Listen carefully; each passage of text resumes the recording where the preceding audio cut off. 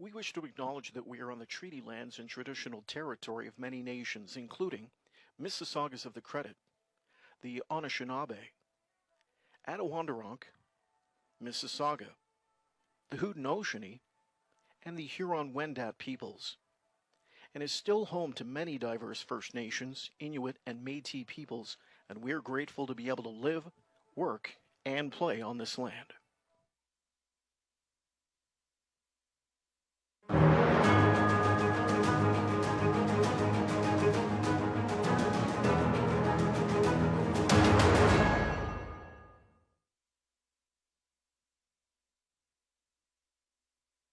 Hi everybody, welcome back. Night number 2 of the 2022 Breeders' Crown Championships. If you liked the freshman scene last night, you're going to love the sophomore action and the older pacing and trotting horse action we've got on the go tonight. 8 championship finals decided, year-end honors on the line, and definitely some major opportunities for you to play the windows tonight and have great success. Lots of multi-leg wagers, great wagering opportunities here tonight. Mother Nature's done her part too as far as weather is concerned. Just like last night, a pretty fall scene greets us here at the Campbellville Level 10 Celsius, that is 51 Fahrenheit, fast track tonight, and winds coming in from the east, though not going to be a factor at all. So welcome back everybody, it's night number 2 of the Breeders' Crown Championships. Ken Middleton to welcome you to our facility for the second straight night. Just to encapsulate what went on here last night, 4 Breeders' Crown Championships. We saw Gaines Hanover, and then Sylvia Hanover won a bit of a long shot, won an odds-on favorite getting the job done. Canadian and track record performance by that incredible Filly Special Way, and then all guns ablazing and the fireworks went off in that 2-year-old Colt Pace division. The longest upset in that division's history as Ammo got it done for Dave Miller and Joe Holloway. What can we expect here tonight? All kinds of great things. We've got an all-star staff to tell you about it. Chad Rosema, Randy Waples, Greg Blanchard, Mark McKelvey, all on duty here tonight. It's all hands on deck for the Breeders' Crown sequel here this evening. Program change information next order of business as we dive through tonight's individual races, starting in the first race, $100,000 in guaranteed pool money for that early pick 5, the 10-horse Hail Christian. Side rolls to Swedish blinds. Nothing in race number 2, it's clear. Turn to race number 3. Third race, Swedish blinds have been added to both number 4, Chase Lounge, and the 8-horse Amazing Dream. Fourth race kicks off the early pick 4. No changes in that fourth race. Over to race number 5, it's clear. Sixth race starts the pick 5 with a $100,000 guaranteed pool. The mid-pick 5, if you will. No changes in that sixth race. To race number 7. Please note the 9-horse greatest ending. The owner should read Let It Ride Incorporated, Bottom Line Racing, Diamond Creek Racing, and McKinley and Fielding. Tonight's 8th race starts the late pick 5. No changes in race 8. 9th race starts the late pick 4. No changes there. Tonight's 10th race, a shoeing change on 9 American History. It's aluminum to steel behind. No changes in tonight's 11th race to start the late double. And the 12th and final features a carryover for the jackpot high 5, just under $25,000. Bunch of changes on the 5-4 father. He will go blind to blinkers. He'll add a right side Murphy blind. Steel to aluminum, a shoeing change behind. And the hobbles come in 3 inches. They were 59 inches. Tonight they'll be 56. And that is it for program change information on tonight's card of racing. Don't forget, if you're playing along on HPIBet.com tonight, bet $100 and you get 4 times the bonus points. A great incentive to play along if you're enjoying the action with us here tonight. It's night 2 of the Breeders' Crown Championships. Enjoy it. We've got great coverage coming up for you next. For the first time since 2019, the Breeders' Crown, presented by the Katz-Liebfeld Breeding Partnership, returns to Woodbine Mohawk Park. At over $6.5 million in purses, it's harness racing's richest showdown. But it's more than a chase for the bag. It's the best of the best squaring off with divisional and horse of the year honors on the line. 2 nights, 12 championship races. It all comes down to the crown.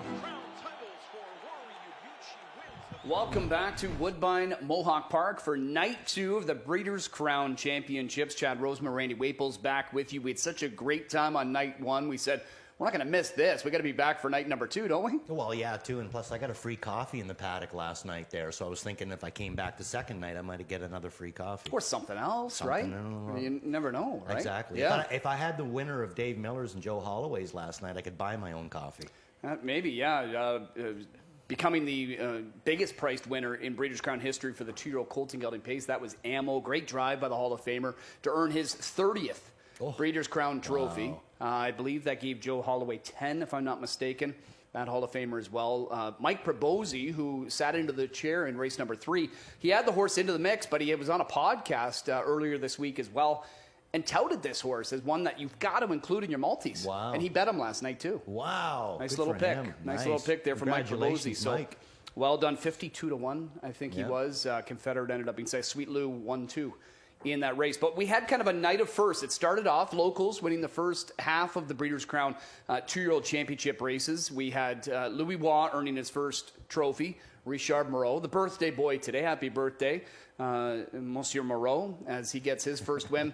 Then Bob McClure notched his second, but Sean Stacey earned his first trophy. And then more first last night. Wallner, first of what we know is going to be many, but that was his first with Special Way. That was his first Breeders' Crown champion that he sired. Wow, yeah, amazing, incredible. eh?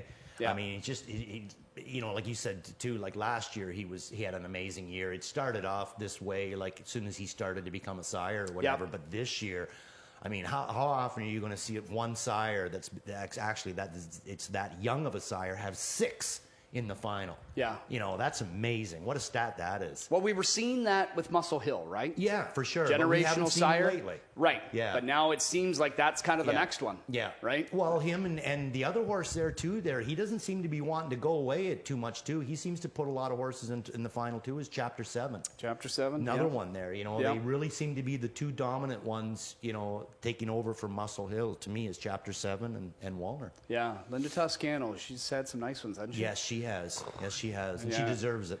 That she does, as she deserves that Hall of Fame credibility that she gets as well. So tonight we've got lots on the go. We're back with an even bigger pumped-up wagering menu, very similar to last night, and it was absolutely phenomenal for the wagering, and we appreciate everybody playing along. In fact, we were $1 million higher than opening night in 2019. My goodness. Yeah, Wow. just over 3.9 million wagered last night. So again, we appreciate everybody that played along and supported the product in the Breeders' Crown 39th edition of these championships, presented by, of course, the Lidfeld Cats Breeding Partnership. But there we go. We've got 3 pick 5s back, but the first 2 on the card are guaranteed at $100,000. The mid pick 5 that starts in race 6, again guaranteed at $100,000. Not a guarantee attached to the one starting in race number 8, but do know we've got a third one starting in race 8, and it does feature a low takeout of 15%. And then, of course, you've got a pair of pick 4s, and many of those with us having tonight 8 Breeders' Crown championships, Randy, as we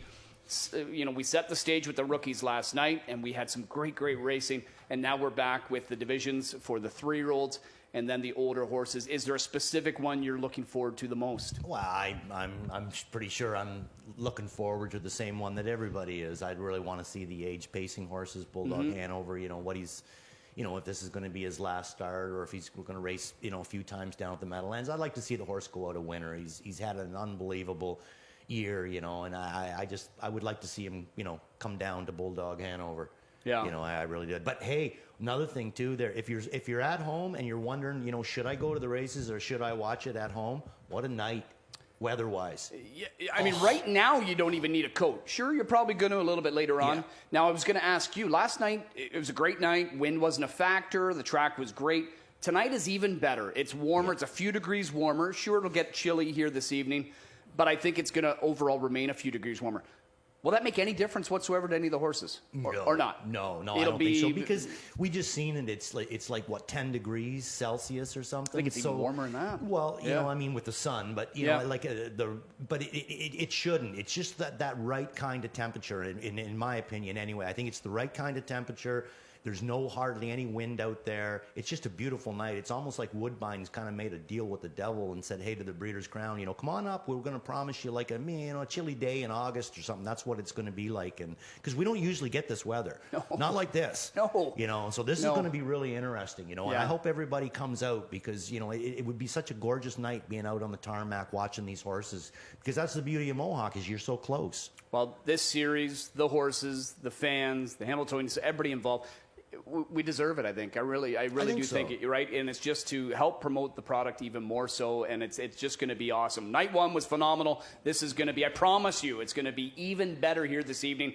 let's dive right on in because we've got 8 championships to talk about. We kick off Breeders' Crown Night 2 in Race 2. It is the Breeders' Crown Final Open Mare Trot, proudly presented by Meadowlands Racing and Entertainment. And just a reminder, they've been on hiatus for the last few weeks. They do return this coming Friday, Breeders' Cup weekend, and they'll be back racing next Friday night. So looking forward to having our friends in New Jersey back competing. There's a look at the field. We know a lot of these names, pretty household. Atlanta, you know what?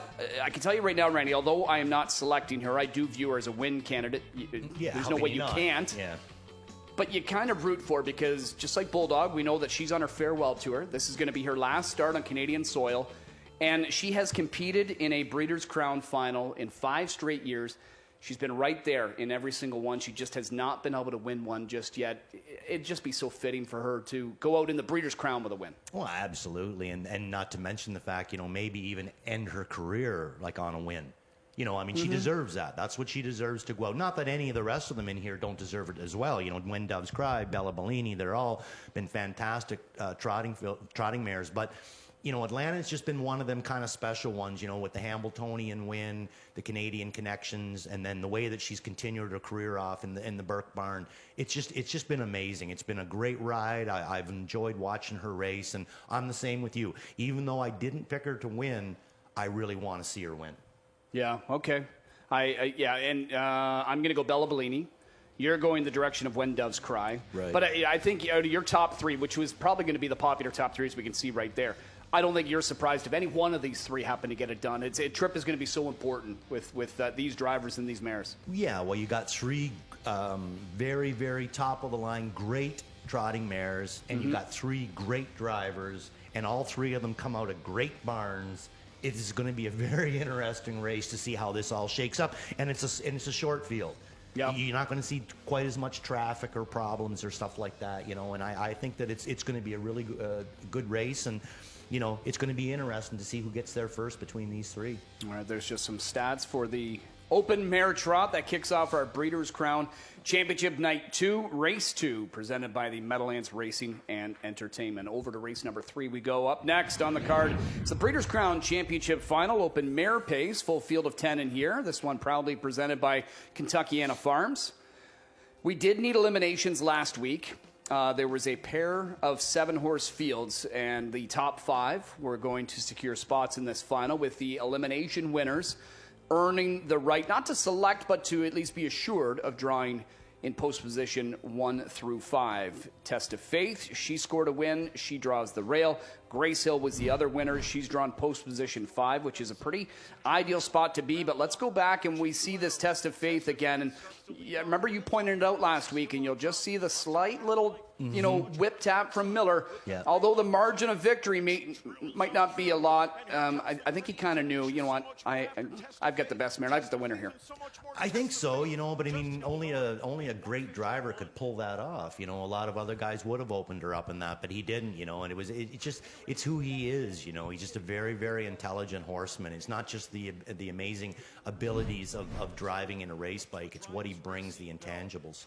And then the second one, very similar to Grace Hill's Milton elimination, where she didn't really have speed to chase. She had very similar fractions. It played against her as far as trying to have the field come back to her, but it didn't matter. She just out-kicks him. She's got a lethal final quarter kick to her. She does, and I mean, he's got her number, I think, Dougie. I really Seems truly to. do. I do. I think that she races her best with the style that he gives her, and it might make you pop a few gray hairs or even pull a few hairs out the way that he's raced her here with the coming up the inside. But when he does shake loose, and he's found room every time, when he does shake loose, you can't hold her off. And when we see the comparison here between the 2 elim winners and everybody stacked up where they would be in this spot, sure, you see Grace Hill being several lengths behind, but again, that was just victim of pace. I mean, 56 and 4.5 in her race, Test of Faith half in 55 and 1. Well, there's the lengths right there. Well, that too, and I mean, but Test of Faith was always in a spot where she was dictating. Yeah. Whereas the other filly, she never got out till maybe a quarter of the way into the stretch. So she kind of had to go from almost a standstill to a full out sprint to get by them. So I know that it doesn't, the overall time doesn't show anything, but I'll guarantee you that last 16th of a mile, it was every bit as much as what Test of Faith was going. Yeah, nice little showdown. Happy to see them draw well, and others draw well. Michaela's in a good spot. So much more is right there. So it's going to be a good one. A lot of us going the direction of the reigning horse of the year, Test of Faith. She loves Canada. She just loves to win. Greg Blanchard, he is going to go with the local star. So much more for Beatsons and Cole England making their debut in this race, of course. Mike Probozzi, he's trying Racine Bell, who I had last week, and trying for a big price there. Another one as we have a look at some of the stats and stakes and series record in here. John Campbell leading the way with 5 wins in here, exactly. So yeah, we're looking forward to this open mare pace. We've got a couple of great ones again. So many great horses in these first 2 championships that we have. And just quickly, I remember you were talking about Dave Miller, and it's about managing horses and the job he's done managing her and just making sure that. You know what? Even though she maybe could win some of these races by open lengths, he doesn't have to do that. No. If you can, they'll always last longer if you can shut them down a little bit at the end. Yeah. And it doesn't have to be a long thing. You don't got to shut them right down. But if you bring the bit back in their mouth and just let them, like that last little bit there, not be pushed too hard or whatever, you'd be surprised how much longer they'll be able to keep that form through the season. They don't get tired as quick. They don't get disinterested as quick.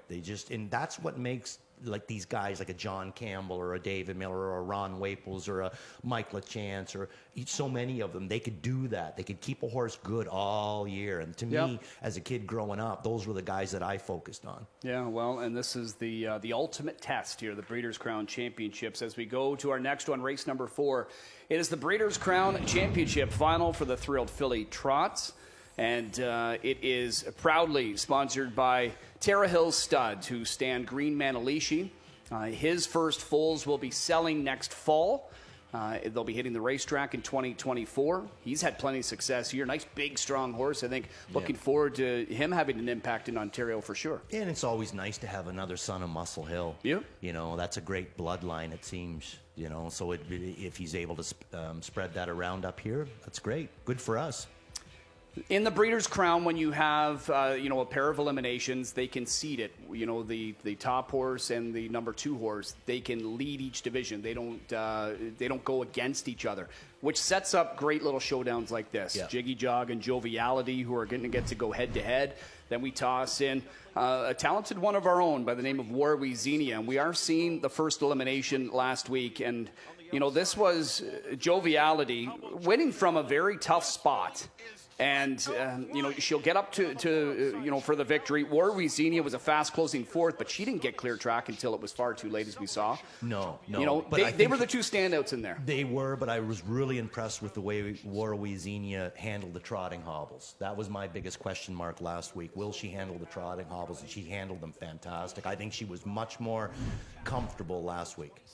Then Jiggy Jog, she set a track record with her 151-2 performance. She was able to sit about mid-pack before reeling in Fashion Schooner, the Hambletonian Oaks champion, who looked pretty good halfway down the lane, but then Jiggy Jog, as the heavy favorite, was just simply too good. That's 3 in a row for her, and she has just been lights out lately. Oh, yeah. I mean, she's had a fantastic year.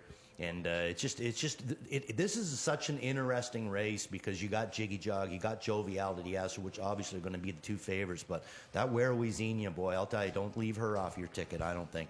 Yeah, I'm really curious to see how this race is going to play out as far as positioning. Who's following who, and who can outkick who, because Jiggy Jog can fly home. Joviality, as we know, she can fly home, but she can also control it if she wants. War Xenia, we know that she has just got one heck of a powerful kick. Yeah. And you know what? I'm going to actually throw my confidence behind her tonight. Oh, you're going to use her on top? These are 3 really good fillies, and I'm just going to take a shot because this is a filly that so many have been excited to watch her compete, especially in the big stage. We've seen her win in some big races. But when it seems when you get 6 figures on the line, she self-destructs. Yeah. Now, it's obviously not by design, we know, and it's just a coincidence, I'm going to say. But to me, this is the moment for her. She Yes. can redeem herself completely with a victory here. And I do believe that under the right circumstances, she can prove to be the best against this group. And I got a sneaky feeling the Connections feel the same way. I completely agree with you, and they should.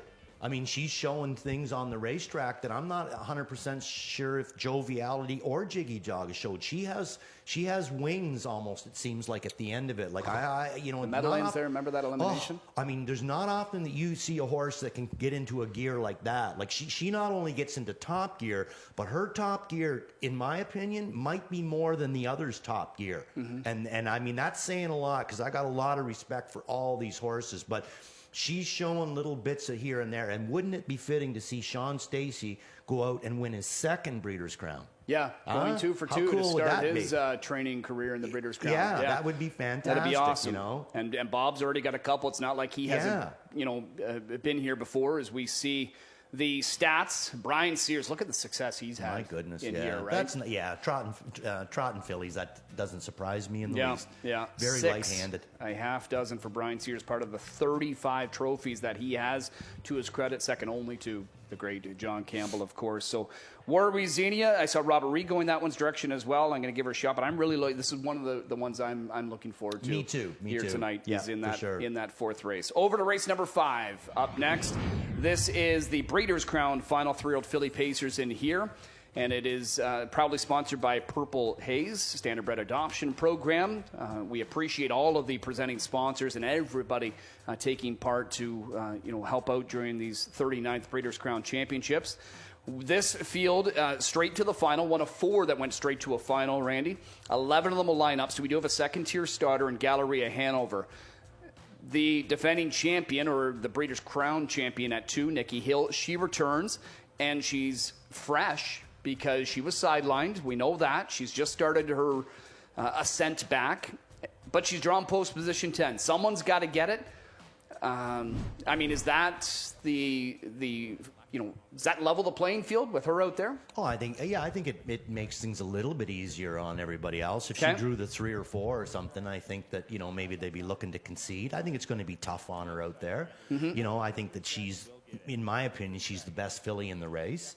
But I think that she's going to have to work for it, because I don't think that she's that dominant, and I think the 10 hole's going to hurt her a little bit. But you got Dexter Dunn on her. I mean, he's going to figure a way out of it probably. And I went with her. I'm very impressed by her. I hope that she has a fantastic go tonight there. But I am also quite interested in seeing how far Nikki Gallucci's going to be able to carry Prohibition Legal and Silver Label. I thought Silver Label raced like lights out. Like, I mean, not just that she won last week in the super final, it's the way she did it. And I just think with her with the 9 hole and Nikki Hill with the 10 hole, Dougie could fall into a pretty good trip out of this. Yeah, and she can leave, and she has been awesome all season long. She has. Really, for 2 seasons. Yes. Sure. Prohibition Legal, there's been the odd time where it's like, she doesn't quite seem like herself. Right. I'm going to predict tonight that she is on top of her game, and we know that she came close last year to Nikki Hill, and she's a great lady.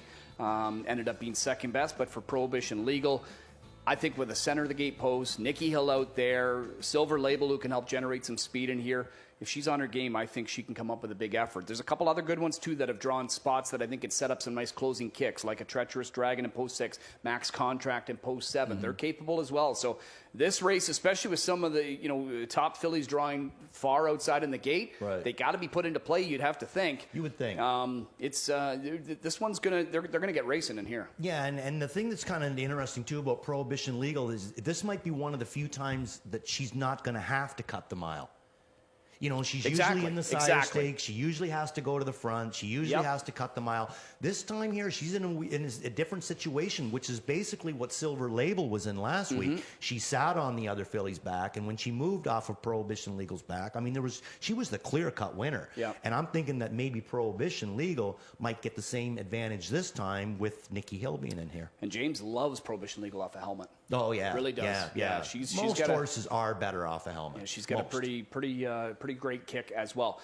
That's half of the championships that we have got carded here on night 2 of the Breeders' Crown. We will take a quick time out when we come back. Randy and I will keep talking. You are watching coverage of the 39th edition of the Breeders' Crown Championships here at Woodbine Mohawk Park.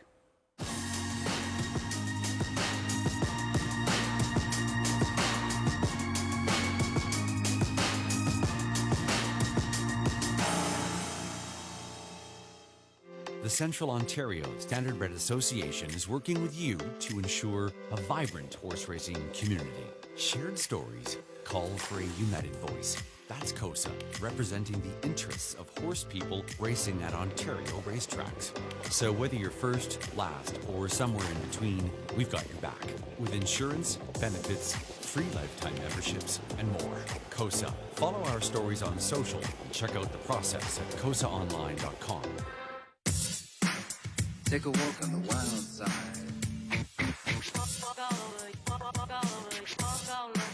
She told me to walk that way.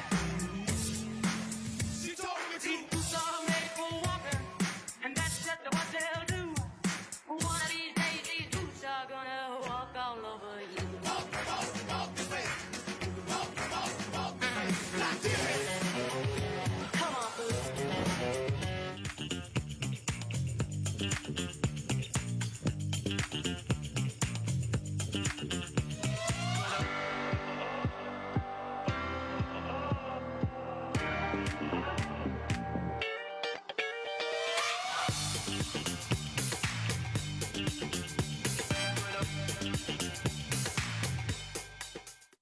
In a field lies hope, anticipation, from the biggest races to the brightest stages. Forbidden Trade with a gigantic upset. Desperate man, there's no desperation in those strides. It's Bulldog Hanover, the fastest mile in harness racing history. For the glory, the pride, the payoff. Enter the field, the Ontario Sire Stakes program, from Ontario farms to the world stage. When the cab is your office, you'll never get tired of going to work. Spring, summer, fall. Season after season, New Holland offers the solutions and connected technology that you need. From seeding and spraying to the world's leading twin-rotor combine, New Holland has you covered from emergence to harvest.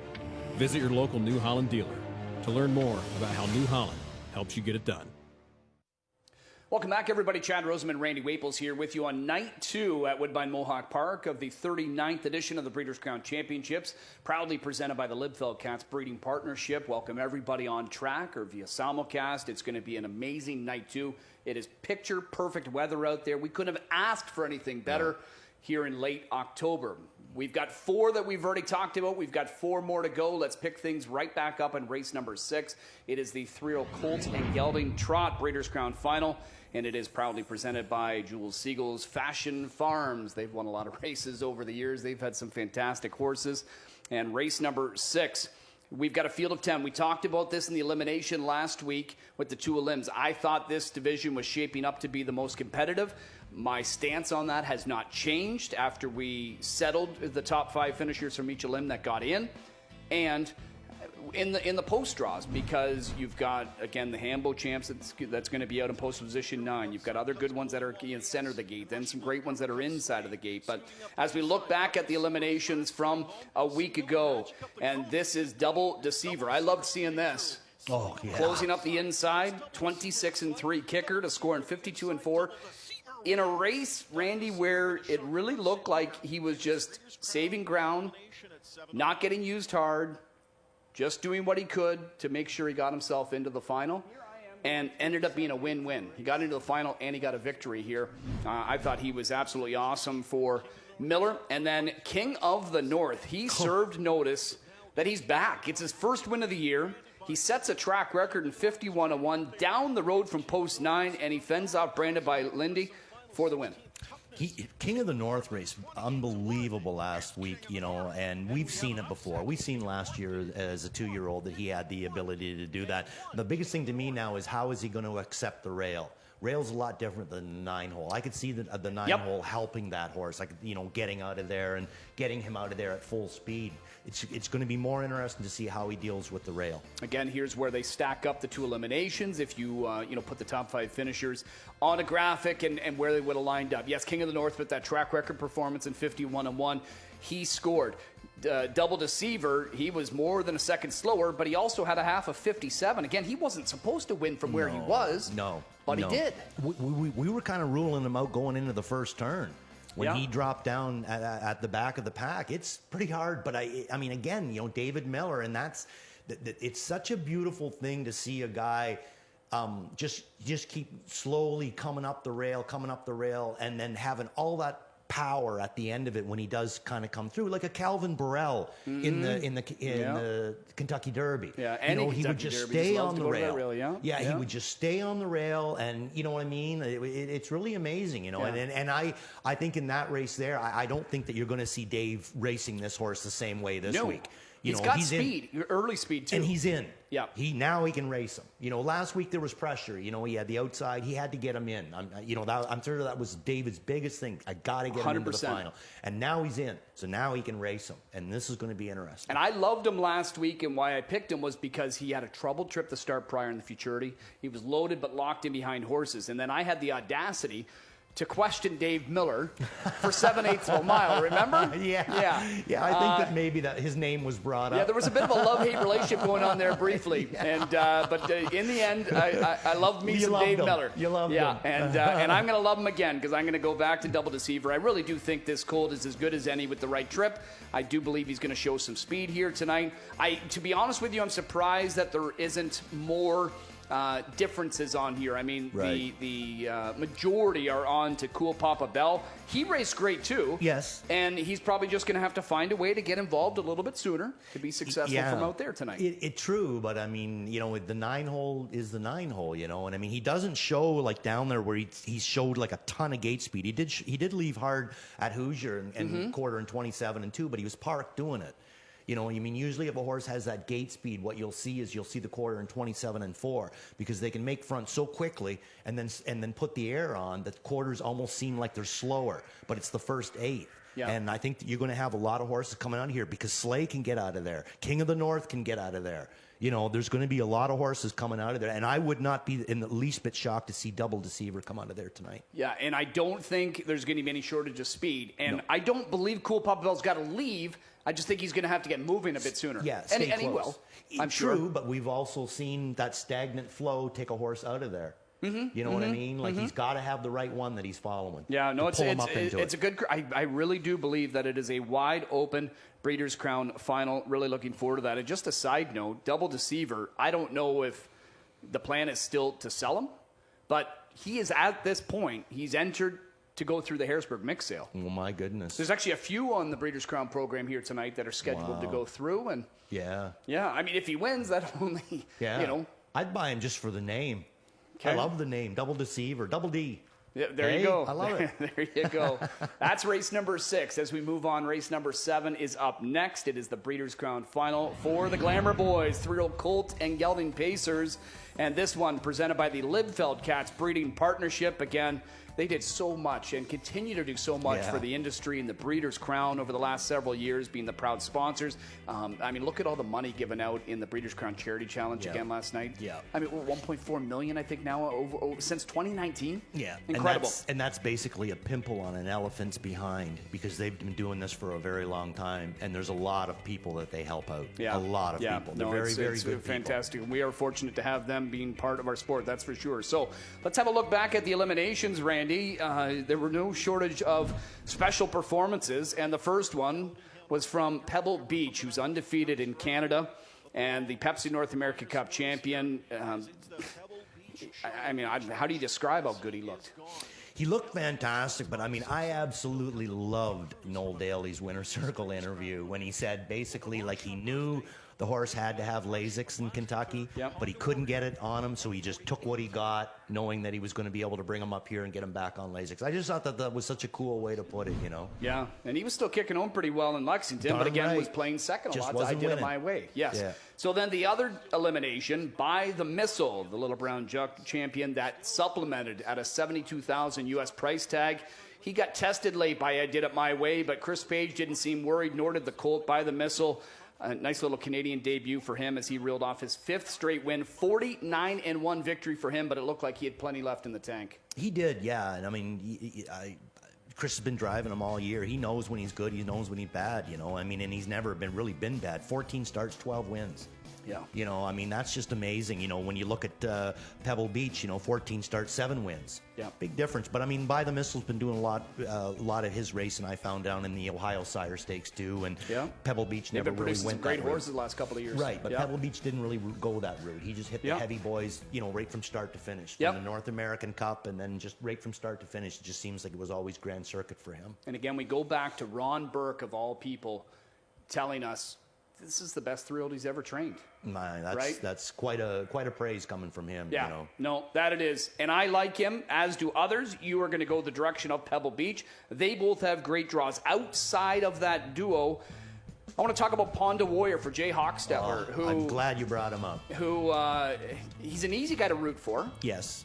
The whole family. Yeah. And he's here with his first starter in the Breeders' Crown. He was at the post position draw the other night. We found out, interestingly enough, he's not even going to be in attendance. He's been here. Yeah. Obviously, he was here for the limb. Yeah. He was here training him down.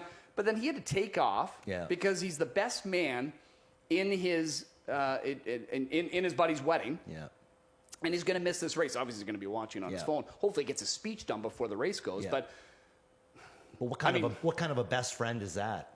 That's willing to do that. I'd probably skip my own wedding to come to the Breeders' Crown. I mean, my wife's not watching right now, so I can say that. But I'd probably skip my own wedding for my first Breeders' Crown. Good luck at home starter. tonight, by the way. Yeah, I really hope nobody reports that back to her. But Ponda Warrior, again, sure, we get horses that we can root for, connections we root for. He looked awesome last week. I mean, if he could just get the right amount of speed, I wouldn't be surprised if this guy takes a big dent and we hear his name called late. Well, that too, and I mean, I'm sure that most everybody knows who Jay Hochstetler is, but what a connection to like harness racing royalty this kid's got flowing through him. So I mean, if he's a really, like, we don't know much about him. I don't think I've ever met him, but his family bloodline is just like purple. I mean, you got the Ackermans in there, his mother, Connie Ackerman. Okay. You got his dad, Homer Hochstetler. Like, the Hochstetler family has been a great horse racing family for years. Mm-hmm. Like, I'm talking like the Fritz status, that kind of thing, always that way. And it's just harness racing royalty. So it does not surprise me that he has the ability to maybe have a horse that we haven't heard that much about come onto the biggest stage that he'll be on as a 3-year-old and win. But I also think it speaks volume of his character that he would sit there and take this night off because he gave his word to his friend that he would be his best man. Yep. So I'm rooting for Jay. He's in a tough spot. These two colts are pretty good, and they both got the inside of them. He's got a tough draw, but if he races the way that he did last week, and he's got Scotty Money driving him, things could work out for him. From a post position like this with a horse that's going to be a price. Yeah. Scotty Z is a great guy to have sitting in the bike, right? Yeah, for sure. Yeah. So, Ponda Warrior, we've got other storylines we can talk about as well, and we'll get that throughout the night as we have a look at the stats pack from this through Colt and Gelding Pace. And again, Ponda Warrior trying to take a page I mentioned the other night out of Freaky Feet Pete's book. He was able to be that Indiana Sire Stakes star, right, 2015, and win this Breeders' Crown, right? So, the Indiana Sire Stakes can produce some great horses too, and we've seen that over the years. Hannelore Hanover's another one thinking of, and she dominated. And I'm thinking that probably there was a time that the people in the U.S. were just saying, well, some beach somewhere. He's just an Ontario Sire Stake colt. Yeah. He was a little more than that. Yeah, I think he was. Over to race number 8 as we move on. We've got a pair of Breeders' Crown Championships to talk. This is the Open Trot, another one that went straight to the finals, and it is proudly presented by the All-Orange Farms. Appreciate their support. Field of 11. It is our Ontario sired son of Cadabra Forbidden Trade that has to deal with post position 11, that second tier. Not sure how you'll handle this, but I'm sure he'll be just fine. He's super professional. Yeah, for sure. For McClure, Blaine, Determination. This is another really good division. You've got the defending champ, Acurie D, for Team Svanstedt, who he hands the reins over to Dexter Dunn. Actually, Oka's going to send out 4 of them in here, and he's got catch drivers on every one of them. Juju B, he was a winner last year in the Breeders' Crown at 3 and went on to win Dan Patch Award as the top trotter in that 3-year-old division. He supplemented, as did Acurie D last year. Now they get to meet up in this spot, and Juju B, is a trotter that he had a lot of things hold him back. Everything, I was reading a great press release there, Greg Wright, talking about how last year everything just worked out so perfectly. Everything just fell into place, and it was just like a well-oiled operation. This year, there's been hiccups. Right. There's been injuries and sickness, but he thinks his horse is sharp right now. That's what I'm hoping for, and he's coming into this race, I think, in pretty good form. Well, and the other thing that he might have going for him as well is the fact that last year he really seemed to do his best racing at the end of the season. From the Kentucky Futurity on, and then the Breeders' Crown. Like, he just seemed so. This nice at the end of the season, kind of cool weather or whatever. I think it's going to play into his hands. What about Lindy the Great even in here? There's another trotter. He's had success here. He won the Maple Leaf Trot last year. He was second the year prior to that. I don't know the complete backstory, but he had missed all season. He just came back, and he came back briefly, then was away again, and he's now just come back for Team Miller. They obviously think enough of him to put him right in here, and just what'll be his fourth start of the year, and just his second back off the layoff. Well, he's a great colt, so as long as he's got his fitness into him, he should fit in here quite well. And there's nothing wrong either, too, like just going out, racing a horse of his caliber, not knowing if he's at the absolute fittest. And he's missed a lot of time. With me with the Jimmy Freight thing, when they miss time, they need starts. But there's nothing also wrong in going out here, letting him compete against these horses, and if he finishes fourth, they're going for $800,000. It's not a bad thing. No. They want to win it. Right. They want to win this race. There's no doubt about it.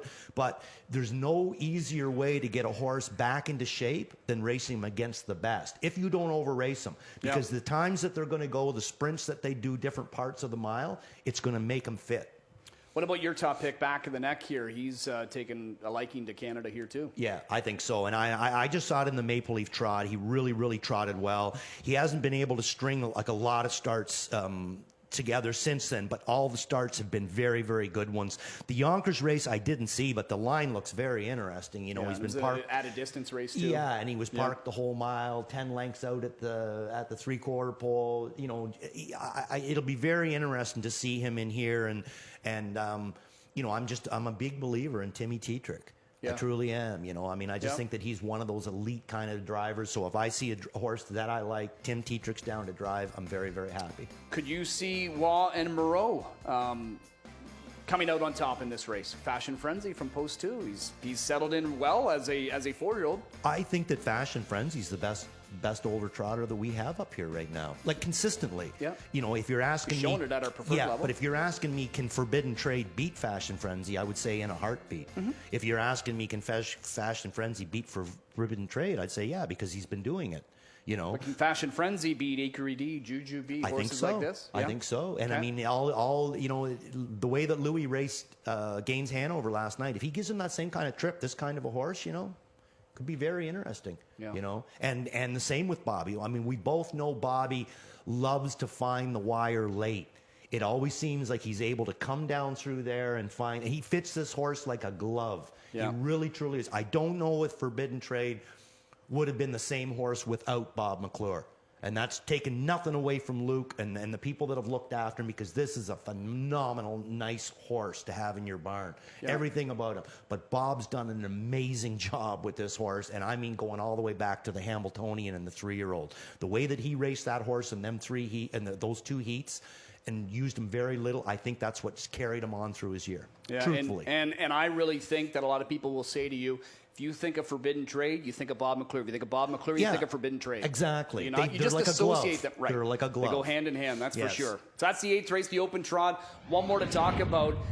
It may be the main event, but we really have 8 main events. We've got 8 heavyweight fights tonight, and this is the Open Pace. It's race number 9, which we know is going to be putting the finishing touches on just a roaring success of another edition of the Breeders' Crown Championships. Another race that went straight to its final. Field of 11 in here. Poseidon Sealster, a local horse, has drawn post position 11. I know Don Lindsay the other night at the draw when we were drawing this one. I said, "Oh, what do you think post 11?" He said, "Well, not ideal, but you know what? They're in it. They're in the race, right?" Right. And Warwick Vital, another local, he's unfortunately drawn post position 10. He's tough as nails, but the big fella, he's got the most ideal post on the circuit, Bulldog Hanover, as he looks to get back to his winning ways. And sure, he may have had his 11-race win streak snapped at the hands of Allywag Hanover. I don't think there's any shame in that, especially when you still pace in 46-1. But he's since come back. He qualified here a week ago. I mean, jeez, he's not slowing down, Randy. He's not, but one thing I noticed, and again, it's an observation from me, and I'm not like, I just found sometimes when Bulldog had like a lot of these road trips, my own personal opinion, I think he shrunk up a little bit. I truly do. Lost some weight, I think he lost a little bit of weight. Like I'm sure that he's an easygoing horse on himself and the whole deal, but there's still a possibility that maybe he doesn't eat the same, sleep the same, in a different stall, different routine, all that kind of stuff. You know, the best thing that he has going for him is that Johnny Malay is usually always with him, and that is going to help him. You know, and that he's got that familiar face. But I find that every time he comes back to Canada, when he has like a week or 10 days here, he just blossoms. Like I've seen him come up here and said to myself, you know, it looks like he's lost about 150 pounds. See him a week later and think to myself, oh my God, like, it looks like he's put on 100 pounds. So I think he really likes it up here. And I think that this is going to really, really play into his last start of the year.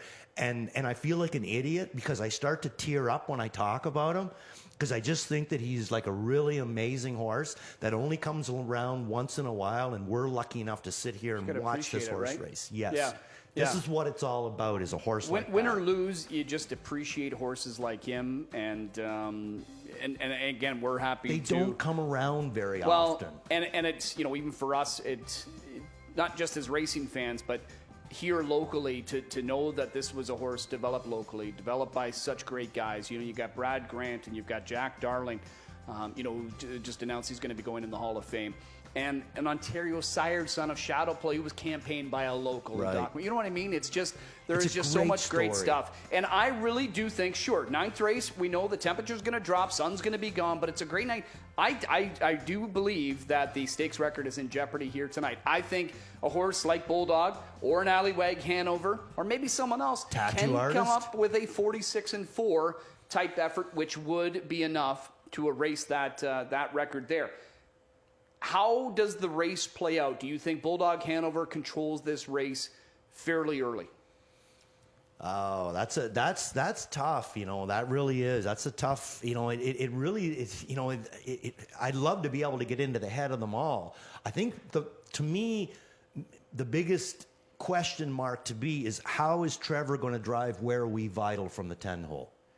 Is he just is he going to come out of there with him? We see one other time that he had the 10 hole and he just took him back in the final of the Pacing Sylvan Derby. drove him there and he didn't leave. So what's he going to do? That's the biggest question mark. If he comes out of there the way that he does, the whole context of the race takes on a different shape. If he takes back, then we could just be looking at Allywag going out of there, Dexter going around him, and then it comes a 2-horse race again, I don't know. I personally hope that somehow or another Dexter is able to not have to race Bulldog in front and then see what happens. Even if he's parked the whole mile, if he can find the right one to follow, stay within 5 or 6 lengths of them at the half and slowly work his way up there, I think that this horse could go a vicious mile here tonight. Yeah. Like, I honestly, whether or not, I could honestly see him rattling off a mile in 146 flat over this track, with the way that the track crew has it, the way and the night that we have, weather-wise. And Todd and James, you got to think they're, in the back of their mind, they're thinking, I want to be that 2-hole guy behind him. Yeah. Right? Yeah. If he ends up controlling it. Now, the one thing we should say about Allywag Hanover, yes, he beat Bulldog Hanover, and at the end of the day, I don't think you and I aren't surprised. No. Because Allywag Hanover, I mean, he was the best older pacer last year. Yeah. He is, ridiculously good, as we know. He wasn't paid into a lot of the big events this year. He got into some later. Some of these races where he was losing to Bulldog Hanover, he get some trips where he had to kind of wait. There wasn't room for him. Right. Then he came on through. Todd McCarthy just gave him a slick steer. We knew the game plan. Bulldog was, he was trying to establish a real fast mile. Right. The red mile. As fans, we love to see it. Right. And he got the 2-hole trip behind him, and he just happened to be able to win off of that because Allywag Hanover is one of the best older pacers we've had in recent years too. Yeah. And I mean, and then again, you can, like I said, you can go, how do you take tattoo artist out of it? No, I know. Yeah. You know, because what if Allywag and Bulldog somehow or another get mixed up into something, or if Allywag or Bulldog are not at 100%, a horse like Tattoo Artist could easily capitalize on these two horses and get his nose out or his head out in front at the wire, because he's that deep of a horse. Yeah. It's just unfortunate for him that, number one, he's got the bit of the outside, and that he's in against these two Bearcats.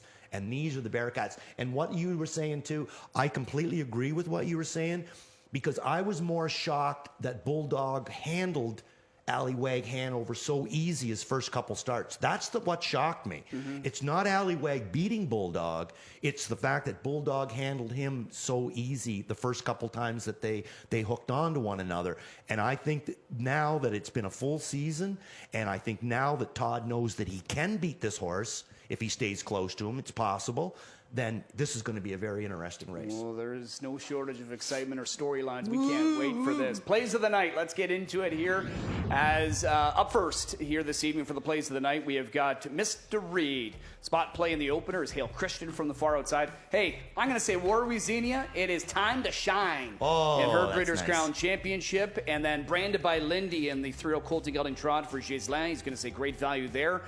For that 9-2 morning line shot. Mike Pravosi back in town. His best bet is Pebble Beach and the Glamour Boys. One for the home team. We got a couple of them last night. I think we can get a couple of more tonight as well. Mark says Fashion Frenzy. And then spot play in that same race for Garnet Barnsdale happens to be your play, which is back of the neck. 1 of 4 for Oka Swanstedt. Randy and I in studio, but back with us again for night 2 of these Breeders' Crown Championships is the great team out reporting on the grounds. Mark McKelvey and Greg Blanchard. Hey guys, how are you?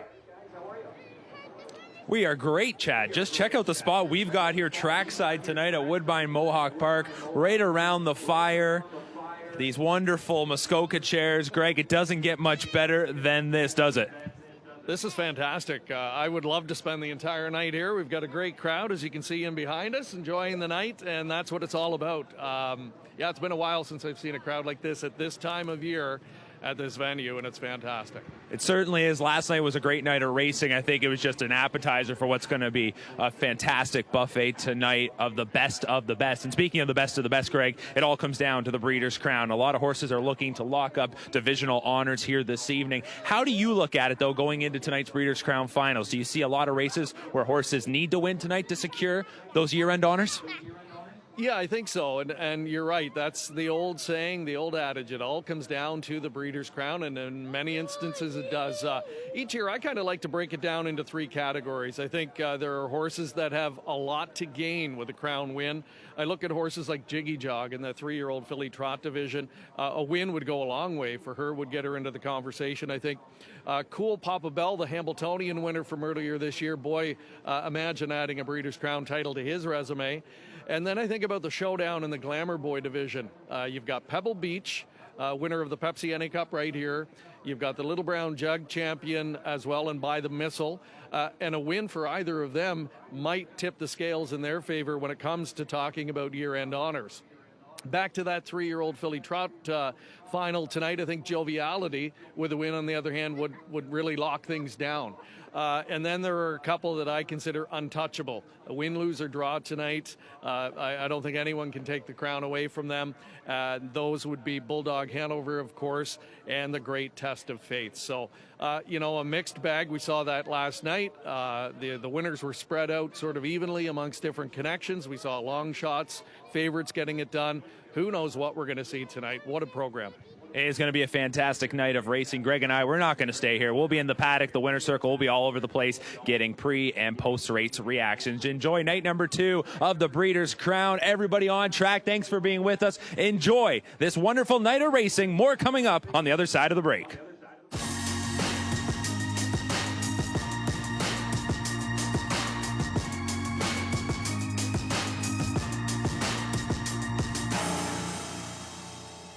My grandfather instilled in me that there's no such thing as luck. He said luck is where hard work meets opportunity.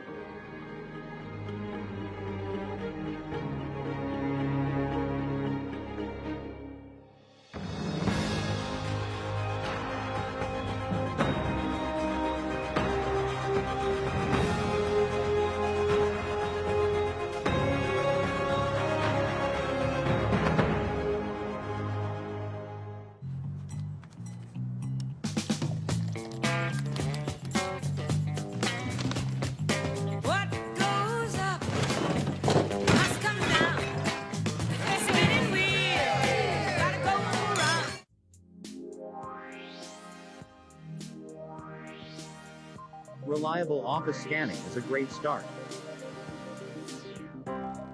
Digitizing and automating gets even more done, quicker and with less cost. Get the right info, automatically. Collaborate, share, and conduct hybrid meetings more effectively. The Rico Woodbine Mile, sponsored by DDL.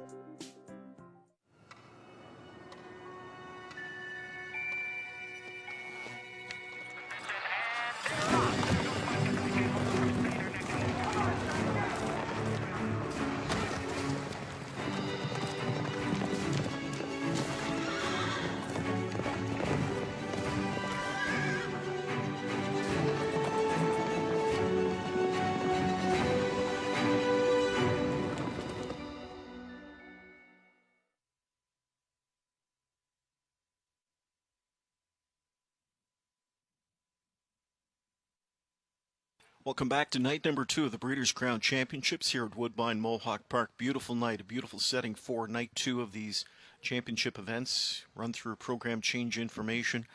We've gone through a bunch of it already. We can give you one update. It's in that 4th race. There's a shoeing change, a new shoeing change submitted for the one Bear My Soul.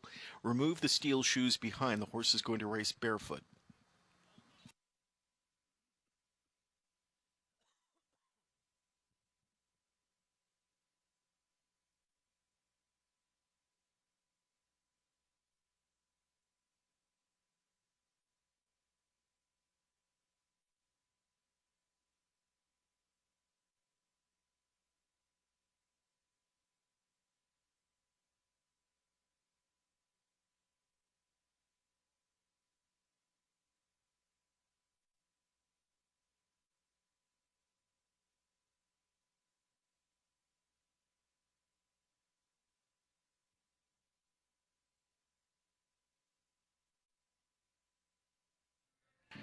Ladies and gentlemen, Jenna Nation is an R&B singer and songwriter who is quickly gaining momentum on the international music scene. Considered by many as an outstanding vocalist with a charismatic stage presence, Jenna Nation has already hit some significant milestones in her career. Her album, You Don't Know, received numerous accolades, including being named Canada's Best R&B Album of 2017 and number 9 overall in the Music Canada magazine, and one of the 10 best records of the year according to Village Voice magazine. Since she began singing, Jenna Nation has performed for the Prime Minister of Canada and as part of the Canada Day celebrations on Parliament Hill, as well as at an official Juno's after-party. In addition, Jenna has appeared at several famed festivals, including the RBC Blues Fest, the Toronto, Ottawa, and Beaches International Jazz Festivals, and has opened for Shawn Mendes, Love, Chromeo, and Snarky Puppy. Jenna Nation has also been a finalist for several international songwriting competitions. Ladies and gentlemen, with the singing of the American and Canadian national anthems, here is Jenna Nation. Oh, say, can you see by the dawn's early light what so proudly we hailed at the twilight's last gleaming, whose broad stripes and bright stars through the perilous fight o'er the ramparts we watched were so gallantly streaming, and the rocket's red glare, the bombs bursting in air, gave proof through the night that our flag was still there. Oh, say, does that star-spangled banner yet wave o'er the land of the free and the hum of the brave?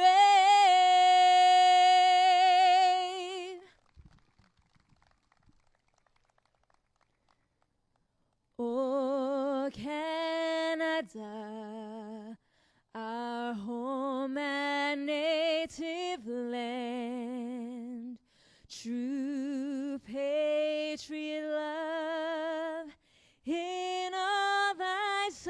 Heaven's command. With glowing hearts we see thee rise, the true North, strong and free. From far and wide, O Canada, we stand on guard for thee. God, keep our land glorious and free.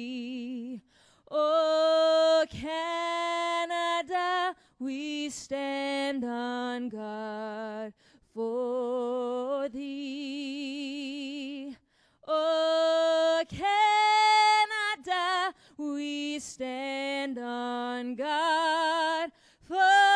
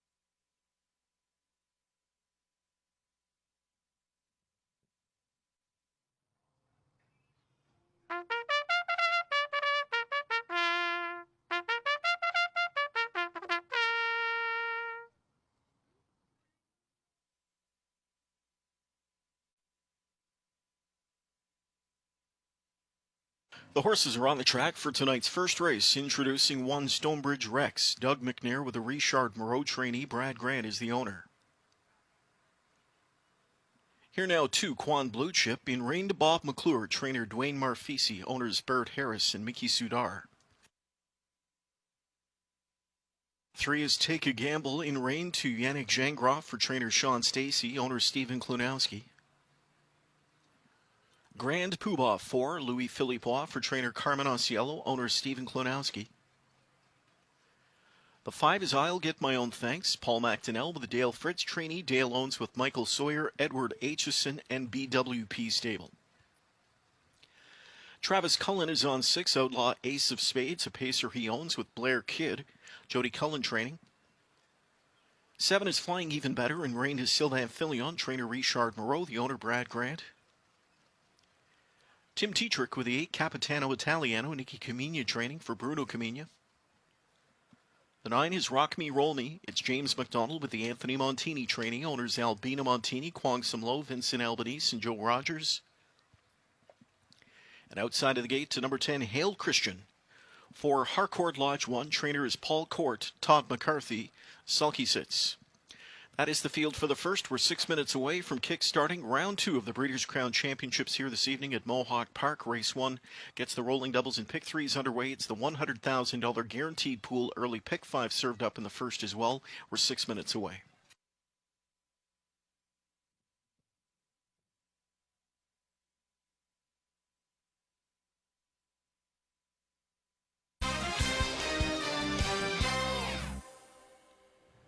Getting closer to kicking off night 2 of the Breeders' Crown Championships. Our Breeders' Crown Finals, they kick off in race 2, run right through until race number 9. So we do have an overnight contest to kick things off and to kick off the early pick 5.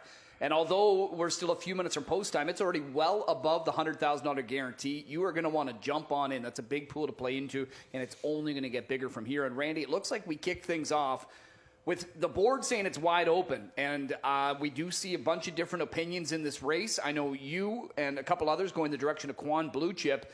He's an intriguing horse because although he's upping his asking price, he actually races for less money here tonight, but he's just gotten better and better for Dewey Marfisi. Yeah, and I mean, Dewey had a big winner last night with Chimera Moment. Yeah. I mean, that horse looked really, really well. So that's kind of why one of the reasons why I went to him. I like his lines. I mean, it's tough sometimes from a horse to go from claimers into the condition races and beat them because they're usually a little bit better horses in the condition fields. But this isn't a tough condition. It's only non-winners at $7,000, and even the favorites in here, none of them are like racing lights out. None of them are horses that are winning every week. Mm-hmm. So I think that he's got a pretty good shot in here. I would like to see him get a little bit closer than, getting away by 13 or 10 lengths. I think in against these horses, he has to get away a little bit closer. But the one line, he had the rail and he got away 5th by 8 lengths. I'll take that. The track, I'm assuming it's going to be in great shape. It looks good out there. The weather's perfect. I do think that this group is going to be kind of in that 50 range, right. 50 in a piece. Yeah. So when I did my handicap, and I'm looking at Quan Blue Chip, and despite him racing well right now, and this being a different bunch, reason I opted to just go different directions, I'm just not convinced that he's a 50 horse. But we'll find out, especially if they do really mix it up and it comes back to us. He can fly on the end of it. And he's racing with confidence, and then he gets the confidence of Bob, because Bob gets off with Take a Gamble, who's been live behind some horses lately. Yep. And we know the success he has with the Sean Stacy barn. Well, that's right? it, yeah. So he gets away from the Stacy barn to drive this one. So I think you could be onto something. And I know you were thinking, maybe I can sneak one in here at a price. He's the favorite. He's 3-1, so you're not the only one that likes him. But I'm trying Outlaw Ace of Spades. Now, this was a horse that raced a bunch early on in January. Then he got shut down for some sickness, and he didn't come back until the start of this month. Right. So to me, he's a fresh horse. This is his 3rd start back. He returned here to win after a prep race at Flamborough Downs. And he is one that in the past, he's gone some pretty good miles. He's raced at some pretty high levels. I think this horse is just going to physically get better and better. and Team Cullen, who they've got to be jacked for this night to have their first opportunity in the Breeders' Crown. Imagine if you're Travis Cullen, you know what I mean? You're dealing with this right now. Like, you know, I mean, I feel so good for the guy. And I wish nothing but luck to the Lammers family. Yep. Lammers, you know, I mean, with their horse. Dream for Arnie B. Yes, yep. I wish them nothing but luck. And I could see something happening there. Maybe not winning. I mean, you know, by the missile. He's got a good draw. I think he can get a really good chunk of it. Happy to see Trav on him? Yes, that's exactly what I am. I'm very happy to see Travis. I think he deserves the shot, and he's getting it. Yeah, no, he will. One I like. What about you? Got any thoughts on the 8-horse Capitano Italiano? Well, Tetrick driving right, yes, I love the Tetrick angle. But shockingly, he's not getting played. No, not despite at all. that, and maybe that's because James has been driving him, and you know he's our king of the castle here. The last couple of years, and he is racing better right now. But I didn't use him. I've got Stonebridge Rex in there from the rail for Dougie. I think Moreau's going to have a solid night. You know, here this evening on the birthday, only fitting. And then Robert Reed's play of the night, Hale Christian. Todd McCarthy knows this horse very well. When he first went to the States, he was almost driving him exclusively, so he knows him quite well. And this horse, remember when O'Sullivan had him? Yeah. He could just fly home. Yeah, for Eddie sure. Greek drove him. You know, Chris was driving him on occasion here. I think Scotty Z too. Yeah, maybe Scotty Z. At But one point, but Hale Christian with the right setup too, and he can leave if he's got to. So you know, Robert's onto a decent little horse here as well. But we're getting set to get this night underway, Randy. I know we're pumped up for it. Last night it was awesome, but we just kind of dipped our toes into the championships. We had the 4 rookies. Great racing. Tonight, start to finish, is going to be awesome. We've got the 8 Breeders' Crown Championships kicking off in race number 2. But let's kick off this night with a near $150,000 early pick 5 pool. And again, it's only going to get bigger as they line up behind the gate. Good luck, everybody.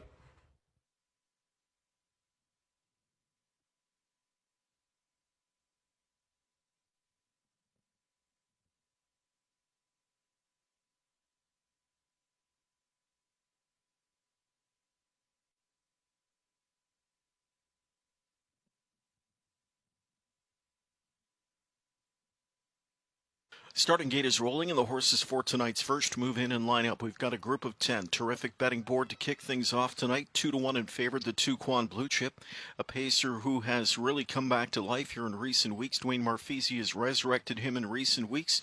A winner 2 back, a good second last time out, punched home in 25-4 with vicious closing speed. Bob McClure's aboard that 5-2 lukewarm choice. In behind the gate, first race picks up speed. And they're off. Good start down the center for chased out of their 8 Outlaw Ace of Spades. Alongside him is Flying Even Better. Even wider, Rock Me Roll Me. Extreme outside, Hale Christian on the gas pedal too. Taken back into 5th goes Grand Poobah. 6 from the rail, Stonebridge Rex. Then Quan Blue Chip off the speed back into 7th. Retreating 8th goes Take a Gamble. Followed at the inside by Capitano Italiano, and I'll Get My Own Thanks is trailing back in 10th. The opening quarter in 26-3. Hale Christian muscles his way to the front and overcame that post-10 headache. Leads the way to the backstretch now, up front by 2 lengths. Second to Flying Even Better, Outlaw Ace of Spades 3rd. Rock Me Roll Me 4th, Grand Poobah continuing 5th. Stonebridge Rex the 6th one, then Quan Blue Chip, Take a Gamble, Capitano Italiano, and I'll Get My Own Thanks. The group of 10 single file across the backstretch. They buzz the half-mile tower chasing Hale Christian, who pops up 54-4 speed. Second panel of 28-1. Flying Even Better's in the pocket spot. It's Outlaw Ace of Spades 3rd. Rock Me Roll Me sits in 4th. Popped out first up 5th drive. Stonebridge Rex now. 6th inside 2 Grand Poobah. Quan Blue Chip. He'll have to get motivated. Stalling on the outside there from in 7th.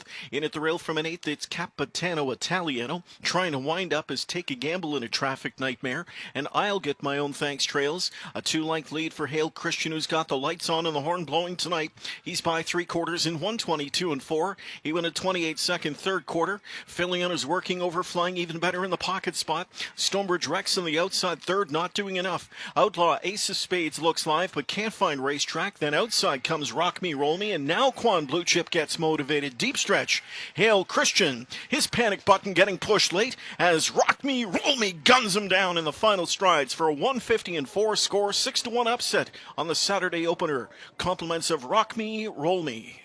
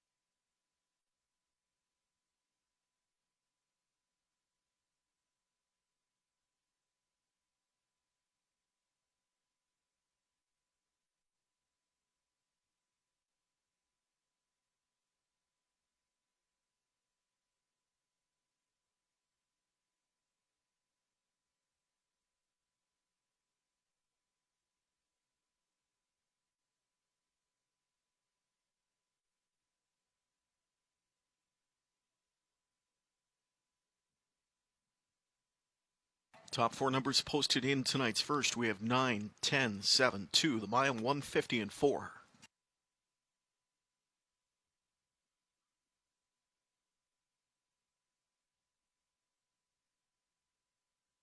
Trip back to victory lane for 9, Rock Me Roll Me. He is a 6-year-old son of rock and roll dance out of the pro bono best mare Promiscuous Lady. Albina Montini, Kwong Sum Lo, Vincent Albanese, Joe Rogers are the owners. Trainer Anthony Montini, winning driver James McDonald. For Rock Me Roll Me, it's a 4th win on the year, 19th of his career. Just missed in his latest, did all the road work, the heavy lifting, wound up finishing 3rd tonight. Covered up and he explodes late for that 150 and 4 decision.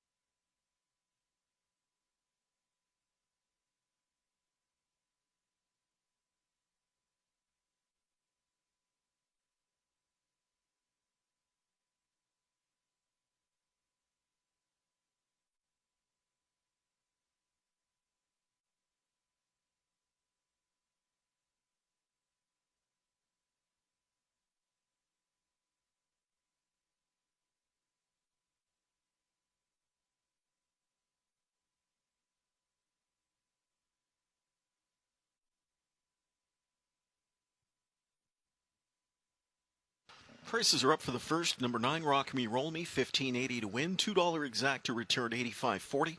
Dollar trifecta, $217.30. The dollar superfecta in that first race, $1,251.95. If you played tonight's early pick 5, total pool over $223,000. Big number there. Close to $25,000 in live money. Moving on. We've got a race 2 coming up next. Post time will be established in just a few moments.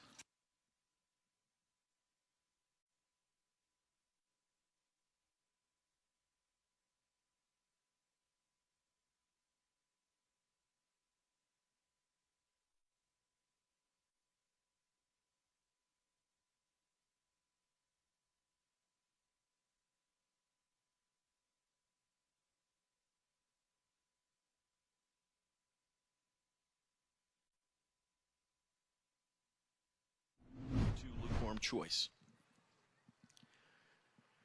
In behind the gate, first race picks up speed, and they're off. Good start down the center for chased out of there, 8 Outlaw Ace of Spades. Alongside him is Flying Even Better. Even wider, Rock Me Roll Me. Extreme outside, Hail Christian on the gas pedal too. Taken back into 5th goes Grand Poobah, 6 from the rail, Stonebridge Rex. Then Quan Blue Chip off the speed, back into 7th.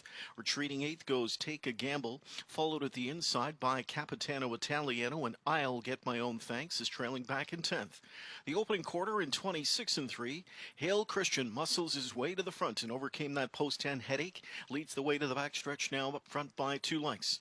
Second to Flying Even Better, Outlaw Ace of Spades 3rd, Rock Me Roll Me 4th, Grand Poobah continuing 5th. Stonebridge Rex the 6th one, then Quan Blue Chip, Take a Gamble, Capitano Italiano, and I'll Get My Own Thanks. The group of 10 single file across the backstretch. They buzz the half-mile tower chasing Hail Christian, who pops up 54 and 4 speed.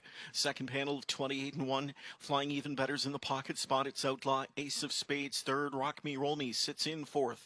Popped out first up 5th drive. Stonebridge Rex now. 6th inside 2 Grand Poobah. Quan Blue Chip. He'll have to get motivated. Stalling on the outside there from in 7th. In at the rail from an 8th. It's Capitano Italiano. Trying to wind up as Take a Gamble in a traffic nightmare, and I'll Get My Own Thanks trails. A 2-length lead for Hail Christian, who's got the lights on and the horn blowing tonight. He's by 3/4 in 122 and 4. He went a 28-second third quarter. Fillion is working over Flying Even Better in the pocket spot. Stonebridge Rex on the outside 3rd, not doing enough. Outlaw Ace of Spades looks live, but can't find racetrack. Then outside comes Rock Me Roll Me, and now Quan Blue Chip gets motivated. Deep stretch. Hail Christian, his panic button getting pushed late as Rock Me Roll Me guns him down in the final strides for a 150-4 score, 6-1 upset on the Saturday opener. Compliments of Rock Me, Roll Me.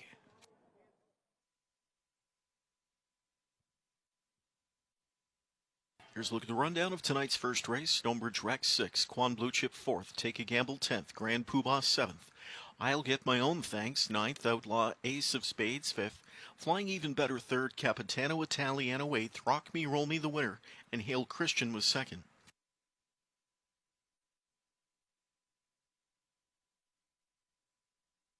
Race number 2 is coming up next. It kicks off night 2 of the Breeders' Crown Championships. Our first event this evening, it's the Open Mare Trot. No changes in race 2, 13 minutes to post time. Meadowlands Racing and Entertainment on Friday, November 4th. Live racing kicks off at 6:20 p.m. on Friday and Saturday night. Admission and parking are free. We have a full calendar of events and great dining, so visit playmeadowlands.com for all the info. The track is also open for simulcasting 7 days a week. Plus, check out our FanDuel Sportsbook, where you can legally watch and wager on all sports action. Visit playmeadowlands.com for details. Must be 21 or older to wager. Gambling problem? Call 1-800-GAMBLER. 7 minutes are on the clock. Out to the track they go. We get set to kick off Breeders' Crown Championship Night 2. First of 8 championship finals of the 39th edition. This, the Open Mare Trot, presented by Meadowlands Racing and Entertainment. Again, just a reminder, their great program gets back underway this coming Friday. So we welcome back our friends in East Rutherford, New Jersey, to the racing schedule Friday and Saturday nights. Field of 8 for the Open Mare Trot. Heavily favored is Bella Bellini. Dexter Dunn looking for his 3rd in this race. We've got Atlanta in her final start on Canadian soil. When Doves Cry in the mix, they are the big 3. Will somebody else jump up and spoil the party? We'll soon find out. But Randy Waples and I will keep talking race 2 after the post-parade with Ken.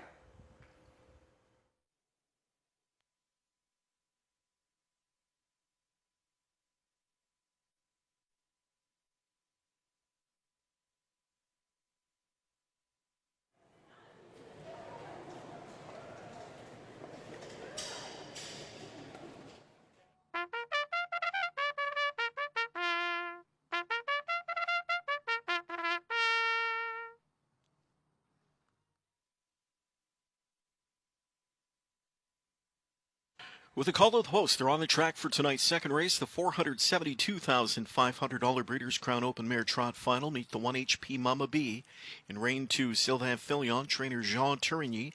The owner is Claude Amel, and the trotter bred by Ben Bergeon.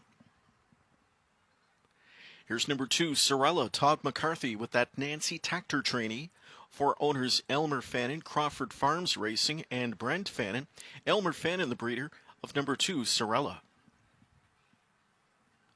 Next Level Stuff is 3, Tim Tetrick with the assignment behind that Jim Campbell trainee for Run the Table Stables, also the breeder of 3, Next Level Stuff.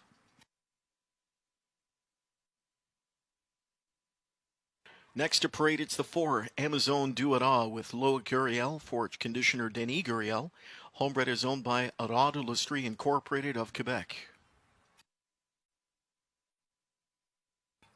Quick look there at 5, Bella Bellini showing on her way back to the paddock, some type of an issue. Dexter Dunn aboard that nifty Norman trainee, owner breeder David McDuffie. She'll be out in a moment.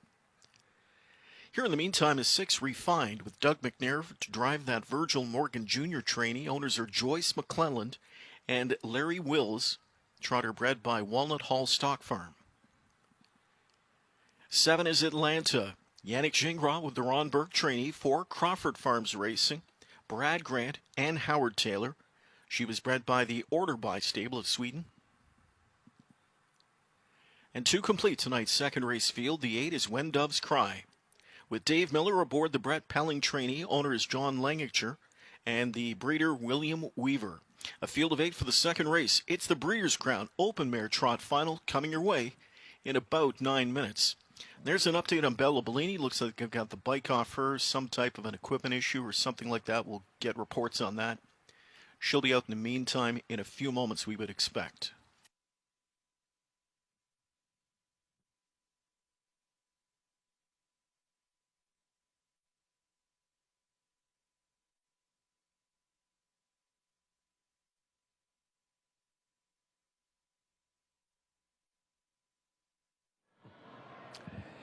Welcome inside the Wire to Wire Wealth Paddock location. Greg Blanchard back on night 2 of Breeders' Crown Championships, and I'm joined by Brett Pelling, one of the winningest conditioners in the history of the Breeders' Crown Series. And you've got 3 power-packed starters going postward here tonight, Brett. And we'll start with When Doves Cry in this upcoming Open Trot event. Coming off one of her best races of the year, could she be any better coming in tonight? Yeah, no, the race at Yonkers suited her. It worked out well. She had a good draw and everything, but raced against the boys, and she did dominate. She was extra good, and she's really been feeling tremendous for the last 6 weeks. I think as soon as it cooled down a little bit, and she got into a real nice routine where she's a bit older now. She likes to carry a bit of weight, and we've sort of taken our time getting that off her, and right now she just seems extra good. And what an extraordinary group when you look at the lineup tonight. Champions dot the program up and down the page. How special is it when you can upend horses like Atlanta in races like this? Well, these fillies, I mean, like Dove's made $2 million, Atlanta's $3 million. I mean, they're just great horses, and we've been fortunate to have them race against each other. And I know Dove's going to come back next year. She'll have to race against, some younger girls, but she'll make friends with them, and I'm sure she'll do fine. Let's talk about Test of Faith. A little bit of a scare last week in the elimination. What are you expecting tonight with an inside post position? Yeah, no, I think she'll be fine. I mean, she's extremely versatile. You can do anything you like with her. I'm not sort of really worried about the post. And, whether she gets on the move or she follows cover up or whatever she does, she'll be involved. And, one thing about her, I can't say I've ever remembered her ever losing from an inside draw. Just being involved, being around them. And she's a true racehorse. I mean, she's so professional at what she does. She knows what the others are doing and super competitive, and she's never let us down. And did she have a good week coming in? Oh, no, for sure. She did quite a bit of traveling before she came up last time, so we left her here, and basically it was a week of rest. And tonight, she's just really feeling herself tonight, so I'm happy with her. And, of course, everybody looking forward to the rematch of Allywag Hanover, Bulldog Hanover. By no means just a 2-horse race, of course, but, Allywag got overlooked in Lexington, and he played Giant Killer on that day. What are you expecting tonight in the rematch? Well, I never knew it was a match till I saw the banner there last night, so it's interesting. I mean, there's good horses in the race and everything. I mean, it's not, someone said, well, it's A versus B. But it's not. And, Allywag needs, the race to go a little bit his way. I mean, he's not the type of horse who's going to get out and basically just, push him into the ground. He's not going to do that. But, he's going to follow speed, and he's going to be around. Well, thank you for taking a few moments, Brett. Best of luck to you tonight. Thank you. Brett Pelling looking for a big Breeders' Crown Championship night here as we get set to start things off next with the Open Mares Trot. Yes, there we go. Some great stuff from Brett Pelling. He's got 3 real good chances tonight, and it starts right here, Randy, with When Doves Cry, and that's the direction you went from the outside. She's now starting to drop, and this is kind of what we expected. The 5, 7, and 8, they're all right there getting the bulk of the support. How do you see the trip going for When Doves Cry? Well, I really, I'm not 100% sure on what his decision is going to be. Brett kind of alluded to the fact that, she did a lot of traveling. She might have been a little bit tired. Maybe this might be the time that he's going to try to race her from off as opposed to, busting her out of there and going that route. If not, then my own guess is that there's going to be a remove. If he does make front, I'm going to think that either Bella Bellini or Atlanta is going to remove around him. My guess would be that it would be Atlanta. But if she has to cut it out, she's more than capable of doing it as well. Well, and I know last week when they were doing the post-position draws throughout the eliminations, throughout the night, and this was one that didn't need an elimination.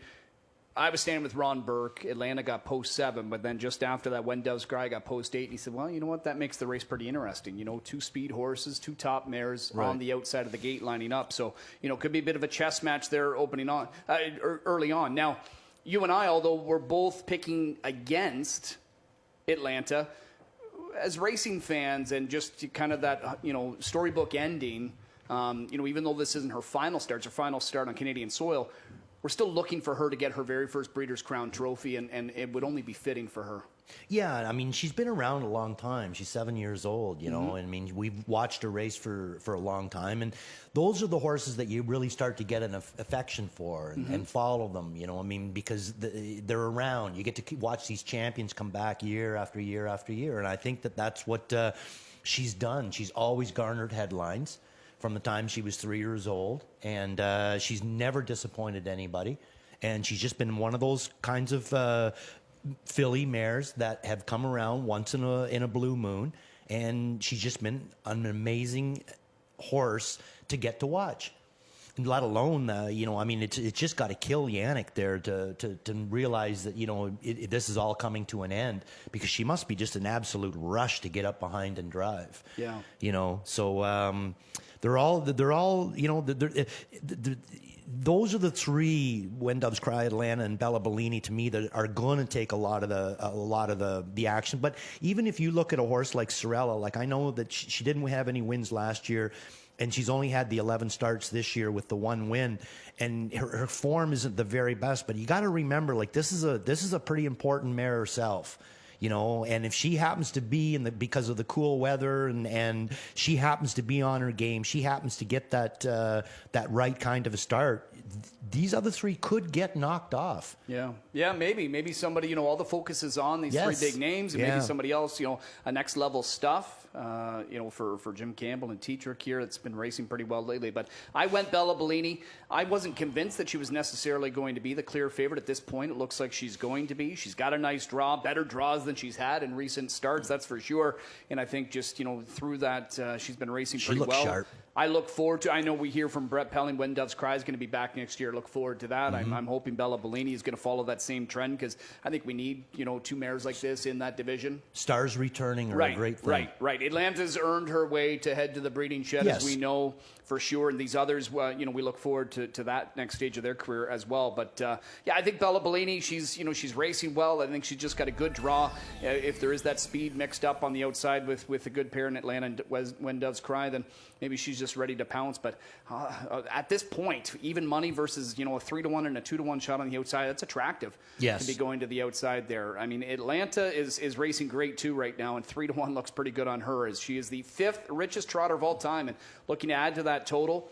And again, one of the best to ever look through a bridle, and you know, she started around these parts, and this is going to be her final start on Canadian soil, and this is going to be her 6th straight Breeders' Crown final, but looking for her very first victory. And I really hope, you know, that she can kind of do it for the connections and Are you us surprised race that the fans. three horses taken that much support? She's getting some play. I mean, good connections. The form's been pretty good. And coming on pretty well late in the season. We'll find out as we get night 2 of the Breeders' Crown Championships presented by the Libfeld Cats Breeding Partnership underway here, Ken. We start with the Open Mare Trot presented by Meadowlands Racing and Entertainment.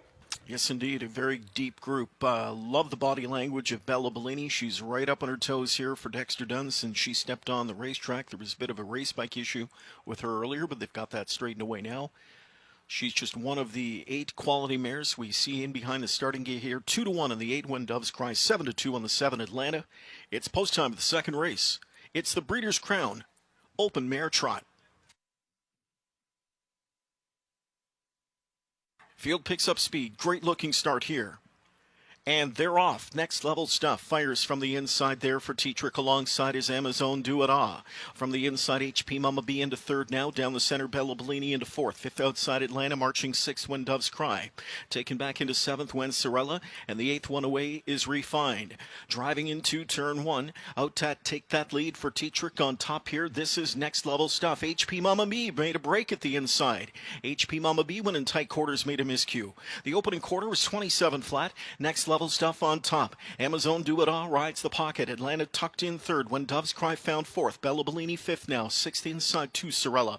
Further back into 7th. Trot's Refined. And HP Mama B's in recovery mode. Gingras fires up the engine on Atlanta. And she comes breathing fire out of the 3-hole here in the backstretch. Rushing up to 2nd, and she'll take command. So here comes Atlanta now, speeding her way to the front. Back into 2nd goes next level stuff. Amazon Do-It-Ah 3rd through a 55 3/2. When Doves Cry try gets underway. Miller calls in her for first over toughness now at a fourth. Picking up the cover, a live toe here for Bella Bellini. She's into it. Sixth inside, trots along refined, and back there seventh is Sorella. 3/8 of a mile to go for the trotting mares. They chase Atlanta 2 3/4. Pocketing up behind her, next level stuff. When Doves Cries on the first over gain, third outside with cover. Bella Bellini's in the hunt fourth. Amazon Do-It-All trots fifth now. Sixth outside Sorella. Seventh back to Refine. 3/4 in 1:24 and 1. Sensible fractions for Tempo Setter Atlanta. And it's Atlanta into the stretch now. Second to the rail is next level stuff. Here's Bella Bellini powering up on the grandstand side for Dunn, who's sitting chilly on her, and she is gone. Bella Bellini takes over command here in the Breeders' Crown Open Mare Trot, and she'll win going away. It's all Bella Bellini with a monstrous score. Home in 1:51 and 1, and she just missed equaling the stakes record. We're underway, Randy, on night 2 of the Breeders' Crown Championships. First of 8, and Bella Bellini, you and I were talking as the race was unfolding. You know, we saw the early action, some levers out of there. Then Yannick made his move, and we saw where Dave was sitting with When Doves Cry, and you could just see it, that Dunn was going to be able to get himself that second over trip. Yeah, for sure. I mean, these big races are usually won by trips, and there's nobody better finding them than Dexter. So I would say the first chess match, advantage Dexter Dunn. Yeah. Because that's basically what that race was. There was a lot of bit of, there was some horses that busted out of there. There was a little bit of jostling in that. And Dexter, like we've seen him do in his entire career, was able to come up with that second over trip. Yeah, it was just a perfectly mapped out trip there. How about Dougie's horse, Refined? He was able to kind of, sneak through late there, get himself some decent money at big odds. And you see, that's the whole thing of it. Like, a lot of people would have maybe discounted Refined, but this is what I'm saying. Like, I mean, by the way Dougie drove him, if he gets through a little bit earlier, maybe he's even second. That's the depth of these fields. Like, even the ones that you're really not putting on the top of your win ticket can win these races. Yeah. Back-to-back Breeders' Crown wins for Bella Bellini and Nifty Norman. It's a homebred for Dan Patch, owner of the year last year, David McDuffie.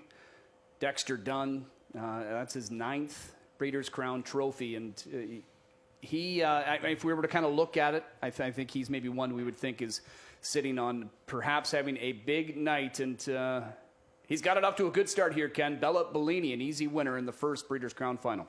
Yep, nice bounce back effort for her here tonight. No road troubles for her this evening. Perfect trip. And quality horses don't generally let those perfect trips go to waste. Bella Bellini tonight victorious, her 8th win of the season.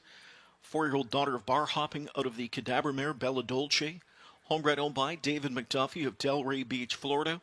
The outstanding trotting mare hangs her harness bag in the stable of trainer Nifty Norman and was driven to victory confidently tonight by Dexter Dunn.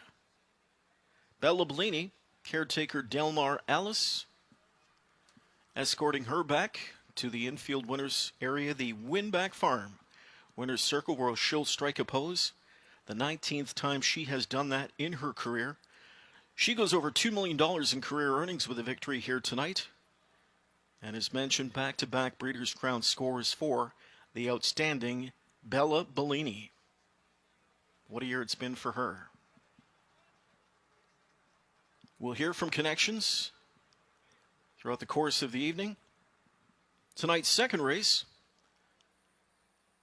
sponsored by the Meadowlands Racetrack. Trackside tonight to make the presentation to Winning Connections, Chief Operating Officer and General Manager Jason Settlemore, as he congratulates Team Bella Bellini on a Breeders' Crown triumph.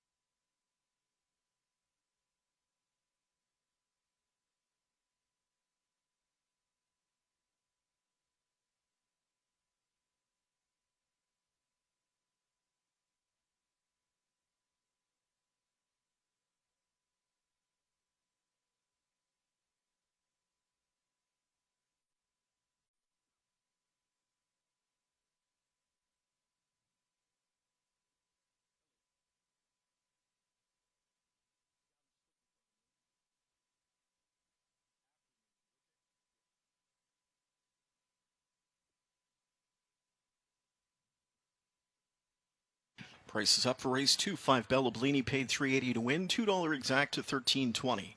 $2 daily double $39.30. Dollar trifecta $55.55, and the dollar superfecta $141.10.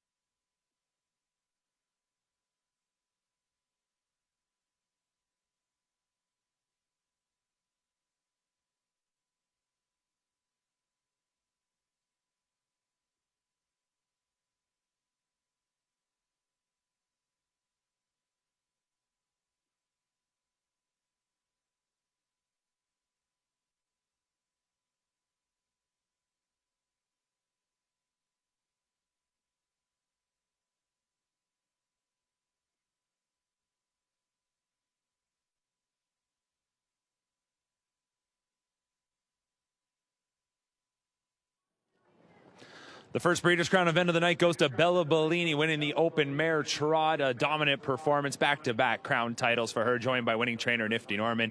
Nifty prior to this race, so maybe some anxious moments. A flat tire, so you had to go back to the paddock. Did that have you worried at all? Yeah, a little bit, because we didn't have the spare, and that's kind of my responsibility. And Dexter gets a little nervous when he doesn't have his own bike, but all worked out good. A perfect drive from Dexter here, sitting second over. You had to be sitting there thinking things were looking pretty good, turning for home. Yeah, I was a little anxious at the start. There was a couple of breakers and a little messy, but Dexter seems to work out a great trip for all the time, and it was picture perfect and just the way you want it. She's such a superstar. What does she mean to you? We've watched her now over the last couple of seasons have so many great victories. How special is getting another crown title with her? She's very special, and she's a beautiful animal. She's so nice to be around, and she's so pretty. You know, she's a really, really nice horse, yeah. Congratulations on the win. Thank you. All right, Bella Bellini gets the job done in the Open Mare Trot.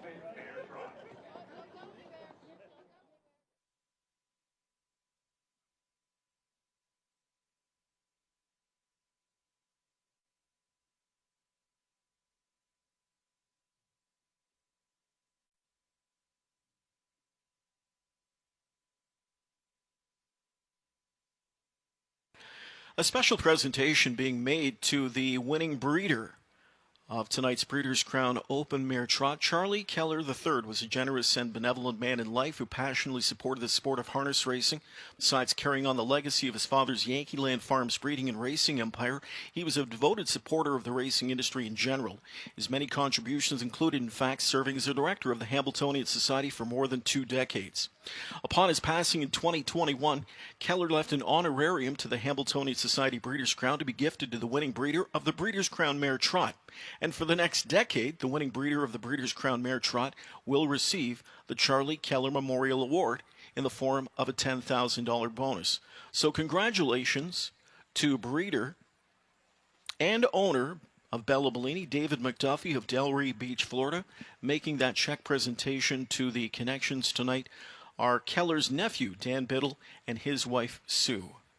A great legacy that'll live on in this Breeders' Crown Open Mare Trot through Keller's generosity, and congratulations to Team Bella Bellini on being the first recipient of that honorarium. Race number 3 is coming your way next. We're about 16 minutes away. Open Mare Trot. Field picks up speed. Great looking start here. And they're off. Next level stuff. Fires from the inside there for Tetrick alongside his Amazon Do-It-Ah. From the inside, HP Mama B into third now. Down the center, Bella Bellini into fourth. Fifth outside, Atlanta marching sixth when Doves Cry. Taken back into seventh when Sorella. And the eighth one away is Refined. Driving into turn one. Take that lead for Tetrick on top here. This is next level stuff. HP Mama B made a break at the inside. HP Mama B when in tight quarters made a miscue. The opening quarter was 27 flat. Next level level stuff on top. Amazon Do It All rides the pocket. Atlanta tucked in third when Dove's Cry found fourth. Bella Bellini fifth now, sixth inside to Sorella. Further back into seventh, Trot's Refined, and HP Mama B's in recovery mode. Gingras fires up the engine on Atlanta, and she comes breathing fire out of the three-hole here in the backstretch, rushing up to second, and she'll take command. So here comes Atlanta now, speeding her way to the front. Back into second goes Next Level Stuff. Amazon Do It All third through a 55 3/2. When Dove's Cry gets underway, Miller calls in her for first over Toughness now out of fourth. Picking up the cover, a live toe here for Bella Bellini. She's into it. Sixth inside, trots along Refined, and back there seventh is Sorella. 3/8 of a mile to go for the trotting mares. They chase Atlanta 2 3/4. Pocketing up behind her, Next Level Stuff. When Dove's Cries on the first over, gain third outside with cover. Bella Bellini's in the hunt fourth. Amazon Do It All trots fifth now. Sixth outside Sorella. Seventh back to Refined. 3/4 in 1:24 and 1. Sensible fractions for Tempo Setter Atlanta. And it's Atlanta into the stretch now. Second to the rail is Next Level Stuff. Here's Bella Bellini powering up on the grandstand side for Dunn, who's sitting chilly on her, and she is gone. Bella Bellini takes over command here in the Breeders' Crown Open Mare Trot, and she'll win going away. It's all Bella Bellini with a monstrous score. Home in 1:51 and 1, and she just missed equaling the stakes record.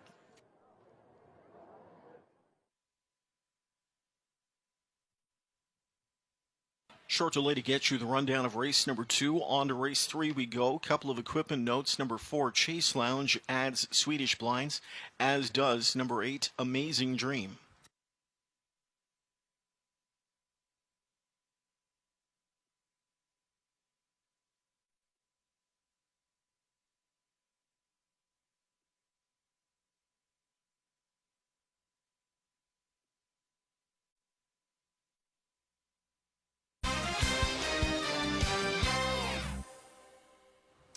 All right, back in studio with Chad and Randy, underway on night 2. We got to crown our first winner in Bella Bellini for the Breeders' Crown, another Breeders' Crown trophy for her. Now we go to the Open Mare Pace, and we've got a full field of 10 here that did require eliminations a week ago, won by reigning horse the Test of Faith. She has drawn the rail. And then Grace Hill was the other winner. She's drawn post position 5. This Open Mare Pace Breeders' Crown Final, proudly sponsored by Kentuckiana Farms. Appreciate their support here on such a huge night. $540,000 US up for grabs, or Canadian rather, up for grabs.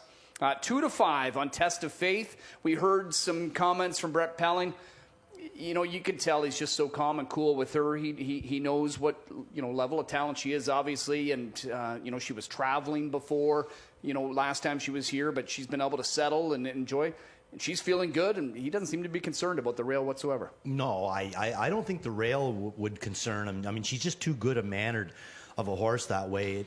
You know, it almost sounds that he's kind of maybe questioning whether or not she's getting a little bit tired at this point, because he did say that, you know, she did a lot of traveling and now she's able to, you know, have a bit of an easy week or whatever. So I think that he's just more or less worrying about keeping her fresh. What I would like to know is what's going through Don Beatson's mind right now. Yeah, You know what I mean? they're just a happy-go-lucky family. They love the ride. It's been an awesome story. But you know, I mean, been in this game for a long time. He's been in the game for a long time, and he doesn't often get to race for a purse of $540,000. So I would love to know what's going through Mr. Beatson's mind. Well, he's getting set for his Breeders' Crown debut. We'll meet her and 9 others on the track here. Here's the post parade for the Open Mare Pace.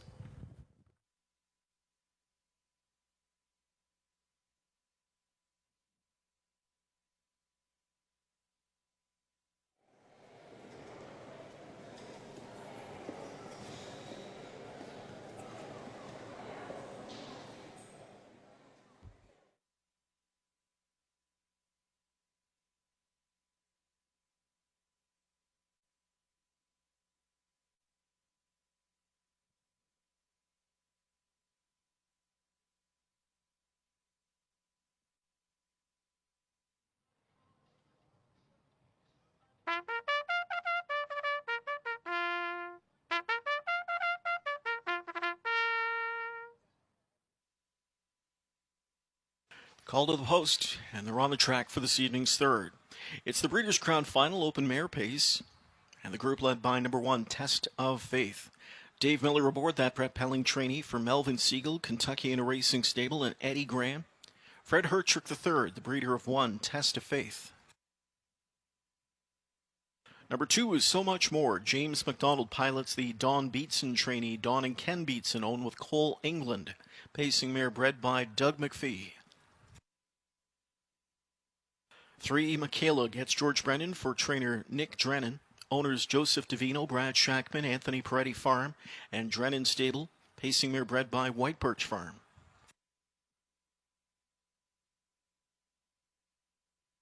Out next is 4, Chase Lounge. Dexter Dunn aboard that Ron Burke trainee for Burke Racing Stable, Eric Good, and Weaver Buscemi. The breeder, the OK Corral.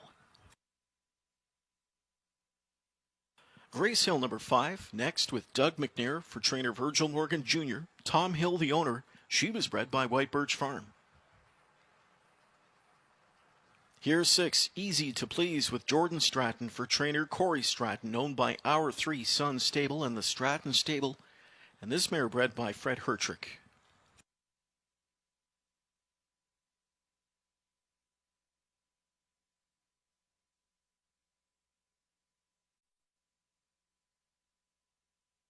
Next to parade is 7, No Win, No Feed. It's Andy McCarthy for trainer Irv Miller, owned by Douglas Overheiser. Pacing mare bred by R&D Walsh.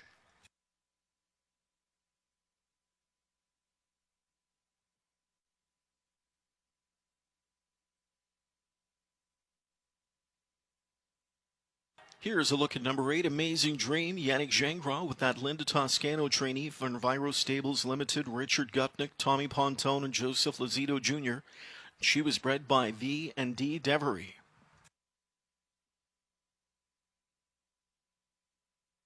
Here's 9, Racine Bell, Brian Sears for trainer David Dewhurst, owners Chris Lawton and Dale Lawton. Jim Winsky, the breeder of 9, Racine Bell.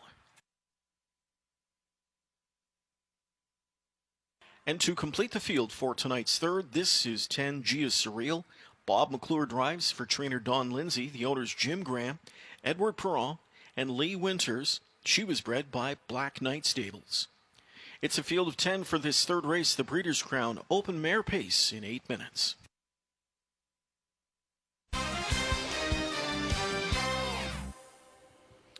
Open Mare Pace coming up in a few minutes here. We got an introduction of the field. I think they all look good in there, including Test of Faith, a heavy favorite. Michaela right now getting bet like she is the next best in the field. She's been right there. We know that she's a tough mare, but it's tough to overlook what Grace Hill has done in a couple of recent starts here with that, lethal leg kick. When Dougie can kind of have her buried and then just find a seam, she can just pace. I don't know that anybody can outpace her over that final quarter. Well, that's, we were saying earlier there, it just seems like Dougie has her number. Mm-hmm. He knows how to get the exact best out of her, and I don't think that anybody has gotten any more out of her than Dougie. But the problem is that, sometimes when you see a big number at the top of the page there's not quite as much room down through the middle as when, like in other circumstances, and that the racing gets very, very tight when it says final, especially something as important as the Breeders' Crown. So, I mean, all the power to him. He's drove her fantastic. He keeps driving her fantastic. But if he drives her the same way tonight, I mean, it's a dice roll.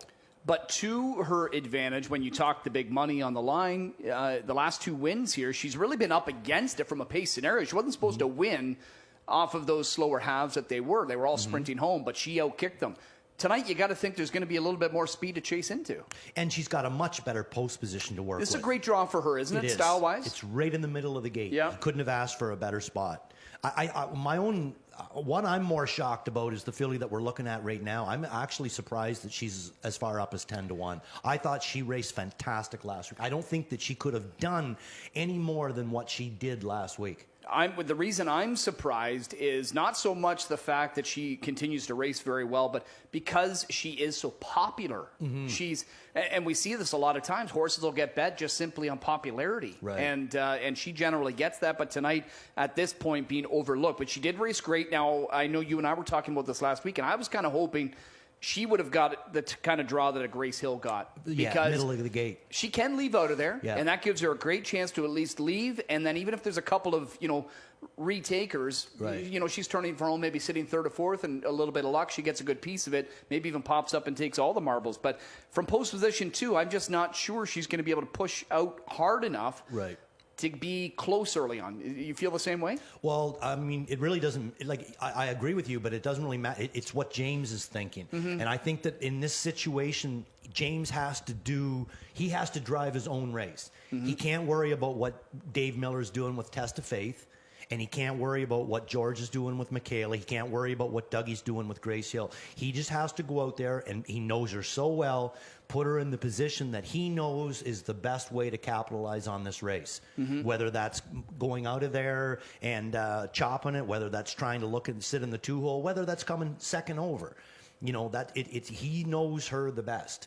And he's got to follow through with his plan and do it the way that he wants to do and just kind of take everything else out of the plan. I think that's how he'll get the most out of her, is just treat this like it's a Fillies and Mares Open and put her in the best spot that you can beat. Yeah, I see a couple on the far outside leaving out of there. Well, I think Racine Bell. Right? I think Racine Bell. I think Gia Surreal, she can be pretty snappy off the gate. If he elects to. If he elects to. And Amazing Dream. Yeah, if that's the situation, I really do think that Dave Miller, who's been in this situation so many times, will find a way to get Test of Faith following either one of So Much More, Michaela, or Grace Hill into contention. I agree, and I mean it's just that's the whole thing of what makes Dave Miller so great is that he finds the way to win these races.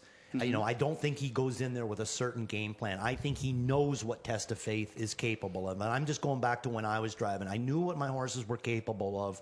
I knew what I was racing against. It was just a matter of trying to put them in a spot where you could get the most out of them and be as close as possible without burning them up at the head of the lane. And that's what's so great about Miller, is that he's able to put every horse. He's a catch driver phenom because he can adjust to a horse right away and is able to find that trip that horse likes the best and get to the wire. For some reason, the wire loves David Miller. I know that Mike Probozzi is swinging for the fences. He likes to, go against the grain a lot of times, and he's trying Racine Bell from the outside at 30-1. He had another post-9 horse last night at a pretty big price as well. But when you look at this field, outside of So Much More, because you and I have that mare in here, is there any other bomb that, I'm not going to say, we could see showing up with a win, but one that you think can just be a bigger player than maybe the odds suggest? Nah, I mean, obviously, any horse can win this. That's the beauty of the Breeders' Crown. They're all deep horses in here, and on the right day and the right trip, any one of these horses can fire in there. But I think my own personal opinion, Test of Faith, So Much More, Michaela, Grace Hill, one of those four, that's going to be your winner. Yeah, and the other of the rest of the three, they're going to be in the top of the thing. I just think that these four mares really, really stand out the most. I just think Dave Miller will do what he's got to do to get Test of Faith to the winner's circle again. She loves it here. She just loves to win.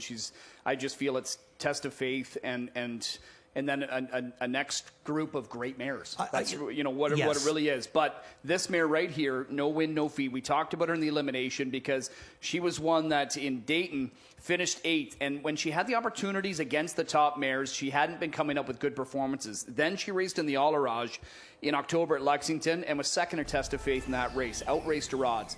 I was curious to see how she'd fire last week. She was second to Grace Hill, only beat ahead there, raced very well. Draw's not all that bad. I think she can leave out a bit. And this is one that if she's on her game, she's won 10 times this year. That's not by fluke. I think at huge odds, she's one that can get herself into the exotics, here tonight. But what's going on here is we see Dexter down at Chase Lounge just... he just probably didn't like the way some of the equipment was sitting there. Okay. He just kind of adjusted it. It could have just been something very small, just a strap or something that wasn't sitting where he wanted it. Or it could have been the earplug was messing with her ear, and he just quickly changed it. All right. But looks like we're rocking and rolling Yeah, right now. we are rocking and rolling. We are underway on night 2 of the Breeders' Crown Championships presented by the Libfeld Cats Breeding Partnership.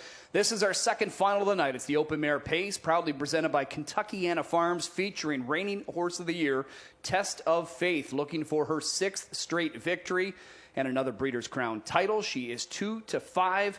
Will somebody else spoil the party? Right now, second choice, Michaela. We've got our local star and so much more. Grace Hill and Doug McNair in the mix as well as they line up here, Ken. Yes, indeed, a great group here. Test of Faith from the inside with David Miller aboard. She had a great big bow on her neck coming to the gate, on her toes and ready to roll. She'll take on 9 others. Michaela at 7-2 here. George Brennan behind that Nick Drennan trainee. She showed explosive closing speed in recent weeks, but you can't forget that win in the Graduate when she went to the front and nailed Test of Faith that night. She fended her off. So much more, the Canadian hopeful here with that inside starting spot too.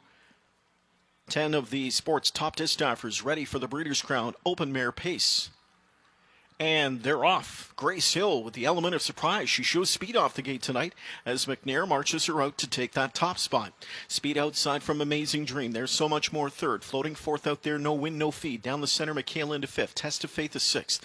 Seventh away to Chase Lounge. Further back to Easy to Please. Well off the speed is Racine Bell, and Gia Surreal will trail back in 10th. Heading into that first turn, Amazing Dream up front. Here comes pressure from Long Shot, no wind, no feed. The Long Shots battle to a quarter of 27-2. And Gingras has asked McCarthy to kindly take a seat. Amazing Dream at the inside will not give way, not to a 57-1 shot. Here comes Grace Hill now, out of third and on the backstretch Boogie. Outside fourth, so much more. Then it's back to Michaela fifth, Test of Faith sixth, Chase Lounge seventh, eighth inside Easy to Please. Racine Bell shoots the gap up the cone. She's ninth now and still 10th, Gia Surreal. So it's an action-packed first half, 54-3 as Grace Hill leads the way. So much more on the outside, a tough trip ahead for her. She's first over and driving. Back in third, Amazing Dream. Michaela's in right now, a great spot, second over from in fourth. Picking it up fifth inside. There's no wind, no feed. Test of Faith is spotting it up third over six. She's 4 off the lead with about 3/8 to go. They chase race leader Grace Hill up to 3/4. So much more the first over, Thorn in her side. Amazing Dream is in the pocket spot. Michaela's still on cover. Test of Faith is climbing over Brennan's back there from in fifth, and here she comes wide for the drive. 3/4 in 1:21-3. And on that lead, turning home, still there, Grace Hill. So much more on the outside. Amazing Dream is third. Michaela came up flat-footed off cover. Way out wide. Closing up comes Test of Faith. Grace Hill put to a deep stretch drive. So much more. How tough is she? Here's Test of Faith on the grandstand side. Going to make it tight. Grace Hill on the inside. Grace Hill wins. It's Grace Hill in a front-stepping score in 1:48-4. She's equaled the stakes record. Dougie McNair for the home crowd gets Tom Hill and Virgil Morgan a victory here in the Breeders' Crown Open Mare Pace. Mike's weren't up here, but Randy said, you watch, Dougie's going to go down the road with this mare. He did. He had to remove or had to settle early and then make his move, but you love the move in the backstretch. I love the move that he left with her to begin with there. I thought that was a really... I never actually brought that into it until I seen him lining up behind the gate with her, and I could tell just by his body language what he was going to do. And I love that he got her out of there. But that move going to the half, I think that's what won him that race. I think that was a great steer by Doug McNair right there. I mean, it just doesn't get any better than that, and Test of Faith, race fantastic, step past the wire. She's probably by the other filly, but she just had to come too far. And I think that the reason that Grace Hill won that race was a superb drive by Doug McNair. What about So Much More? Big effort. Raced unbelievable, yeah. And it just, I knew when Dougie made that move, and I turned to you and I said, I don't think this is going to work out in James's favor. And it didn't. He wasn't able to get back around him, but, huge park mile and still finished third, beat a half a length. She loves to fight. On. Even Yannick's Amazing Dream to hang on for fourth. I mean, she forced Todd into the pocket early, wanted to control it, then had to give up the lead to Doug in the backstretch. And great drive by Doug. Getting his second Breeders' Crown trophy. We know Stay Hungry.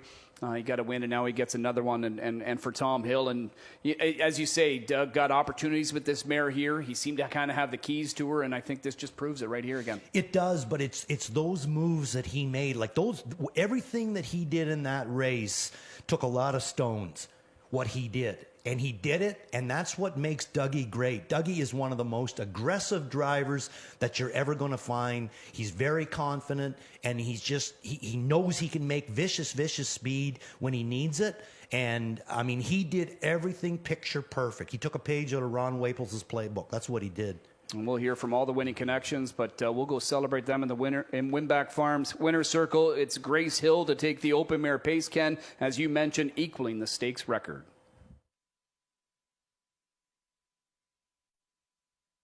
Grace Hill with a big performance to capture tonight's third race. She's on her way back to the infield to the Winback Farm winner's circle. Caretaker Dean Nixon with Grace Hill, 4-year-old daughter of Always Be Mickey, out of the Western Terra Mare, Western Silk. Grace Hill, bred by White Birch Farm of Allentown, New Jersey, is owned by Tom Hill of Hamilton, Ontario, trained by Virgil Morgan Jr., and driven to victory tonight by Doug McNair. 7th win of the season from 20 attempts. It's career win 18 for Grace Hill as she becomes harness racing's newest millionaires with the victory tonight. A Breeders' Crown front-stepping score for Grace Hill.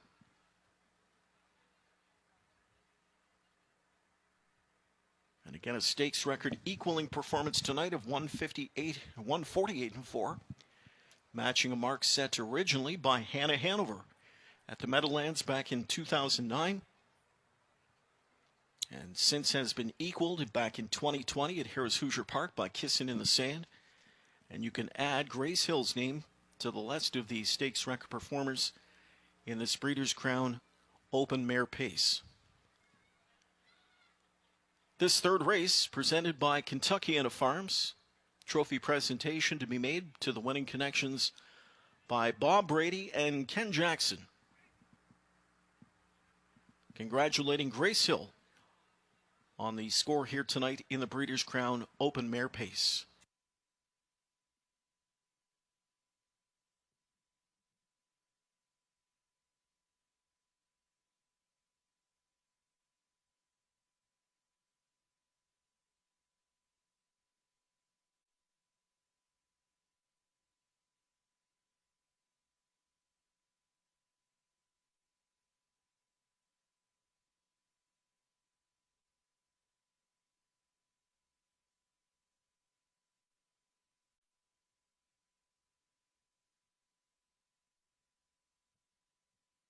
We'll hear from the connections in a few moments. In the meantime, pari-mutuel details to share with you from that third race.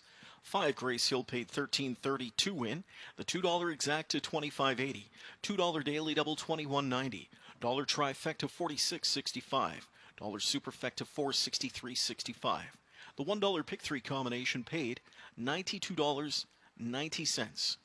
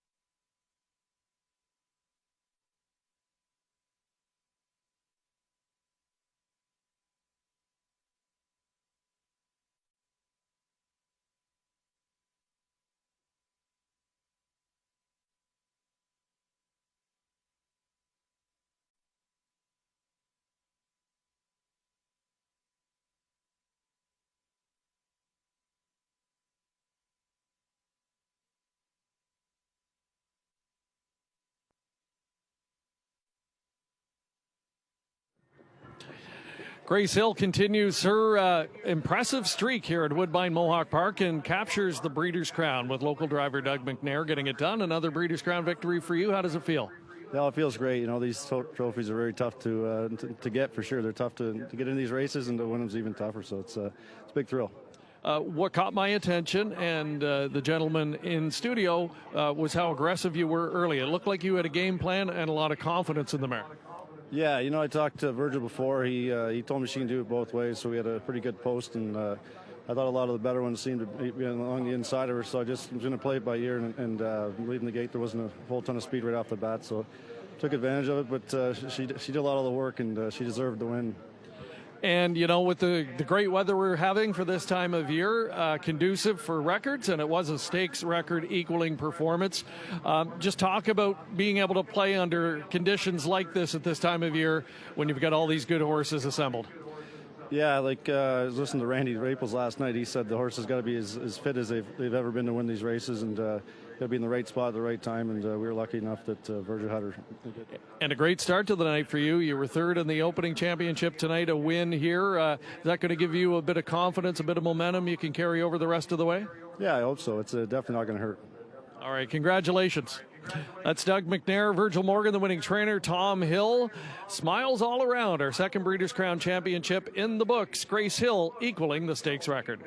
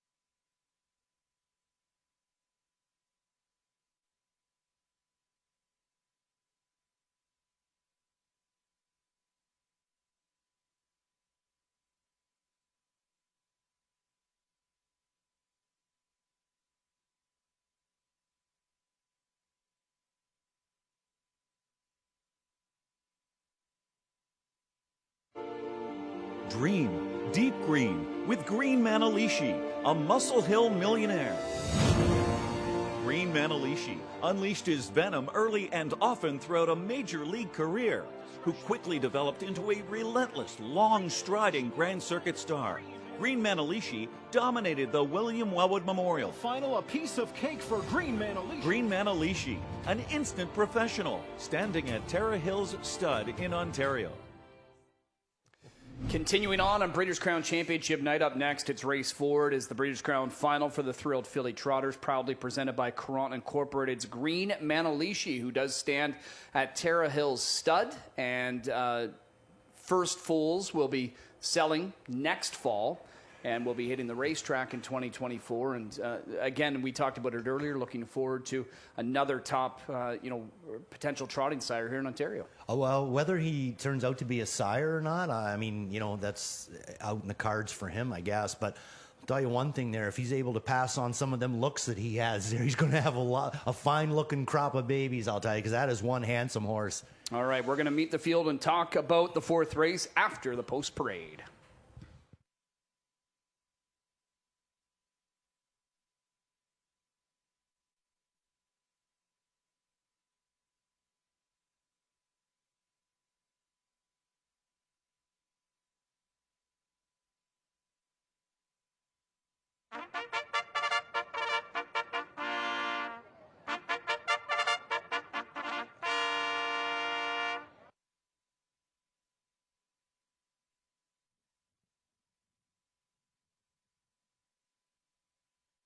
The horses are on the track for tonight's fourth race. We introduce One Bear My Soul. Scott's here on with the Linda Toscano trainee for Richard Kutnick, Tommy Pontone, Joseph Lazito Jr. and Enviro Stables Limited. She was bred by Kentuckiana Farms. Here's 2 Jiggy Jog. Dexter Dunn with the Okas Fonstead trainee for Jorgen Spardal Incorporated of Florida. This filly bred by Vestmarka AB of Sweden.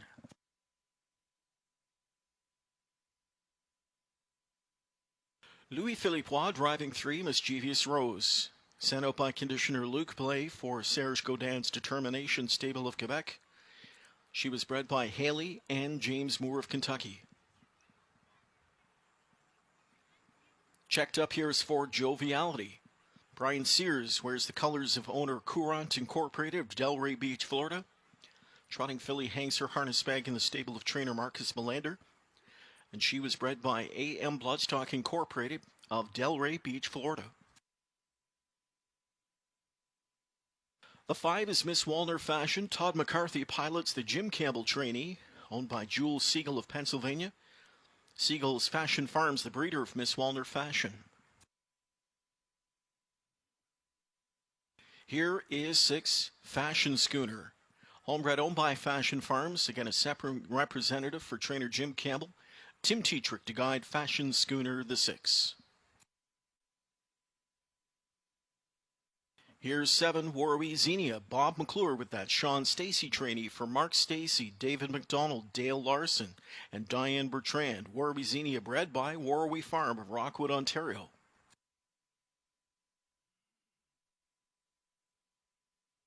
Here's number 8, raised by Lindy. Yannick Gingras, the reinsman. He dons the colors of owner Lindy Farms of Connecticut.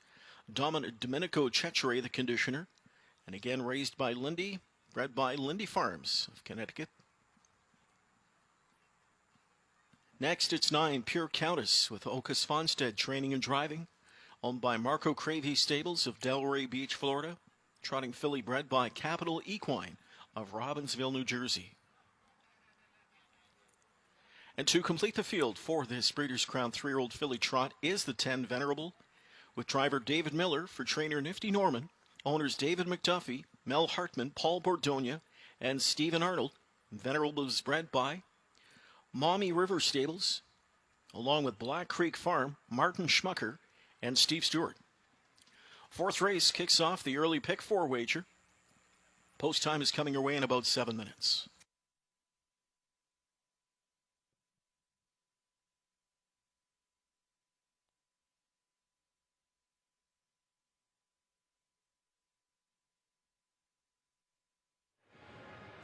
We're getting set for the 3-year-old Filly Trot Breeders' Crown. The horses are on the track. I'm joined by trainer Domenico Cecere. He sends out Raised by Lindy here. Domenico, here is a filly that we saw win the Elegant Image back in September here at Mohawk Park. She seems to like the Canadian air. How was her week? Yes, she had a great week and very happy I was going to the race. Of course, it's a bunch of nice filly over there and it will be a nice race to watch. She's had a pretty good season, but there is a lot of good fillies in here. This probably is one of the deepest groups in our sport this year, wouldn't you say? Yes, there are a lot of good filly. And it's very, very nice to see that. And so it will be very exciting. Turning a couple of races ahead to Branded by Lindy, who we saw finish second last week to King of the North. That was a track record time, 151-1. What did you think of that elimination effort? It was great. I was very happy. The horse is very race great and finished strong.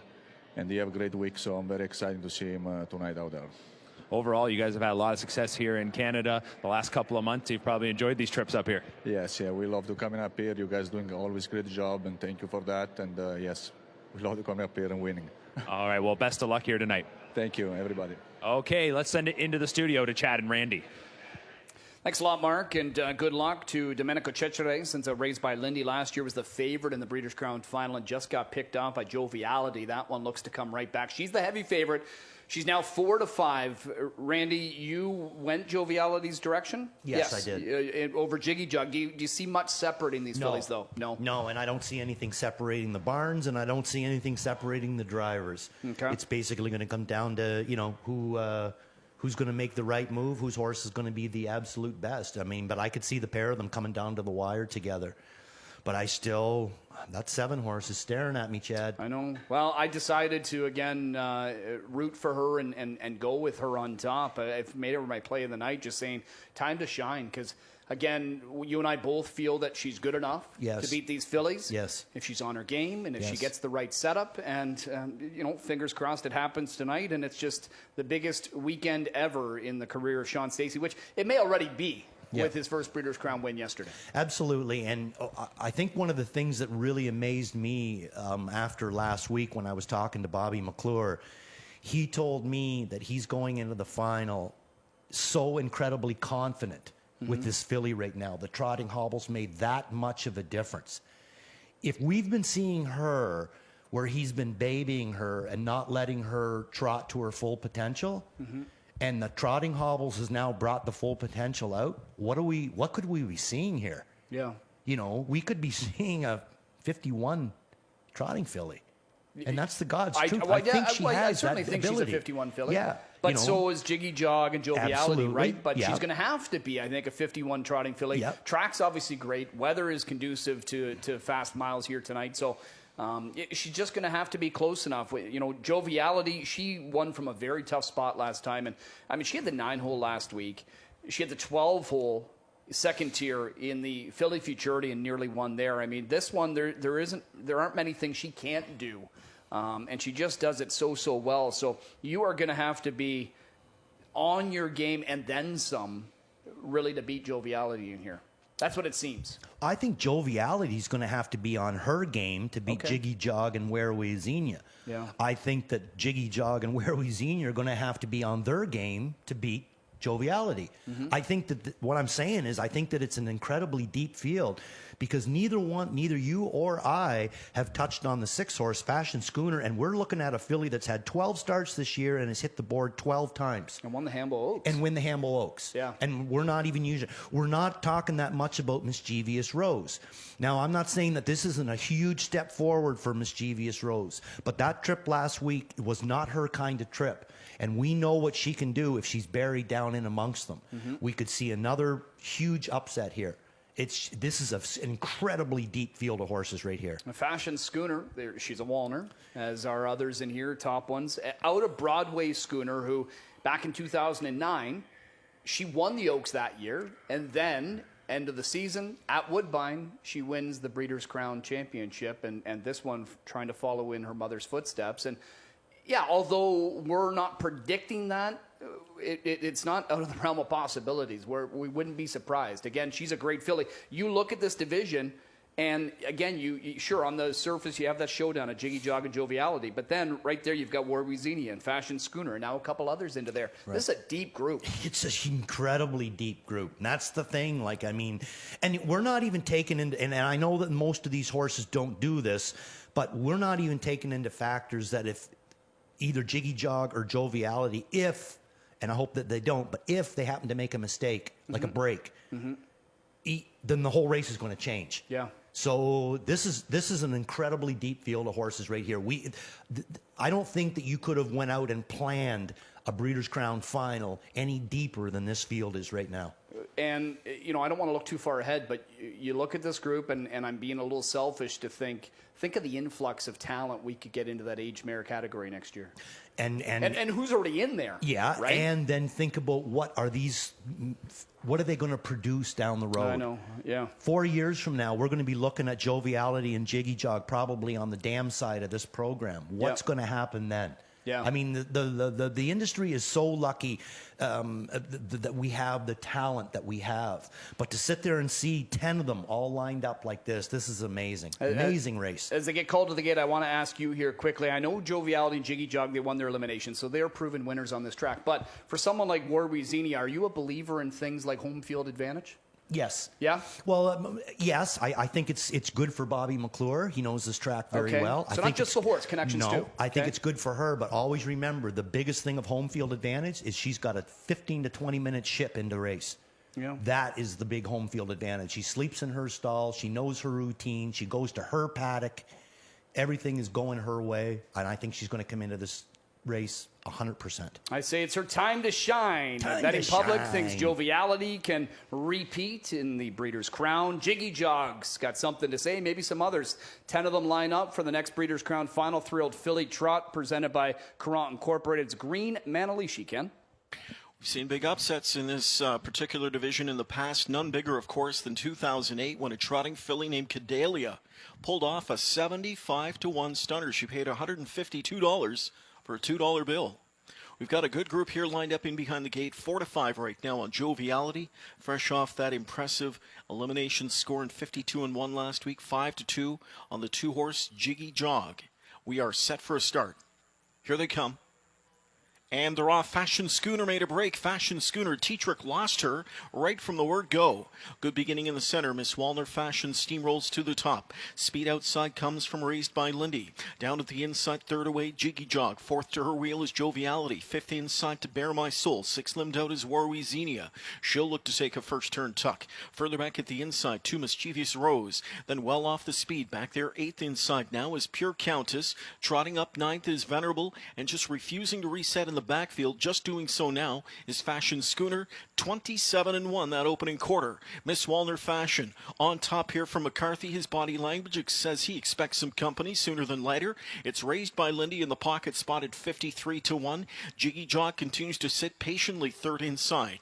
Joviality awaiting her move. She's back into fourth. Fifth in at the rail, trots along Bear My Soul. Warwi Xenia is going to get into the flow, and her excitement on the outside is sure to get a couple out in front of her. Jiggy Jog is on the move now. Joviality commits to the outside, so the race is on at a 56-1/2. Second panel, 29 seconds to the final turn. Miss Wallner Fashion leads just over a length now. Raised by Lindy second with 3/8 to go. Jiggy Jog is activated on the outside. Leader made a break. Miss Wallner Fashion blew up. So's Jiggy Jog is sweeping up to take the top now. Back into second, Raised by Lindy. Joviality's up into third, then fourth inside to Bear My Soul. On cover outside fifth is Warwi Xenia. She's three off the lead at 3/4 in 124-1. Raised by Lindy at the inside. Braces for Jiggy Jog. Outside third is Joviality. Bear My Soul and Warwi Xenia. Deep stretch. Jiggy Jog to the top for Dunn. And Jiggy Jog takes command. Raised by Lindy puts up a valiant fight at the inside. Jiggy Jog and Raised by Lindy and Joviality. It's Jiggy Jog and Dunn to score again. In 151-1, it's a stakes, track, and Canadian record. Jiggy Jog was clearly the best here tonight. She had to go a tough trip when a half came up in 56-1, Randy. I mean, look at who was following her. Joviality. Then next in line on the outside, Warwi Xenia. Two that have got lethal late kicks, but it didn't matter. Jiggy Jog and Dexter Dunn, 4 straight, and it's a new stakes track Canadian record, 51-1. Amazing, you know, and so many intangibles in that race. Fashion Schooner making a break. If she comes out of there, then it's a different race. Yep. But because Yannick was able to get out of there the way that he did, then it became a different race again. You know, that's the beauty of these races. Because of the depth, there's just so much different kind of a driving going on. Like, it really is a cool setup. But I mean, to me, Jiggy Jog has been racing fantastic all year, and she raced fantastic last week, and she was the best horse in this race because she didn't get the easiest trip in this race. Well, and they're going 29 seconds in the second quarter. Yeah. Dexter could have easily said, I'm going to blast. You're right. He doesn't. No. He opts to come first over. Yeah. Does that not signal he has just got that much confidence in this filly? I think that much confidence, but I think what also that signals is just the fact that he can read a race so well. Yeah. I mean, you know, there was a lot of long shots up there. I think in Dexter's mind at some point they were going to come back to him. He wanted to move her as slow as he could and come with her at a creep, and then he was able to rattle off this last quarter in 27 seconds flat, first over. I mean, that was and you know, when he come to the head of the lane, he's got Brian sitting on his back with Joviality, yes. He's got Bobby sitting on Brian's back, but at the end of it, it was just all Dexter. I think Dexter did a great job there, and I think that the filly is she just raced out of her skin. And another great Wallner filly gets to the winner's circle in the Breeders' Crown. Another Wallner, Oka Swanstead, another trophy, and Dexter Dunn doubles up tonight. That's 10 overall, Ken. Jiggy Jog and 51-1. 51-1 lowers the stakes record set by Next Level Stuff at Hoosier Park back in 2020, and she has lowered her own track and Canadian record performance, which she established here last week in winning her elimination. It's Jiggy Jog with a photo in front of the teletimer. Here tonight, Jiggy Jog, 3-year-old Walner filly out of the Cantab Hall mare, Hot Mess Hanover. She was bred by Vestmarka AB of Sweden, is owned by Jorgen Spardal, incorporated of Delray Beach, Florida.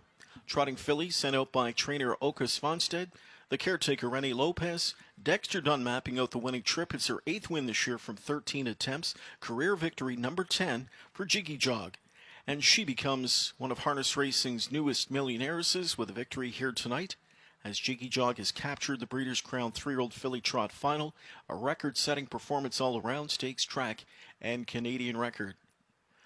Trophy presentation made to Winning Connections tonight. 4th race sponsored by Terra Hills Farms. David and Nora Heffring from that popular nursery. Trackside tonight to congratulate Team Jiggy Jog, trainer Svanstedt, driver Dunn, on a Breeders' Crown triumph.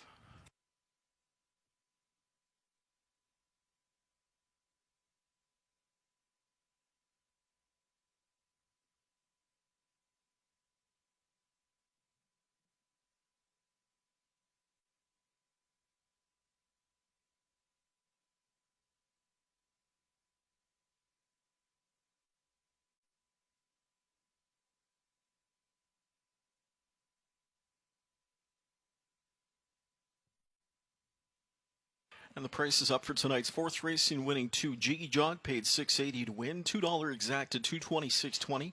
The $2 daily double $35.20. Dollar trifecta $231.85. Dollar superfecta $3,077.55. The $1 pick 3 completed paid $43.90. We got the early pick 4 wager underway. Pool was just shy of $103,000. There's over $31,000 in live money. Moving on.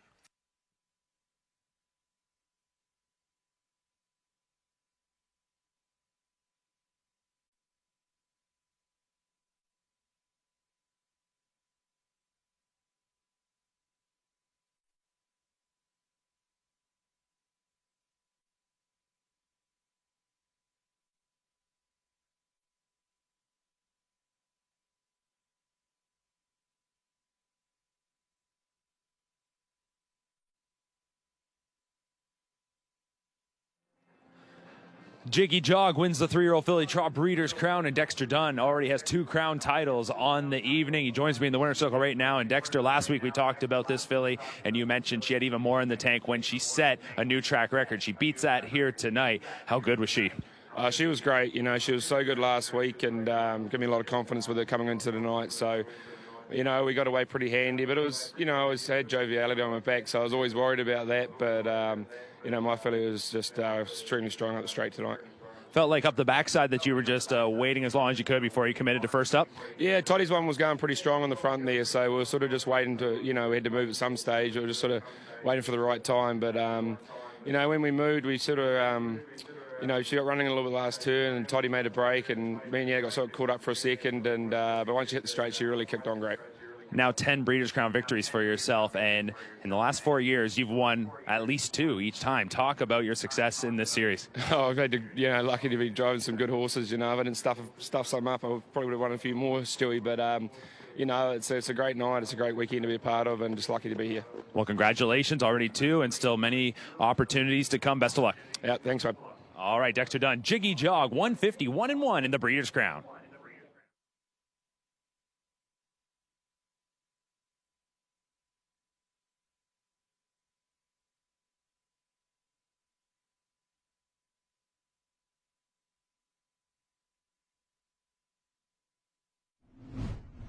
Horse Jiggy Jog.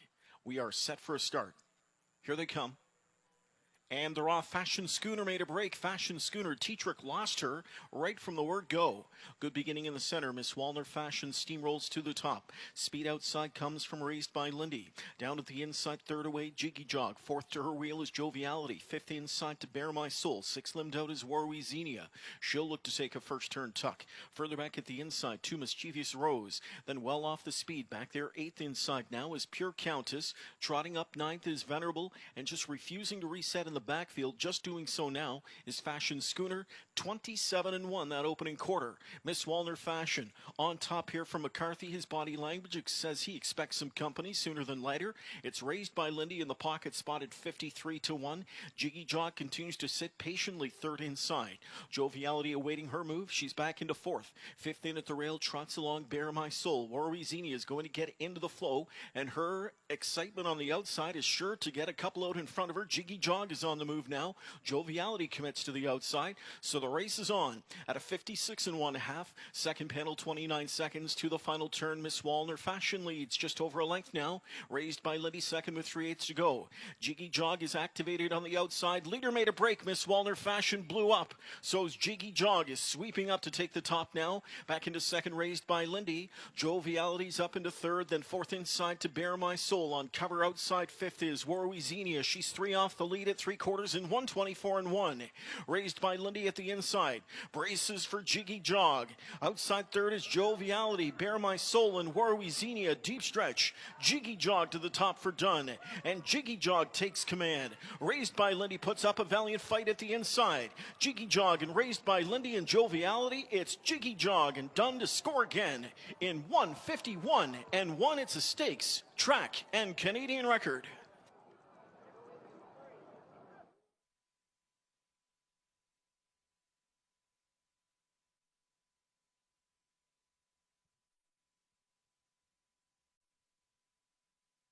Let's look at the rundown from that fourth race. Bare My Soul fourth, Jiggy Jog the race winner. Mischievous Rose eighth, Joviality third, Miss Wallner Fashion was 10th. Fashion Schooner 9th, Warwick is 7th. Raised by Lindy 2nd, Pure Count is 6th, and Venerable finished 5th. We move on. 3-year-old Filly Pace. Their Breeders' Crown Championship is coming up next. We have no changes in this upcoming 5th race. We do, however, have a couple of additional notes in the 7th race. Beginning with 5 Pebble Beach, late shoeing change submitted by trainer Noel Daly. They'll switch him steel to aluminum behind this evening. Also race 7, a late equipment change. Trainer Jake Lemon on the 10 Mad Max Hanover removing blinkers.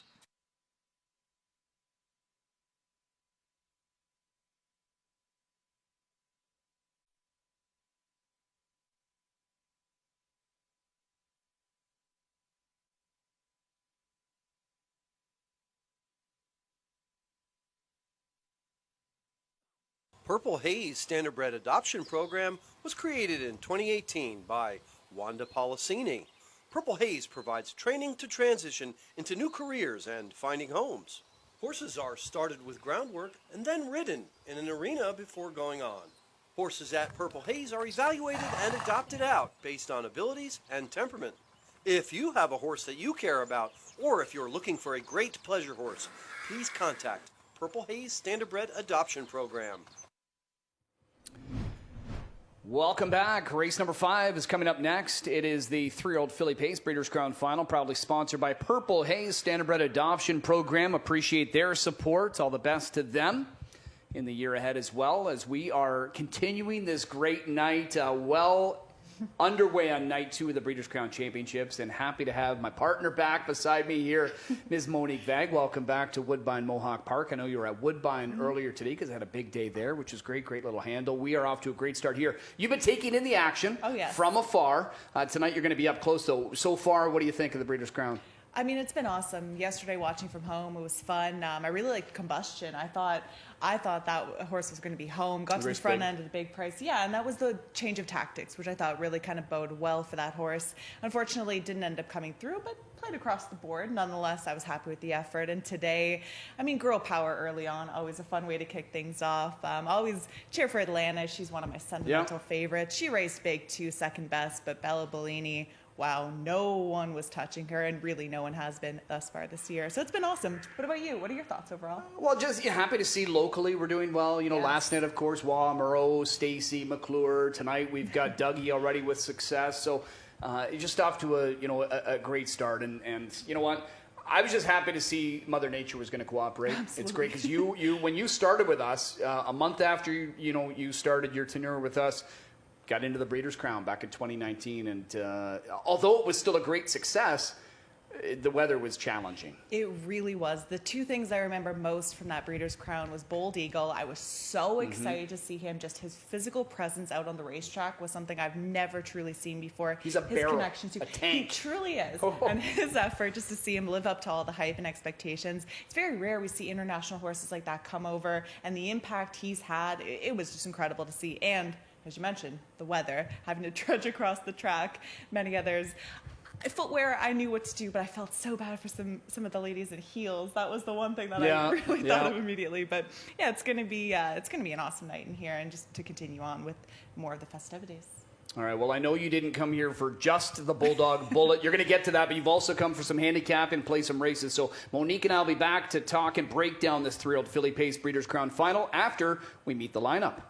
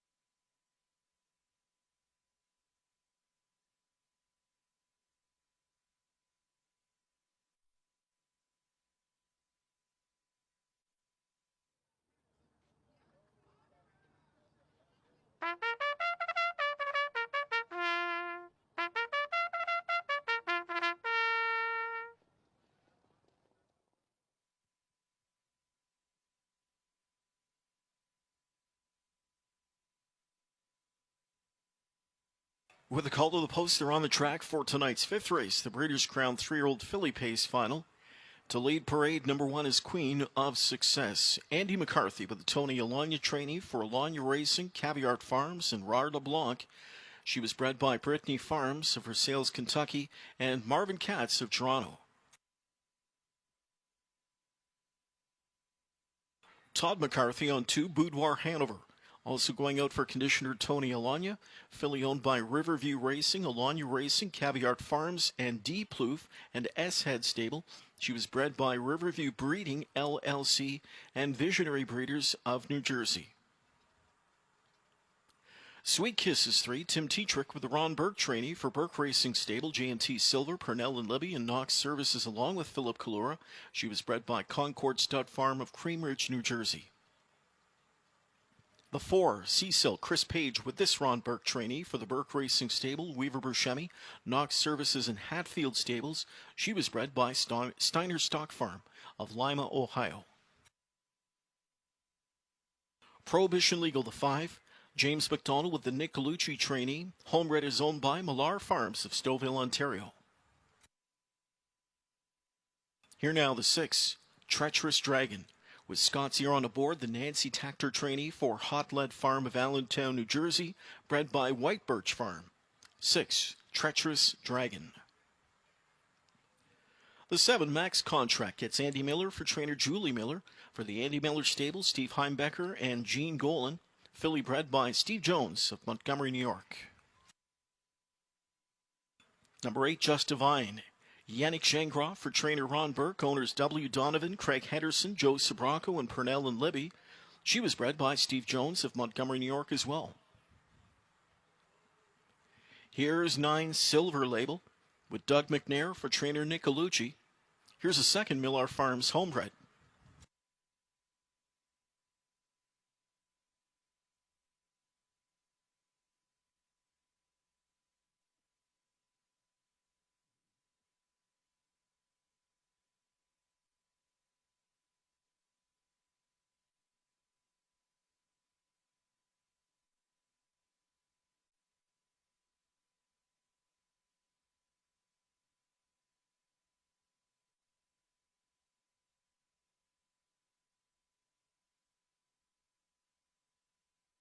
Here's the 7-5 favorite outside of the starting gate. Goes to 10, Nikki Hill, Dexter Dunn with a Chris Ryder trainee. Tom Hill of Hamilton, the owner. She was bred by Stephen Day of Allentown, New Jersey. And it's a second-tier starting spot, post 11, for Galleria Hanover, with Louis Philippois for trainer Ron Burke, owners W. Donovan, Purnell, and Libby, along with Joe Sobraco. This filly bred by Fashion Farms of Pennsylvania. It's a field of 11 for the Breeders' Crown 3-year-old Filly Pace, coming your way in about 8 minutes.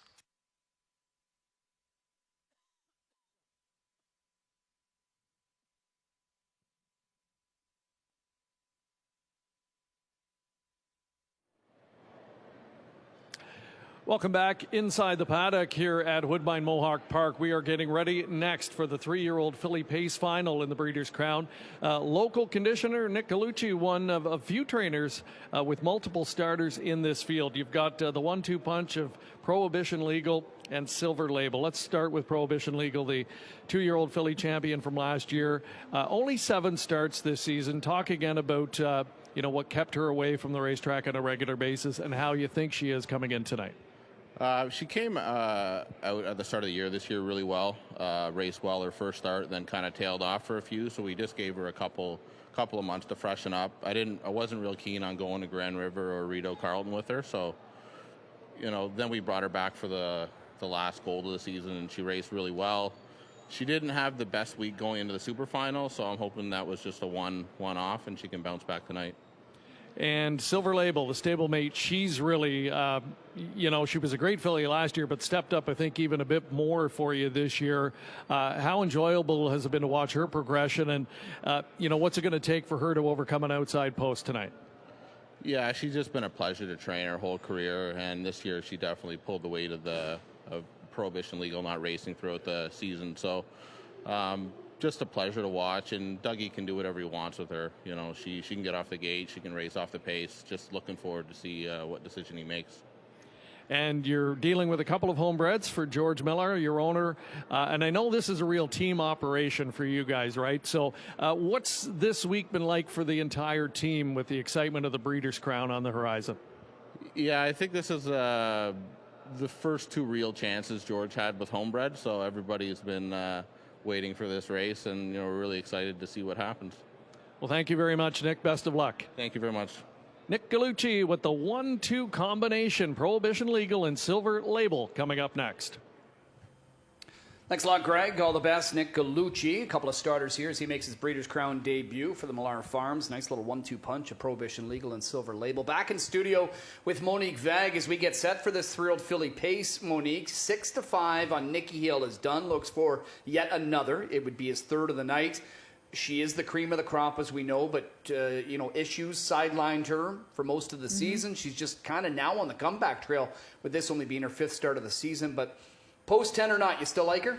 I do. I mean, you can kind of look at it both ways, too, because she was raced so hard last year. She did go 9 for 10, of course. We know that with that 1 blemish on her record, and she raced awesome. She was your Breeders' Crown winner at 2. She really lived up to the hype, and this year, a lot more lightly raced. Now, of course, we had those excuses and the explanations as to why that is the case, but when she's on her game, post 10 could definitely be the equalizer in here, but of course, we know she's been the cream of the crop of the division last year and this year once again, and none better than Dexter Dunn to put her in a good spot. What I do think is really interesting, though, is just how she's raced out of those outside draws. She's typically been really lucky with good posts to work with.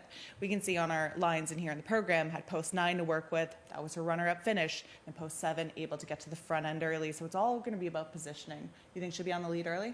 I'm not so sure. I think she's got to be put in play, but again, I think she's got the talent, the versatility to be able, if the bunch leave, Dunn could quickly go to plan B. Yeah. And find another way to be successful with her. She's just, the good ones, you can do that. Because when you look at this program page, top to bottom, I mean, there's a lot of horses that are showing a lot of 1s in the first, check-in on the racetrack. So that means there's a lot of speed in here, and I think there's going to be a lot of jostling early on.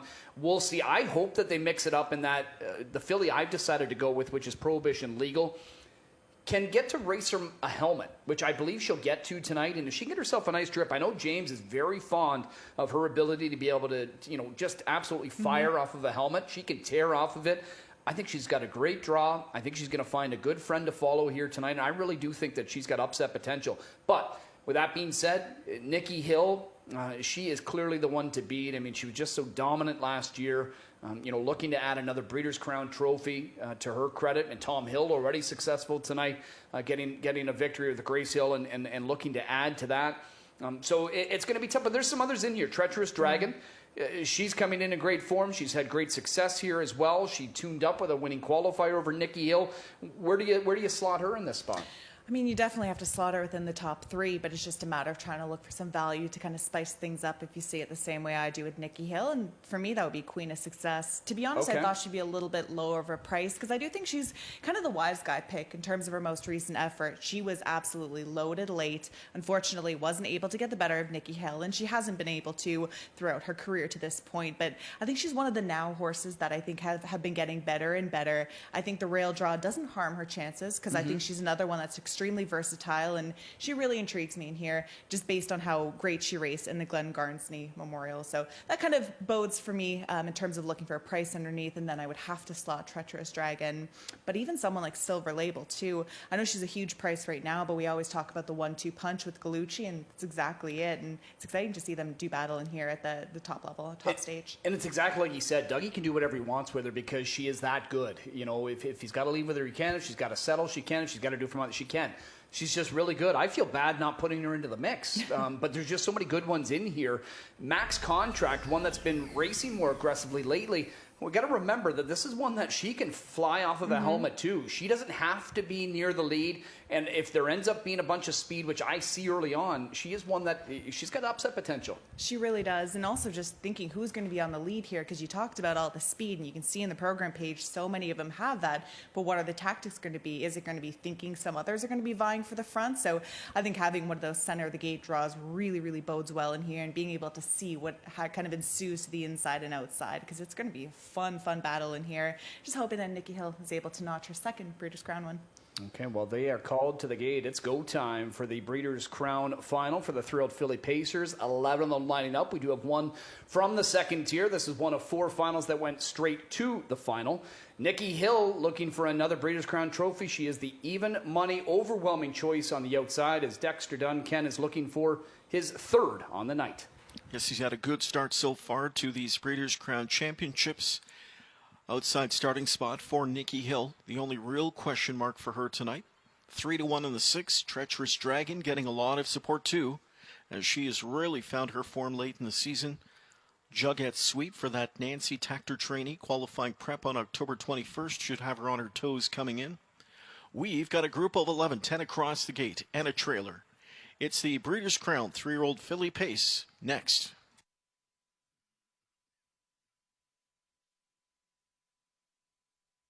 Starting gate picks up speed. Here they come. They're off and pacing. Silver Label goes into attack mode early from the outside. Nikki Hill follows suit and joins. Down the center, Prohibition Legal marching out 2. Treacherous Dragon, a pace presence early. Taken back in 5th goes Sea Silk. 6th inside to Boudoir Hanover. Pole Sitter, Queen of Success into 7th. Max Contract lays parked out 8th. Driving through at the inside to claim that 9th spot is Sweet Kisses. From the second tier, Galleria Hanover with just one rival beaten going to the quarter, and that is Just Divine, who studies 10 in front of her. The opening quarter was a white-hot 26 seconds flat. Treacherous Dragon leads them into the backstretch. Nikki Hill gets roughed up in the early going. She still makes a bid for the lead, parked past 3/8 and beyond. Inside 3rd is Silver Label. Stablemate Prohibition Legal back into 4th. 5th inside now Sea Silk. Traveling 6th is Boudoir Hanover, and she starts a move to the outside, trying to fish out cover. Max Contract yet to see the rail. Further back Sweet Kisses. Getting underway in the backfield now. There goes Queen of Success. Scooting up the inside, Just Divine. Galleria Hanover trails at a 54 1/2. Nikki Hill favored in charge, going into the final turn. 3/8 of a mile to go for her now. Treacherous Dragons on her bumper in 2nd. Sea Silk first up 3rd. Cover Enjoyed 4th on the outside as they make their way to 3/4 by Boudoir Hanover. Then inside is Silver Label. Prohibition Legal. Underway is Max Contract on the outside, 3rd over. 3/4 in 1:22. And they wheel home, trying to track down Nikki Hill. She's got 2 in the field. Treacherous Treacherous Dragon second. Sea Silk outside third. Boudoir Hanover. Max Contract rolling. Silver Label gets an inside late lane. Into the final eighth of the mile. Still there with the lead. It's Nikki Hill trying to stay brave for the final 16th. Here comes Boudoir Hanover brushing up on the outside late. Splitting through comes Treacherous Dragon. And it's Treacherous Dragon to win the Breeders' Crown by a neck as she threads the needle late for a 149-1 score. Nikki Hill can't quite see it through, and it might have been what happened early on. That was a fast opening quarter, 26 seconds, and she took a bit to clear to the front. Scotty Z kind of hung her out a little bit, and it was wise because it maybe softened her just enough, and it left his mare, or his filly, with enough interest late, Monique, to be able to find a seam and get up for the victory. And this right here, you always ask me why I don't have favorite sports teams. This right here is the reason why I just was rooting for her so hard. Looking at it 3 to 5, she was unplayable at that price. Post 10 is so tricky for anyone, especially for a pacer like her. But yeah, it was a perfectly mapped out trip from Scott in terms of Treacherous Dragon getting the job done. And you mentioned it too, 54-1. We knew that she could have been in trouble, but she fought on so gamely too. Very game in defeat, but can't take anything away from Treacherous Dragon there. No, and 7-2. I mean, this is one that looked good in the tune-up qualifier. Defeating Nikki Hill. Read into it what you may. It's a qualifier. They were both good in there, but she's a very talented filly, and when she can follow like this and show the interest, I mean, Captain Treacherous out of My Little Dragon. I mean, that's breeding royalty, and she's got a great draw. She's got again big money driver and Scott Zeron in the sulky here. Nick Gallucci's horses, Silver Label, very close, not beat much. Prohibition Legal looked like she was live. She didn't really get anywhere to go in there. Max Contract, she was getting into range, but sort of flattened out in deep stretch. Big effort from Nikki Hill. She just had to overcome a tough post, and she got beat by a great filly here, plain and simple. She did. Even Boudoir Hanover popped up with a big effort in here. That's been a filly that's really on the improve. Yeah, looks to be very tight. Yeah, tight between her and Silver Label, I think, right? Yeah, she did get there. Yeah, there it is, yeah. Nice effort. Yeah, it is a nice effort. Treacherous Dragon, the Breeders' Crown 3-year-old filly pace champion. Congratulations to her connections, Treacherous Dragon, for Nancy Tactor, Scott Zeron, and the Hot Lead Farm of Allentown, New Jersey, are back to the Winback Farm winner's circle, Ken. They're on their way. Treacherous Dragon scores of a ground-shaking trip mapped out here tonight by teamster Scott Zeron. Returns to his native land here on Breeders' Crown night and grabs a victory with Treacherous Dragon, stealing the thunder from Nikki Hill, the favorite. Valiant in defeat. 2 Boudoir Hanover third, and 9 Silver Label finishing fourth.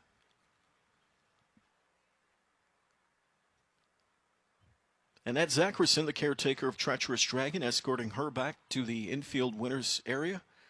The Winback Farm winners circle belongs to Treacherous Dragon in this 3-year-old filly pace Breeders' Crown final. Captain Treacherous 3-year-old filly out of the Dragon Again mare My Little Dragon, bred by Wart Birch Farm of Allentown, New Jersey.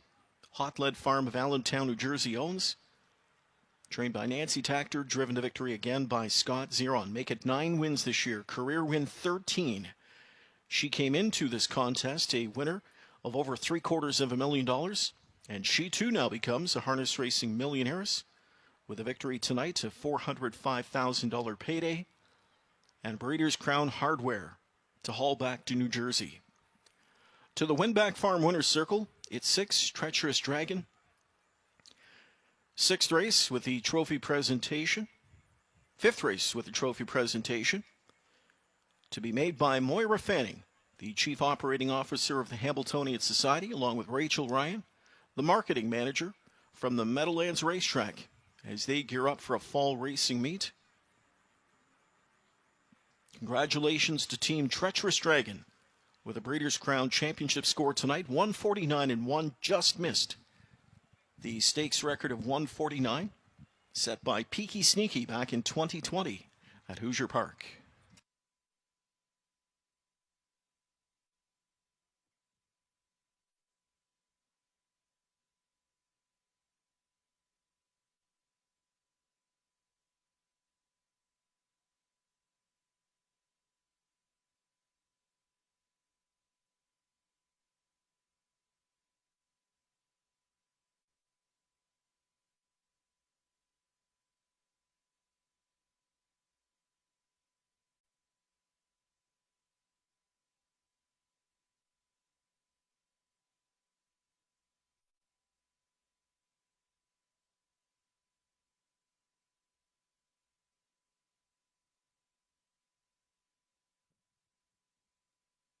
We'll catch up with the connections in a few moments. Meantime, pari-mutuel details to share with you from that fifth race. The 6 Treacherous Dragon paid $9.50 to win. $2 exact at $28.20. $2 daily double $23.70. $1 trifecta $83.75. $1 superfecta $704.15. $1 pick 3 $154.10. And the $1 early pick 5 tonight $4,160.25.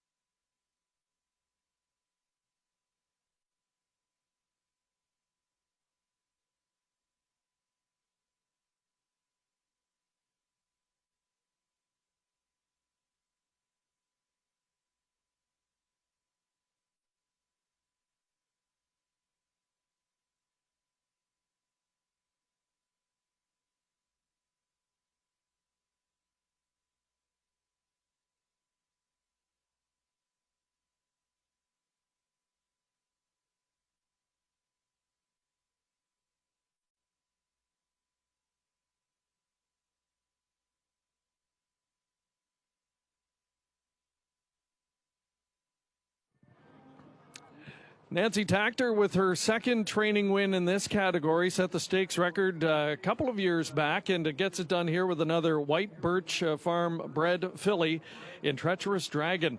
Congratulations, Nancy, and just what were your thoughts coming in? Did you think you had one of the fillies to beat? I actually thought she was the filly to beat. She's been super since the Jugette. Since we put her on LASIK, she's been a different horse for us, and she's just like I said, she's been a different horse since Jugette. She's been on the bit and ready to go to work. So I thought she had a very big shot today.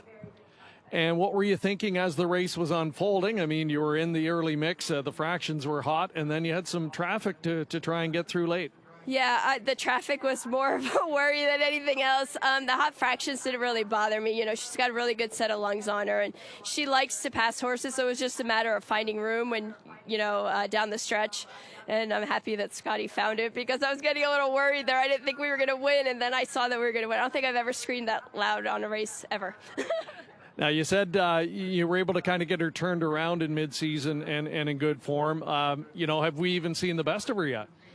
No, you know what? She's a super nice filly. She's a nice big size filly. So I think, she's going to actually race next year too. So hopefully we'll see, more of her, and hopefully she'll continue to develop, and hopefully she's got a bright future. Well, congratulations. Thank you. Second win again in this category for Nancy. And Scott, we talked about the trip. I mean, really dramatic, one of the best finishes of the night. I'm sure you didn't, map it out that way going in, but when the seas parted late, how good did you feel?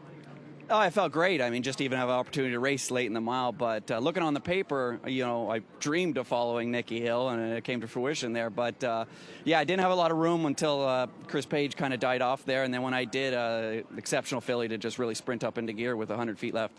Now, you're getting that reputation, they're calling you a big money driver. I'm sure you're okay with that. Well, it's not a bad phone call when they ask if you could drive the current Jugette winner. So, she's a good filly. And how nice is it to get back here to your home province and win on this stage? Oh, the stage is great. I always have my family and friends come out. It's a big celebration. But honestly, I didn't even think I'd be here when I was injured. I just kind of gave up the dream of making this year's Breeders' Crown, and a couple people pushed me to do it. Mark McDonald and Nancy was one of the ones that called me in Lexington to push me to race, and I'm happy I did it. And obviously, it's a great win. Yeah, you've got your entire family here. I think we're going to bring in another member of the family here. Check this out, folks. I think we've got another Xeron working up through the ranks. It's my sister's baby girl. Say hi. All right. Well, she's certainly not like her grandfather, is she? With a lack of words, that's for sure.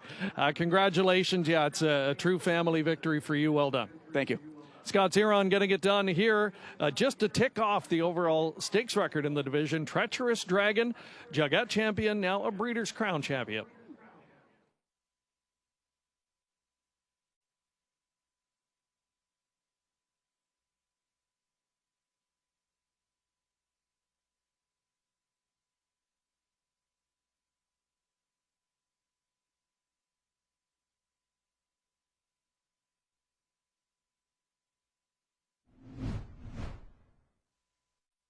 Starting gate picks up speed. Here they come.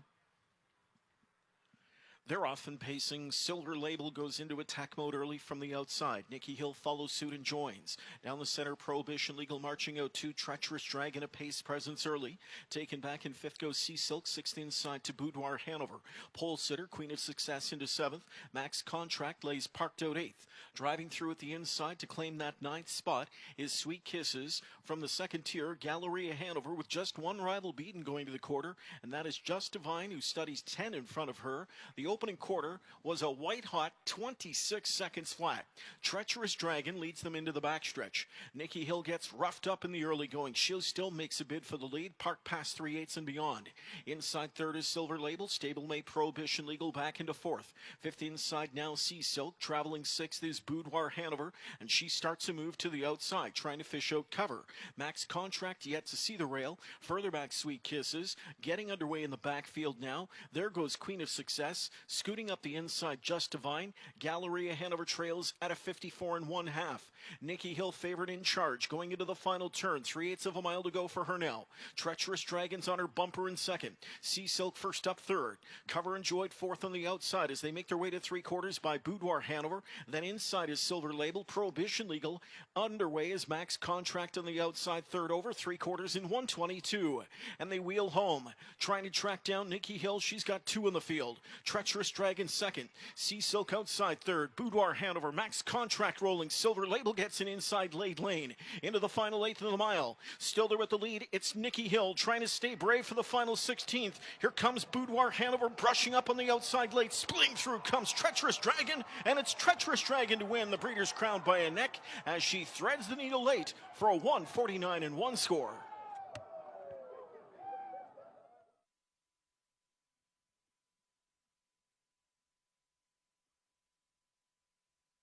Here's how they finished in tonight's 5th. Queen of Success 11th, Boudoir Hanover 3rd.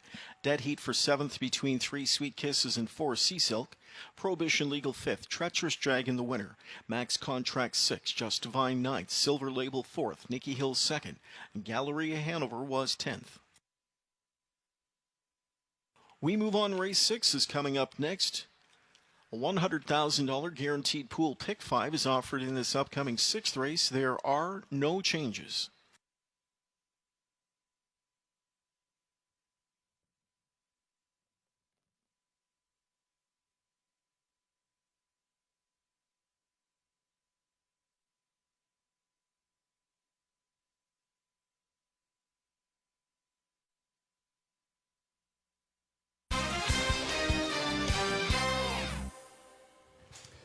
Back in studio, and Randy has returned. Monique Vag, happy that she stopped by. Good to see her always. It's always great to see Monique. I heard her dad had some success with that early pick 5, which is nice. Nice little payoff there, over $4,000.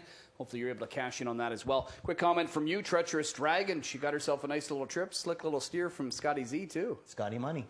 Scotty Money. Scotty Money. Once again, Scotty Money comes to play in Canada. You know, she raced fantastic, but she's been racing great all year. You know, it just set up good for him. You know, Nikki Hill kind of got the worst of it. I think the 10-hole really hurt her. You know, and she took a big park, and but Scotty did what he was supposed to do. You know, he got to the front first, let Dexter go, sat on her back, snuck down through, and just another great Scotty Zeron drive. And how about this for Treacherous Dragon? And you talk this family and lineage. So Breeders' Crown Trophy won for her. Captain Treacherous won 1. My Little Dragon won 3. Ooh. And Stay Hungry's an older brother. He won a Breeders' Crown. Yeah. 6 Breeders' Crowns in that family. In that one family. Yeah. Wow. Yeah, for sure. They'll be cheap at the yearling sale. Yeah. Huh? Yeah, real cheap. I think you and I are out on those ones. Yeah, maybe we'll just buy a Walner.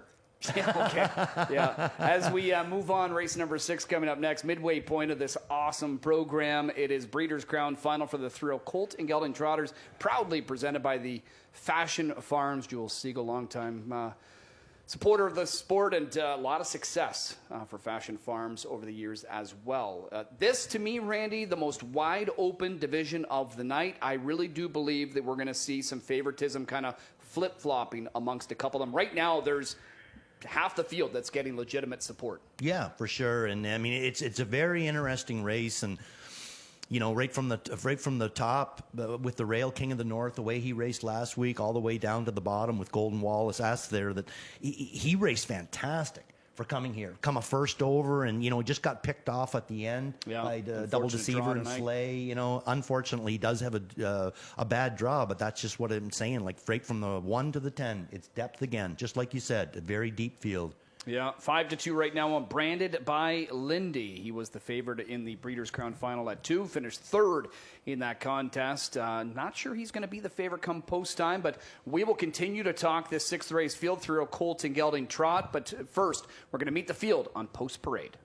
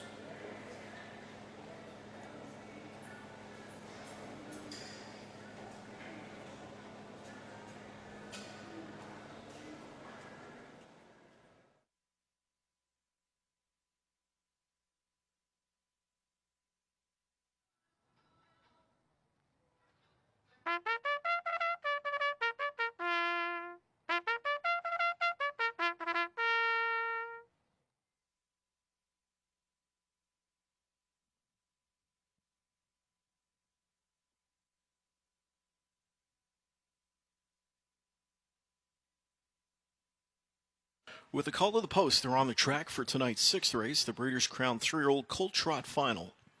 Here's number 1, King of the North, Mark McDonald with a Ray Schnitker trainee for Schnitker Ward, Arden Homestead Stable, Nola Mora Racing, and Stephen Arnold. Bred by Steve Jones and Ray Schnitker, King of the North is 1.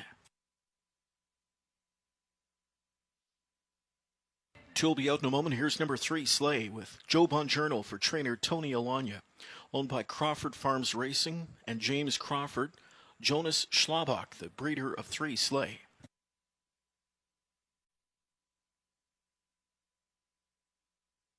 Here now is the 2, Fast as the Wind. It's Dexter Dunn with that Tony Alagna trainee for LeBlanc and Cribs, Joe Sabraco and Joseph Barbera. The breeder Tony Holmes and partner Walter Zent of Lexington, Kentucky. Double Deceiver number 4, handled by Dave Miller for trainer Carter Pinsky for the Pinsky Stables and McKenna Pinsky, the breeders Steve Stewart of Kentucky, and Oakwood Farms of Indiana.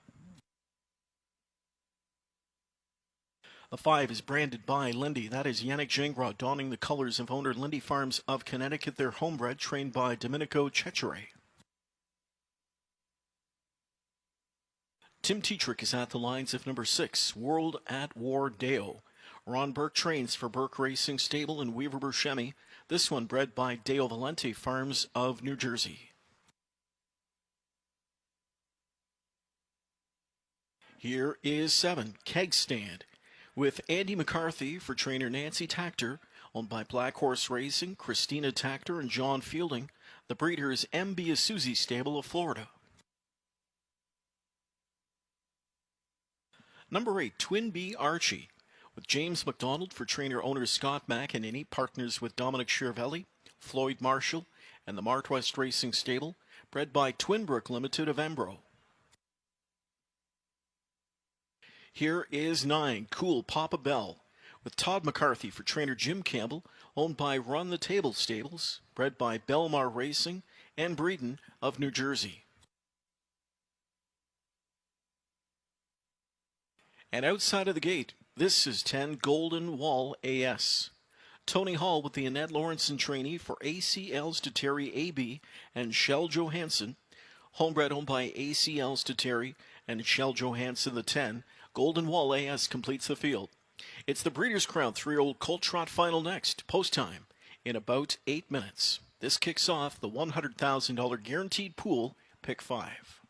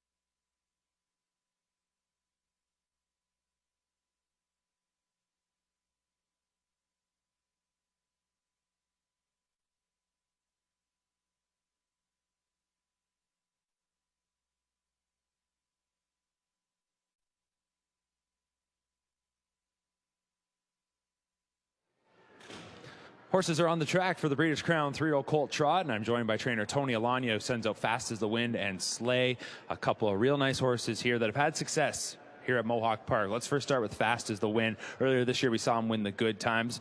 Up and down season, but where's he at right now coming into this final? You know, he seems like he's in a good place. He's always liked it up here. We've kind of found that the cool weather does benefit him. You know, those bad races of the year were on Hambo Day when it was hot, and the Kentucky Sire Stakes final when it was a hot day. So he was really good last week in his elimination. He stalled a little bit in the last turn, but he really kicked in good there late. So, you know, with the better draw tonight, hopefully he gets a good shot. Just like Fast as the Wind, Slay also had a big back half in his elimination, won the Canadian Trotting Classic. Obviously some anxious moments on that night. You're hoping there won't be any of those here this evening, but give us a thought on him as well. Yeah, same thing. You know, he's a horse with a size that he's not, you know, a horse that can do all the work, but, you know, if they put him in the race a little bit and he doesn't have to do too much work early, I mean, he can sprint with anybody. So, you know, if he, you know, gets a good trip, things work out, he can be there on the wire. As a trainer, when you see your horses draw side by side, what are your feelings on that? Well, I'm just glad they're side by side in the 2 and 3 and not 9 and 10 for once. So, you know, the other horse, Fast as the Wind, he had the 10 hole up here in the Canadian Trotting Classic. You know, he's had a lot of bad draws, so, you know, it's nice to have the horses get a shot inside. Well, best of luck here. Thank you. All right, the 3-year-old Colt Trot Breeders' Crown is coming up in just a couple of minutes. And if you're on track, make sure you pick up your 50/50 tickets in support of the Milton District Hospital Foundation. They will be on sale until about 9:30, so it's your last call to get those tickets. Let's go into the studio, Chad and Randy. Thanks a lot, Mark. Good luck, Tony Alagna. He's got a couple of starters in here, and as he mentions, Randy, yeah, he's happy to be lining up side by side in posts like 2 and 3, not 9 and 10. Here tonight, and a couple of good horses. Fast as the Wind, the Good Times champ, Slay, the Canadian Trotting Classic winner, so a couple of good ones in here. Betting board continues to be pretty good. There's not an overwhelming favorite. Branded by Lindy's the top choice currently at 5-2, but what direction did you end up going? I actually went with Slay. Okay. Yeah. Again, there I was thinking that I was going to catch a bit of a price. He was 6-1 morning line, but he's at 4. I think he'll drop down a little bit further there. There he is right now. He looks good out there. I was just talking to Joey Bongiorno a couple of minutes ago there, and he's really high on this horse. He really thinks that he's very versatile. He said, I can do it any way that I want, and you know, he just has to kind of get him into the race and hope that there's no boo-boos. Yeah, good draw for him. I mean, this is where he's kind of been. Yeah, you for know, sure. Last couple of outings here, right? I like the next door neighbor, Double Deceiver. I'm going to go back to him. It was good to me a week ago in a race where I was hoping he would have left. He didn't, but it still worked out. You know, it was a ground-saving trip, but a trip that, you know, they tried to just beat a couple of horses and see if they could get in. Ended up being a win-win scenario. They didn't have to use them hard, got a confidence boost, and got a win and assured a good little post. Post position 4 for him, but, you know, I would expect to see him involved early tonight. I would think so, yeah. I don't think there's going to be any take to the back and ride the rail this week for Double Deceiver. And, you know, I agree with you. I think it was just a great move last week doing what they did. You know, he'd had some time off, a couple of weeks, and it was just a smart move on Dave's part. And the horse, you know, fired home really good. Looks good there right now. Fired home good. You know, he's really coming into this race, I think, at the top of his game. Whether his game is good enough to knock off some of these horses, you know, that's going to be up to him. But it was a smart move. He gets a good draw to work with tonight, and the horse looks like he's come out of the race really good. He really looks good on camera right now. Hamiltonian champion Cool Pampa Bell. He's drawn outside again. He was a fast closing 4th in his elimination. He's got a great late kick. I'm not sure the post is going to be that much of an issue if Todd McCarthy can just manage to get this guy on the move. You know something? I think Todd's got he can stay out there with this horse. This horse is he's not going to worry about taking a little bit of air. So I think that he's got tools that he can use there. I don't think he necessarily has to rush him to the front. I think he's able just to kind of float him out of there and maybe just land down in the middle of the race somewhere, and then there's going to be flow. And if he can get pulled into it there, he's got a kick like a mule. Let's talk King of the North. You know, I love horses that, you know, get out of winless droughts and they come right back because they've got that burst of confidence. I think he'll have that, but he's drawn post position 1. Out of the 5 he was going to get, do you think this was, for him, the worst spot? I think so. Yeah, truthfully, yeah, I do think it was. He was a little rough. Like Mark had to steady him pretty good last week out of the 9 or the 10 hole, and those positions on the gate, like, you got great momentum going forward. Like, you're basically chasing the outside wing of the gate, and the horse is, coming up to it there, and they'll be trotting almost at full speed when they release him. The rail, that's a completely different ball game now. It's going to be pushing back into this horse's face, and it more or less steals your momentum, and then all of a sudden it'll shoot away from you the last 20 feet before the wire. It'll get away from you there. So it's a very difficult, you got to be able to time it, and you got to have the right horse for the rail here. It's a tough spot to get away from with a trotter. Branded by Lindy, he's in a good spot. He looked like he was in a good spot last week. He raced well. But he just couldn't go by King of the North. Here's another one, though, that he's getting bet like he's the best in here tonight. Yeah, I mean, they're all really, really nice horses. I'm actually a little bit shocked that Cool Papa Bell isn't going to go off as favorite. I kind of really thought maybe that he will with late would money. He could be. He could be. I mean, there's not a bit of it. There's not much difference, 5-2, 7-2. I just kind of really thought that he would take a little bit more in here. Well, I'm going to stand by saying, we said it last week going into the limbs, this looks like the deepest division, the most wide open, and I don't think that changes. And the board reflects that. 6 of 10 are getting quite a bit of respect as they line up. It's our next Breeders' Crown Final Championship, 3-year-old Colt and Gelding Trot, presented by Fashion Farms. Ken? All right, great betting board, as you guys touched on. 5-2 holding is the choice, and here are the 5 branded by Lindy. Gingras with that Chechere-trained son of Chapter 7, just 2 wins from 12 this year compared to 8 for 11 last year. 3-1 right now on Cool Papa Bell, the Hamiltonian upset champ. 4-1 on the 4 Double Deceiver, an elimination winner a week ago. Even 9-2 on both the 1 King of the North and number 3 Slay. As wide open as it gets, it's the Breeders' Crown 3-year-old Colt Trot next. And they're off. And Cool Papa Bell gets activated at the gate tonight as McCarthy springs him loose from the far outside. Kegstand is the one who had the break getting out of there.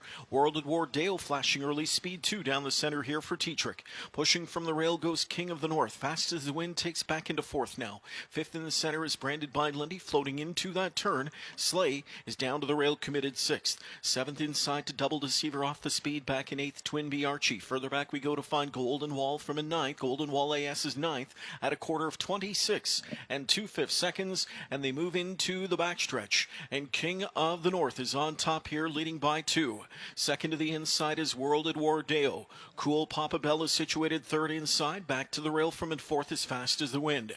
Tough trip here for branded by Lindy, as he is 5th outside. Just might catch Cool Papa Bell, though, to come first over as the field nears the midway point. Tipped out comes Slay. Scooting up the inside is Golden Wall AS, then Double Deceiver, and further back Twin B Archie. Halftime, 54-3, and they race into the far turn. King of the North has got his accelerator stuck going into the far turn with 3/8 to go. Pressure comes now from Cool Papa Bell, who's 2 lengths away. Back into 3rd at the inside is a fully extended World at War Dale. Then on cover, branded by Lindy. King of the North is going for it all right now, and he's got 5 at 3/4 in 1:22-1. Spinning for home, and it's King of the North now coming into the stretch, and he's all by himself. Down the center, Cool Papa Bell. Slay on the outside. Double Deceiver 6 wide and driving late for Miller. 1/8 of a mile of racetrack to go. Still they're on that lead. It's King of the North. And King of the North is clear by 6 lengths. King of the North has clobbered them in the Breeders' Crown 3-year-old Colt Trot again. Here's King of the North. King of the North, some kind of a mile. 1:50-3. That's a stakes, track, and Canadian record performance. Did Mark McDonald do a job, or did he do a job getting King of the North away and then getting him pumped up? If you needed confirmation, Randy, that last year's 2-year-old champ is back, I think there it is. Yeah, for sure. And the other thing, too, is like Mark has always been an ultimate catch driver. Like, he is a fantastic catch driver because he's able to get a lot of speed out of a horse that maybe hasn't shown it. We've seen that for years with Mark, But where Ray's really lucked out is not only has he got an ultimate catch driver, but he's got a catch driver that's sticking with him and driving him for 2 straight years. He knows the horse. And I think that benefited him hugely with the rail. It took him a while to get there to the quarter, and be in front. It looked like he was going to get swarmed when he first got out of there, but I mean, after that, it just, Mark knows these tracks. He knew it was to get away from him, and he did, and it was the right thing to do, and fantastic. Way to go. Congratulations, Mark. And what about Mark going the big third quarter, but he still had a 28-2 on the end of it? Yeah, but I mean, the big third quarter was what won him the race. That's what separated him from the rest of them. And I think that this horse obviously trots the turns quite well on this track. And Mark knew that. He did the same thing last week with him. He got away from them around the last turn and was able to hold off the second place finisher. But this was no holding off. Like, I mean, he's clearly, 2-3 lengths ahead of the rest of the field. Yeah, King of the North, his track record was short-lived, but good news is it's because it's King of the North, establishing a new one. 150-3. What a remarkable performance, as Ken mentioned, track and Canadian record, but also a stakes record, which was set last year, 151-2 by Juju B, but 150-3 for King of the North. He was 0 for 11 to start the season, but now he's 2 for 2, and what a big one to win, Ken, as he grabs a Breeders' Crown trophy. Unbelievable effort here tonight. And just a fifth of a second from the all-time fastest trotting mile in Canadian history. That, of course, set by Atlanta in the older trotting mare division. King of the North tonight, 150-3, just a fifth of a second from equaling that all-age record on Canadian soil. 5-1 upset for King of the North as he defeats 4 Double Deceiver, 3 Slay, and the 9 Cool Papa Bell to win this 3-year-old Colt Trot Breeders' Crown final. King of the North back to victory lane. He returns to the Winback Farm Winner's Circle tonight. 3-year-old trotting son of Walner out of the Donato Hanover mare Check Me Out, bred by Steve Jones and Ray Schnicker of New York. Schnicker Ward, Arden Homestead Stable, Nola Mora Racing, Stephen Arnold the owners, Ray Schnicker the trainer, and in the bike for the winning drive, it's Mark McDonald. Second win of the year in 13 starts for King of the North, as he captures the Breeders' Crown 3-year-old Colt Trot Championship tonight in record-setting time of 150-3. Bill McClinchy of Woodbine Entertainment with a trophy presentation to the Connections as he congratulates Team King of the North with a victory here in tonight's 6th.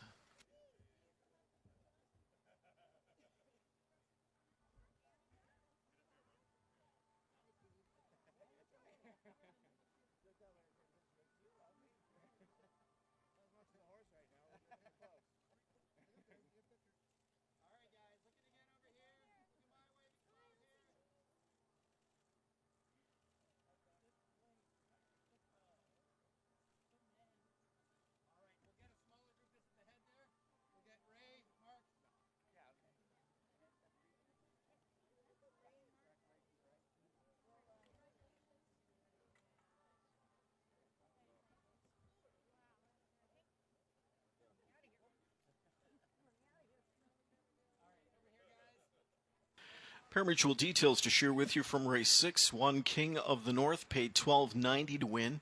The $2 exacta, $79.90. $2 daily double, $60.90. Dollar trifecta, $198.45.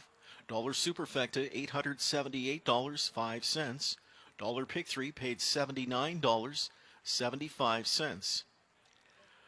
We had the pick 5 underway in that 6th race. Great pool there, $218,000 wagered. Good luck if you're part of the $28,000 in live money. Moving on to the next leg. Post time for the 7th race in about 18 minutes. We'll take you trackside in a moment for Winner's Circle reaction from the Connections on King of the North in that record-setting mile.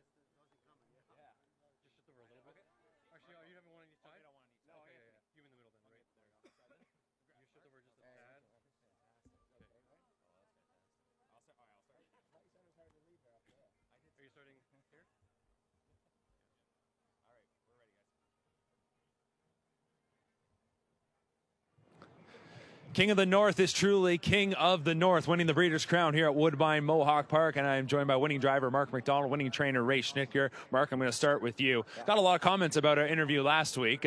You were very candid. It was a great performance last week to get the first win of the season. The second win comes 7 days later. It's even better. A track and Canadian record. Take us through it. I mean, it's tough here. Everybody knows the rail is not an advantage. It's actually a disadvantage or a handicap, you know. So anybody that thinks, I would equivalent drawing 1 through 5 if you get the rail. If you have 6 through 10 and you get the 10, 1 and 10 will be the same. So it was a tremendous effort to get him out of there on his tippy toes, and 26 and 2s. Yeah, it's cold out. You know, it's freezing cold out, and that's some kind of mile he did. And you know, going through that race in my head, I thought it would be. Some people that listen to my stories, which is almost everybody, I did not think I could relive the American Ideal moment again, where I just was asking a horse that had a stretch to please not stop, but it happened. It certainly, he did not stop. He kept going. We saw the leg way up there as you were getting the plugs bowled, but it's 3 quarters. You just opened up. You pulled away on them. Similar strategy as last week. You just wanted to replicate that performance? Well, the first quarter was a little hotter, and you know, when the half popped up, I planned on tapping the brakes in the last turn to try and race Cool Papa Bell because I didn't like the one in behind me, and he just felt so good. I'm like, you know what, that's all or nothing now. We're going down. We're going and swinging. You get that another Breeders' Crown. How sweet is that?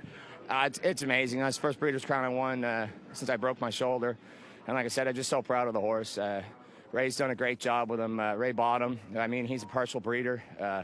You know, and I've been around that horse. I was with Ray. We were drinking beer after he bought him at the sale, and it was a story, and it was always a story training down. And we even had a board running from the day he was broken, who was going to make the handball, and I think almost everybody did, Ray? Well, I will say this. I think that obituary you mentioned, they've erased that. Yeah, well, the only reason I read it is mine was right above it. Congratulations, Mark. Job well done. Thank you.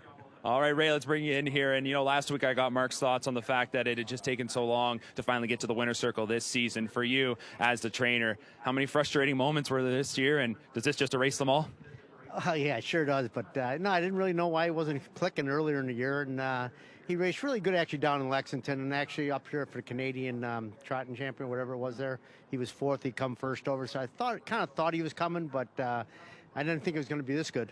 Well, that's what I was going to say next. That performance right there, just a 5th off the all-time Canadian record for any age. A performance like that.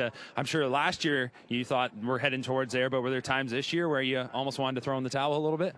Yeah, basically, because he just looked like he was an ordinary horse, and now it looks like he's, you know, popping through where, you know, he's showing what I really thought he was. I know it's just a few minutes after this victory, but where does a win like this rank for you? Well, Dewey Cheating How is hard to beat that one, but he's right up there. That's my first 3-year-old, I think, that ever won the Breeders' Crown. I've had 3 or 4 2-year-olds win it, but so it's kind of nice to end the year that way at the end of a 3-year-old year. Well, it just shows you just got to stick with it. Congratulations. Yeah, thank you very much. All right, King of the North, 150-3, wins the Breeders' Crown.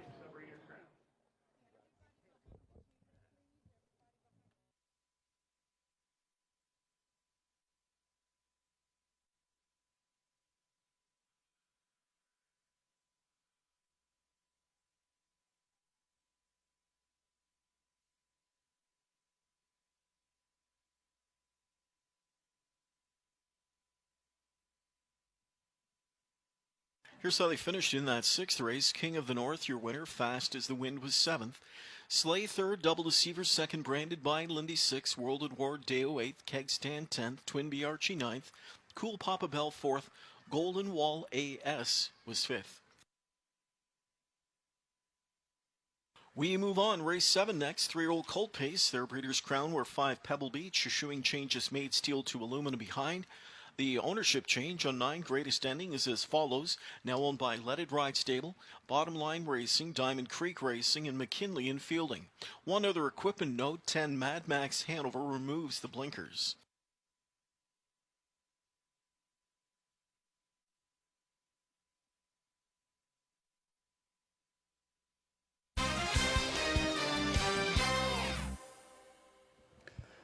Back in studio on night 2 of the Breeders' Crown Championships with Chad Roseman, the Hall of Famer Randy Waples. This night's just getting better and better, isn't it? Was that a cool race or what? Like, I know that the, you know, King of the North mostly, like, led you know, a wire-to-wire sort of thing. But it was all the action behind King of the North that was taking place. It was a very interesting race. Yeah.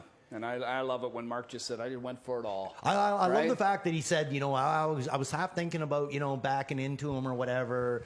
And then he just felt so good. I said, you know, and went with him, you know, like again, you know, Go plan for B. it now. Go plan for it B. all. Plan Right? B. Plan A, you know, back into him, save him. Plan B, yeah, it feels real good. It was great a moment there, and it was really nice to see Mark get the job done. Well, we're getting set for our next one. The Glamour Boys Breeders' Crown Final for the Thrill Colt Pacers, proudly presented by the Libfeld Cats Breeding Partnership. They are out on the track. Here's the post parade.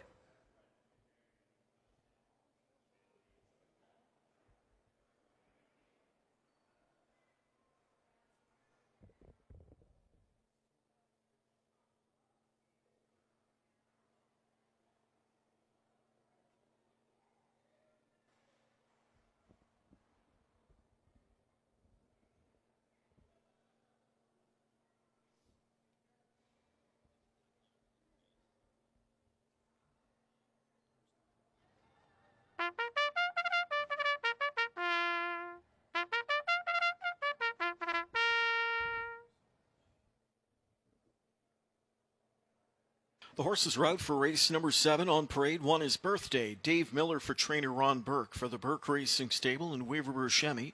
Bred by Burke Racing Stable in Weaver Burchemi. Trainer Burke also sends out 2 By the Missile. Chris Page for the Burke Racing Stable. Eric Good, Rich Lombardo Racing, and Weaver Burchemi. This one bred by Stephen Day of New Jersey. Dream Fair Arnie B. With Travis Cullen for trainer Jody Cullen. Owner breeder is John Lamers.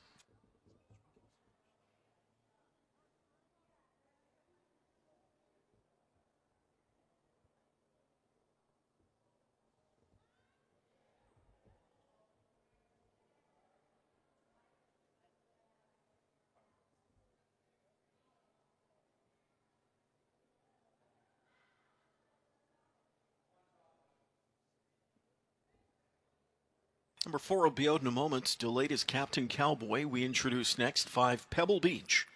Todd McCarthy with the Noel Daly trainee for Patricia Stable. Joe Sobraco, Country Club Acres, and the L.A. Express Federo de Valente Stable. This one bred by Brittany Farms. I Did It My Way 6. Andy McCarthy with the Tony Alanya trainee for Country Club Acres. Joe Sobraco, Don Latour, and Alanya and Federo Racing. This one bred by Joe Sobraco. Number 7 is Forever Boy, with Dexter Dunn getting the assignment. Tim Twaddle co-owns and trains, partners with the Mickey Ray Stables, bred by Burnham Wood Farms of Florida. 7 is Forever Boy.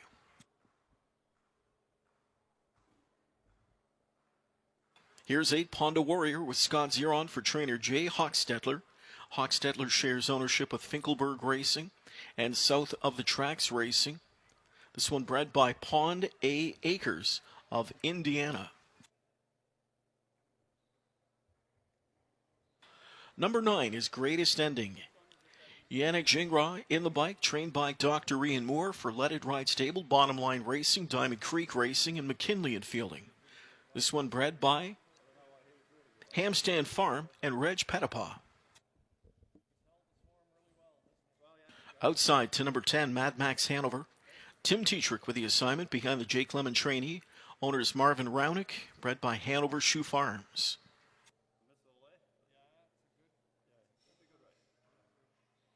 Still delayed in the paddock is the 4-horse Captain Cowboy, just getting bike snapped on here. Captain Cowboy to be driven by Mark McDonald for trainer Oka Svanstedt. Oka Svanstedt shares ownership with Little E LLC, along with PCW Racing. This one bred by Fred Hertrick. Captain Cowboy will be on the track in just a moment.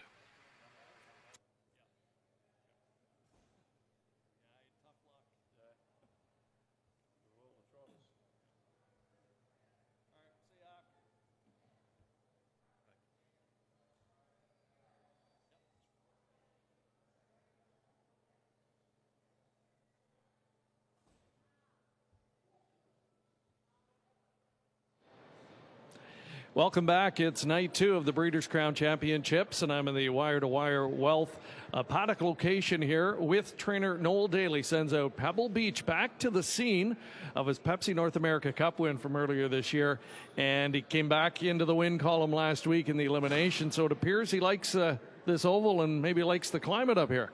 Yeah, I don't know why. Like I come up last week hoping to win that and be good enough to be second tonight, but last week was the best effort he'd put in ever for me. So if he can repeat that tonight, then he'll give him a real shake here tonight. Not a real big colt, but oh boy, does he carry a big stick out there on the racetrack. It's amazing how he's held his form over the season, and you were saying before we came on, you think he's even getting better. Well, his last start was his best start, so hopefully he can. I just hope he's as good as he was last start, and I think that'll get the job done if he can be that good again. He's not a big horse, but he's a beautiful horse. He's a very correct horse, and got a good attitude, the horse. And it appears he doesn't need a particular kind of trip. He's won, in a variety of ways. But if you could map it out tonight, how do you hope it unfolds for him to try and beat By the Missile and others? Well, I don't know. The Burks have got the 2 in the inside there. Up to last week, I would have preferred him not being in front. But since he's came back and was on Lasix, I really left it to Todd tonight. He can do whatever he likes. He's just going to look over and see. I wouldn't panic as much tonight about him being in front if that's where he needs to be, but I do think he's probably better off a helmet, but, I'll just leave it to him. The Breeders' Crown Series has been around since 1984, and you've been a part of a lot of them. What's it mean to the sport? What's the Breeders' Crown meant to harness racing? Oh, well, that's what you're after. If you can get a horse that gives them value all the way through, then whether it be a filly or a colt, it's fun to be part of it all, to come up here. End of the season, you're getting horses. Some of them have had enough, and some of them are just getting better. So it's a long year for them now. So, to be at the top of your game here is what you aim to be. Thank you for joining us. Best of luck. Okay, thank you. Noel Daly sending out Pebble Beach, Pepsi NA Cup champion, trying to add a Breeders' Crown to his resume. It's the Glamour Boy division coming up next. Thanks a lot, Greg. All the best to Noel Daly and his team, Pebble Beach, of course, undefeated here in Canada, the Pepsi North America Cup champ, and yeah, some great words there. I mean, this horse has been awesome really all season, and, coming off what Noel feels is his best effort. What do you make of the later shoe change, going steel to aluminum behind tonight on him? I don't know. I don't understand that one there. That you'd have to ask Noel. Maybe the colt run down or something real bad, and he figures he's slipping a little bit behind. Okay. I'm not really sure why, because he also said in the interview there that was last week was the best race that the horse has ever gone for him. Mm-hmm. And then he changed his shoes, so obviously he didn't like the way that the horse was getting over the track. So my only guess would be is that maybe he ran down real bad last week, and he's just going to give him a little bit more grab behind. And he likes him off of a helmet. I know you went with him tonight. He's got a good draw. I think Todd's going to have plenty of options to be able to figure out what he wants to do. And then you get the presence of the real speedy By the Missile. He can be powerful, and he can be powerful with a variety of trips too. But I got a feeling Chris Page is going to want to control this early. You'd be happy to follow along with Pebble Beach? Oh, I think so, yeah. Noel said in his interview that he thinks that the horse is a better horse off of a helmet anyway. So, yeah, I don't think Todd's in any big rush. He just can't afford to give up a whole lot of ground from those outside horses that we've been seeing going on tonight. A lot of outside levers have come out of there and have either gotten control or gotten in, more or less in the way enough that some of these favorites are getting pushed to the back of the field. We've seen that over the 2 nights so far, right? Yeah. A couple of these favorites are getting away 7th, 8th, and it's just at this level, it's too tough to overcome. You can't do it because, you can pace a half in 53 seconds, but guess what? They're still pacing a half in 54, and you have 7 lengths to make up, and you've only made up 5. Mm-hmm. That's basically what it's boiling down to, Jay Hochstetler taking in his best bud's wedding as the best man. So he's out of town. I'm sure he's watching, though, right now, of course. I know he's been kind of a range of motion all week long. He's nervous. He's got every right to be, whatever emotions are. It's his first Breeders' Crown, and he's got a legit colt in Pond to Warrior. What's going through his mind? Well, I don't know. He's probably dancing on the dance floor right now. But I was just talking to Jay's mother, Connie. Hostetler. I knew her first as Connie Ackerman, but now she's Connie Hostetler. Okay. But anyway, I was talking to her, and she said that the horse had a good go, and I think she's feeling pretty nervous too because she doesn't want to let Jay down. But all I can say to Jay Hostetler and his mother Connie is that you are in capable hands with Scotty Zeron behind your horse. Yeah. You know, I like this horse's chance in here tonight, and if there's a mix-up where they end up getting down to the half too fast, I think Ponda Warrior can really mix things up, and he obviously has the versatility that if Scotty decides to do what we've seen other drivers do, just take the bull by the horns and go out of there, kind of the way that Dougie McNair drove earlier in the night. Yeah. You know, anything could happen. I was just going to say, do you think tonight Scotty's going into this thinking that, you know, there could be that surprise element of him just kind of pushing on? I think so. I honestly think that Scotty more or less kind of went for a bit of a test drive last week. You know, same kind of thing as Double Deceiver. You know, we had a bad draw. Let's just get him in. And I think that the horse really, I'm sure that the horse really impressed him, because when he got loose with him, the horse was flying. And I mean, look at the back half, 52-4. I mean, that's pretty well maximum speed that you're going to get from any, you know, 3-year-old Pace and Colt. So if he can just get him a little bit closer without having to burn him up, and if Pebble Beach and By the Missile end up tussling, making a couple of moves to try to see who gets control, this could all fall right into Scotty Zeron's lap. A lot of debuters in here. Travis Cullen, Jody Cullen. We've got Tim Twaddle, as we know, Jay Hochstetler and Jake Lehman all making their Breeders' Crown debut. It's going to be a good one. 3-year-old Colt and Gelding Pace, presented by the Libfell Cats Breeding Partnership. Ken, it's Breeders' Crown final, race number 7 up next. Yep, the Glamour Boy tilt, here it is. By the Missile, the supplemental horse at 4-5. Chris Page with that Ron Burke trainee, dazzling in last week's elimination. He's the hot horse coming in, riding a 5-race winning streak, 7-5 on Pebble Beach. The North America Cup champ, he too has found form again late in the season. He's been ultra consistent all year. Ponda Warrior, 8-1. Could be the fly in the ointment here tonight. Good body language for him coming in behind the gate. We've got a group of 10. It's the Breeders' Crown, 3-year-old Colt Pace on deck. They're off and pacing. Greatest Ending launching out of there. Ponda Warrior's going to leave out too. Coming out in the center, there's Pebble Beach and Captain Cowboy surging too. Ponda Warrior accelerates right to the front from post 8. Greatest Ending on the outside, leaving hard as Gingras looks for that pocket drop.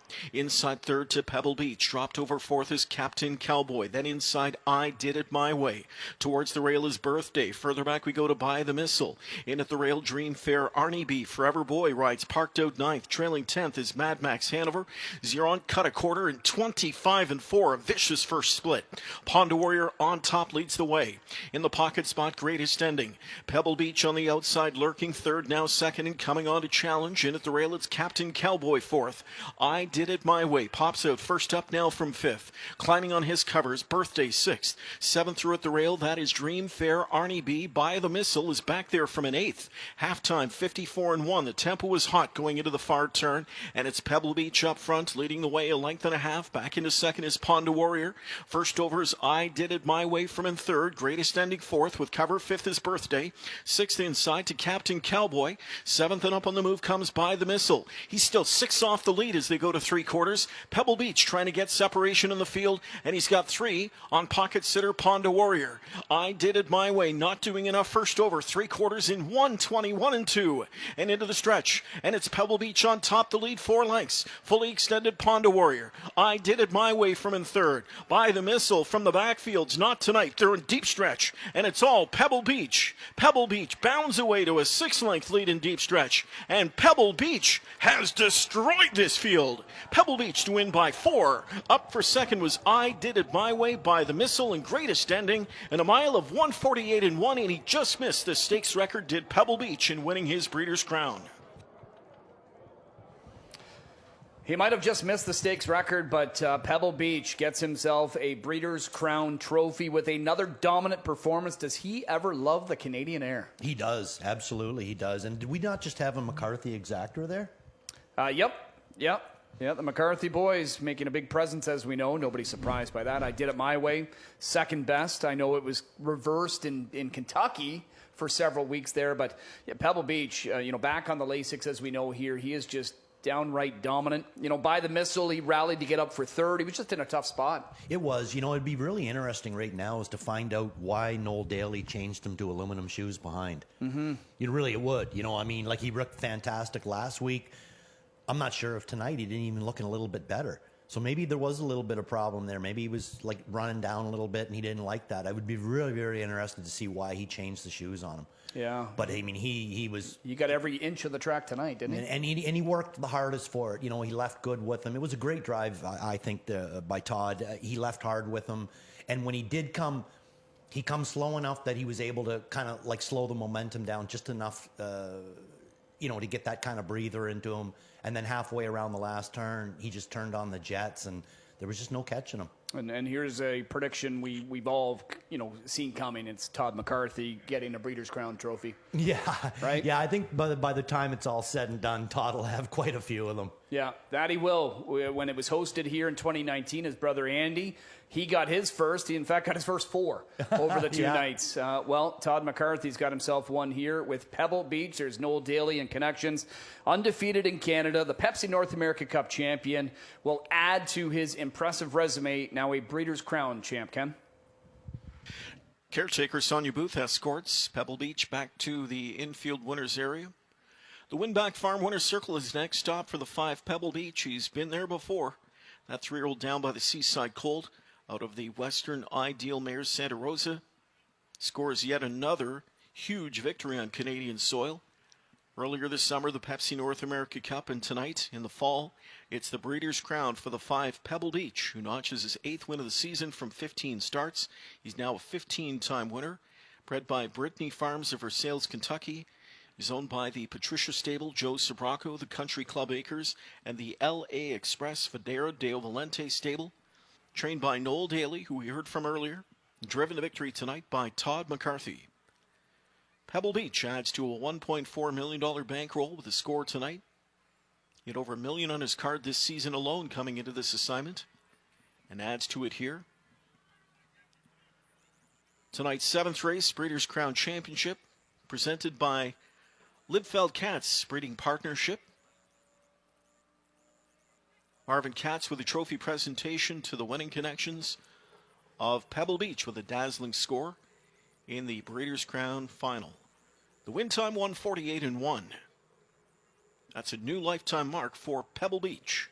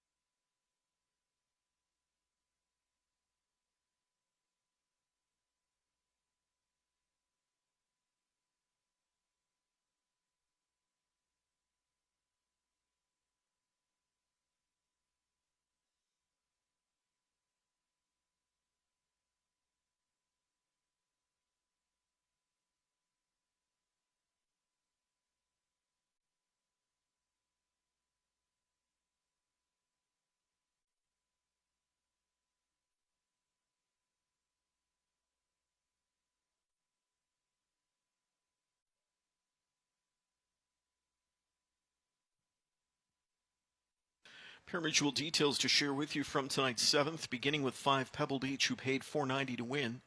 $2 exacta paid $22.60. $2 daily double $35.90. $1 trifecta $22.35. $1 superfecta $329.25. The $1 pick 3 paid $85.25, and the $1 early pick 4 $190.75.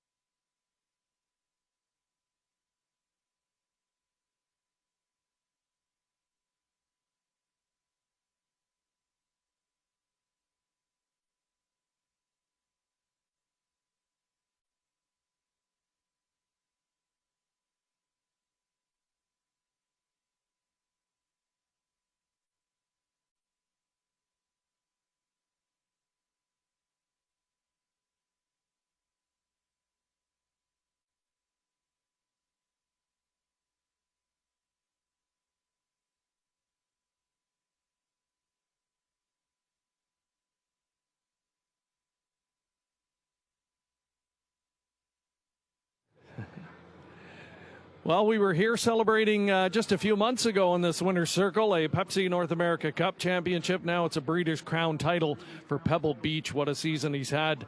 And he really seems to love the Canadian air, Todd, and this particular track.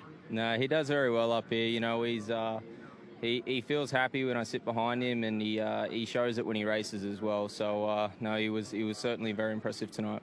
You've made an immediate splash since joining the North American Driver Colony. How does it feel now to be on the board in the Breeders' Crown competition and now looking to try and just add to that? I still pinch myself, you know what I mean? It's just been a dream come true since making the move over, and you know, I got people like this to thank for it. You know, fantastic syndicates of owners and trainers like Noel here that have been willing to give me a shot since I've arrived, and like I said, it's a dream come true. Congratulations. Still a couple of races to go for you. Thank you very much. Noel, we'll bring you back in. We talked to you just before the race. One thing I didn't ask you was about the shoeing change prior to tonight, off of a win last time. What was that about?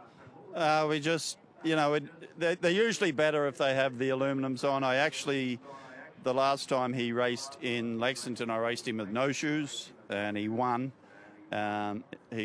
He was no more impressive than he had been. But last week was the most impressive he'd been. But that was just, you know, looking for that extra edge.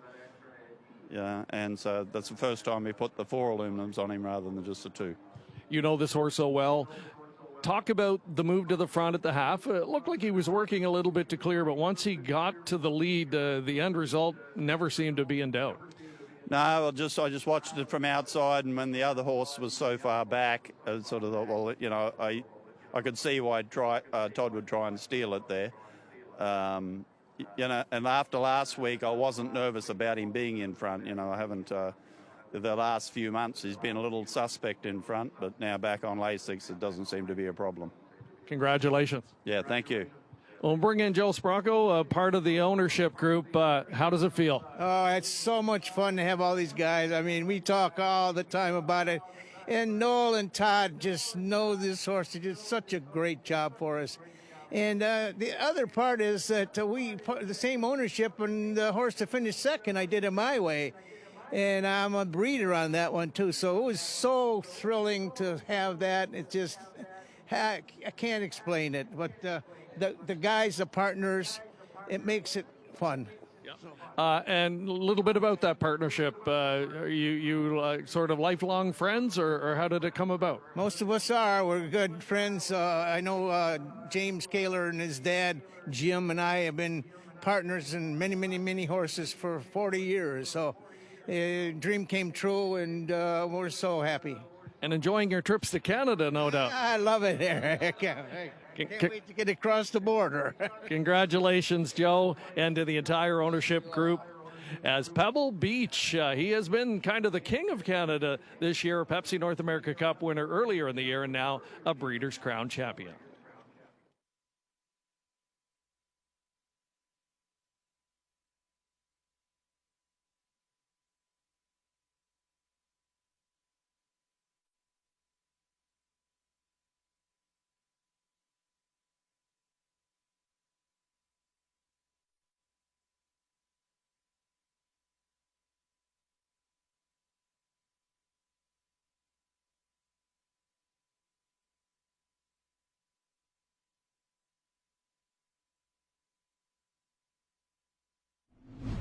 Pace on deck.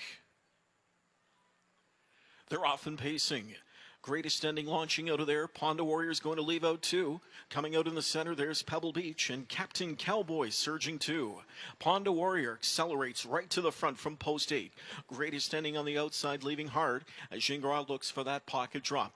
Inside third to Pebble Beach. Dropped over fourth is Captain Cowboy. Then inside, I Did It My Way. Towards the rail is Birthday. Further back we go to Buy the Missile. In at the rail, Dream Fair. Arnie B. Forever Boy rides parked out 9th. Trailing 10th is Mad Max Hanover. over. Ziron cut a quarter and 25-4. A vicious first split. Ponda Warrior on top leads the way. In the pocket spot, greatest ending.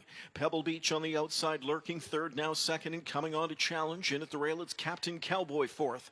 I Did It My Way pops out first up now from fifth. Climbing on his covers, Birthday sixth. Seventh through at the rail, that is Dream Fair. Arnie B by the Missile is back there from an eighth. Halftime 54-1. The tempo is hot going into the far turn, and it's Pebble Beach up front, leading the way a length and a half. Back into second is Ponda Warrior. First over is I Did It My Way from in third. Greatest ending fourth with cover. Fifth is Birthday.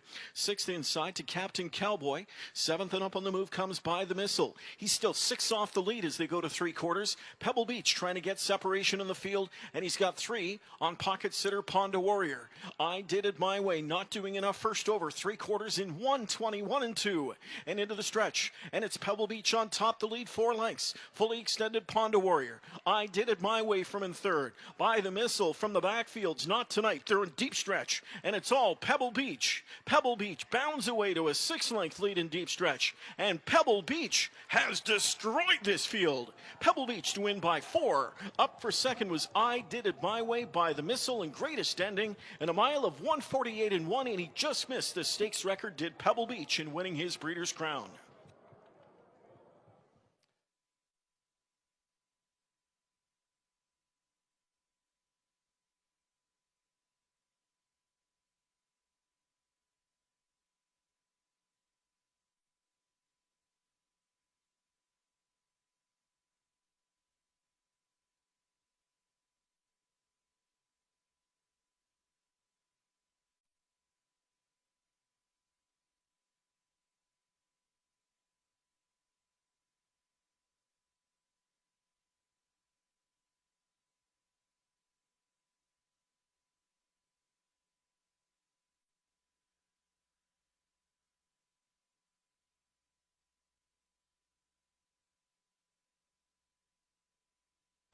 Mirage Farm is one of the leading breeders of trotting talent in North America. The farm that sold Slip Sliding Away this year in Lexington for $510,000 and has produced millionaires like Ferner, Muscles Marinara, Whiskey Tax, and Dewey Color in the Line, as well as great fillies like Barn Doll, Jezzy, and Beautiful Sen. The Mirage Farm trotting tradition continuing at a track near you.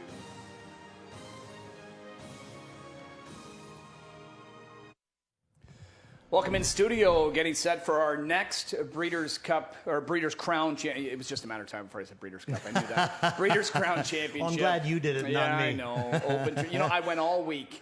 I've been known to say weird things, you know. Yeah. This 8th race, the Open Trot, proudly presented by the Mirage Farms. It is our penultimate Breeders' Crown Championship. As we wind down, Mark earlier had announced that time is running out to grab your 50-50 tickets here on track. Just a quick correction, tonight's 50-50 draw, in fact, was in support of the OSAS, Ontario Standardbred Adoption Society, with the proceeds going to that great organization. And the prize amount tonight, $905, and to winning number 808-4770, 808-4770. And I would think on the main concourse, somewhere around the entrance where the programs are, I think you could probably go there to get information. If you happen to have that winning number, and $900 richer.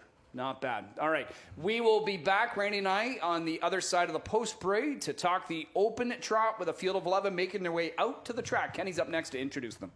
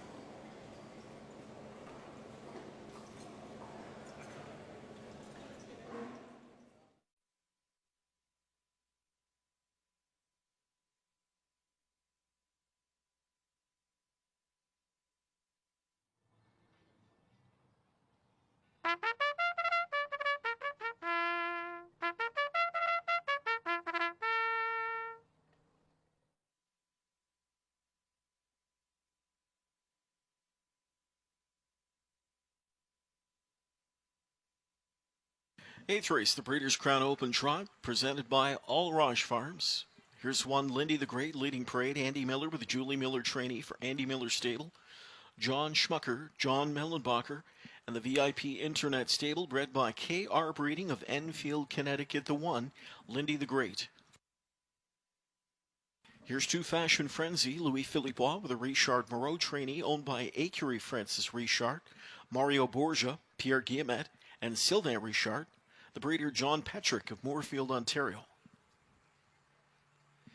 3 is Amigo Volo, Todd McCarthy with the Nifty Norman trainee for Pinsky Stables, and David Miller, this one bred by Kentuckiana Farms, along with Jorgen and Jorgen Jare of Norway. The 4, Logan Park, gets James McDonald for trainer Rob Fellows, owned by Out of the Park Stable, Reg Higgs and Arpad Zabo. Reg and Donna Higgs, the breeders of 4, Logan Park. 5 is Acurie D with Dexter Dunn for trainer Oka Svanstedt, owned by Marco Cravey Stables. Suleiman Yuxel Stables in Oka Svanstedt Incorporated, bred by Jean-Pierre Dubois of Bolton, Ontario. 5 is Acurie D. 6, Jujubee, handled by Andy McCarthy for trainer Greg Wright Jr., owners John Erdner. Erdner also the breeder of 6, Jujubee. Its Academic is 7, in reign to Dave Miller for trainer Ron Burke. The owner is Brad Grant, bred by GBW Breeding Farms of Findlay, Ohio. 7, Its Academic.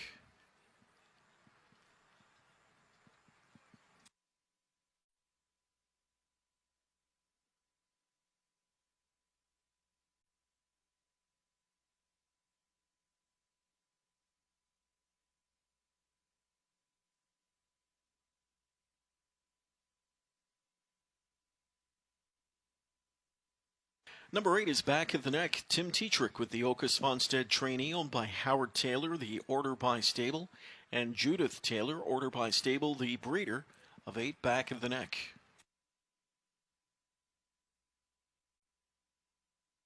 Svanstedt also sends out 9, Rattle My Cage, Yannick Gingras, for owner Perry Soderberg, bred by Carter Dewar, Georgetown, Kentucky.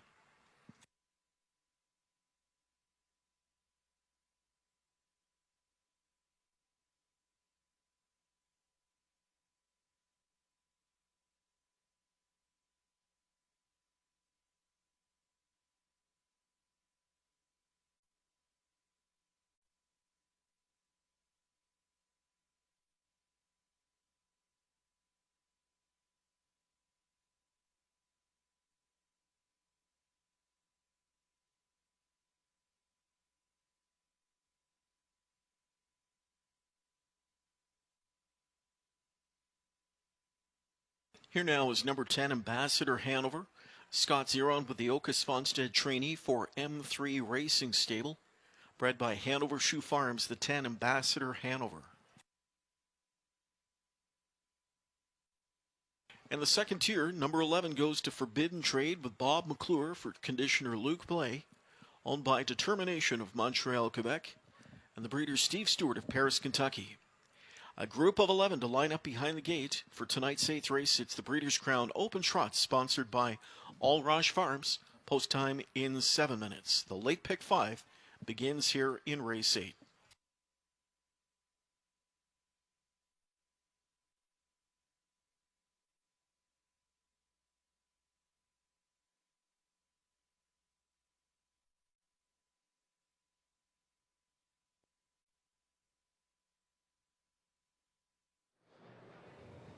Just a couple Breeders' Crown races remaining, and they are a couple of dandies. The Open Trot coming up in a few moments, and I am joined by the trainer, Jujubee, Greg Wright. And Greg, we were just talking before we came on camera about how your horse is coming into this race. Hasn't raced since the All Rouge in Lexington. He was great that day. How's he come out of that race, and how's he feeling tonight? He's feeling really good. I'm happy. He's really coming around with the few starts he's had, and I trained him up good. down in Lexington. So he's had a couple fast miles into him. I'm not really concerned about the 3 weeks. Now, this season obviously had some ups and downs, sidelined for quite a while, but he's back now. Just take us through the emotions of this year for yourself, though. Did you think you were going to be able to get him back to this level in time for the Breeders' Crown? Yeah, I mean, there was a point there that we thought, we'll give him, another couple weeks, and if he's going in the right direction, we'll continue with him. But, I mean, just being sick and one thing after another, and, I mean, really, this last month, he's really come around, so we're hoping to finish the year off strong. Were you hoping there might have been eliminations? Not really, to be honest with you. I mean, he thrived on, 2-3 weeks off last year, and, I was all right with it.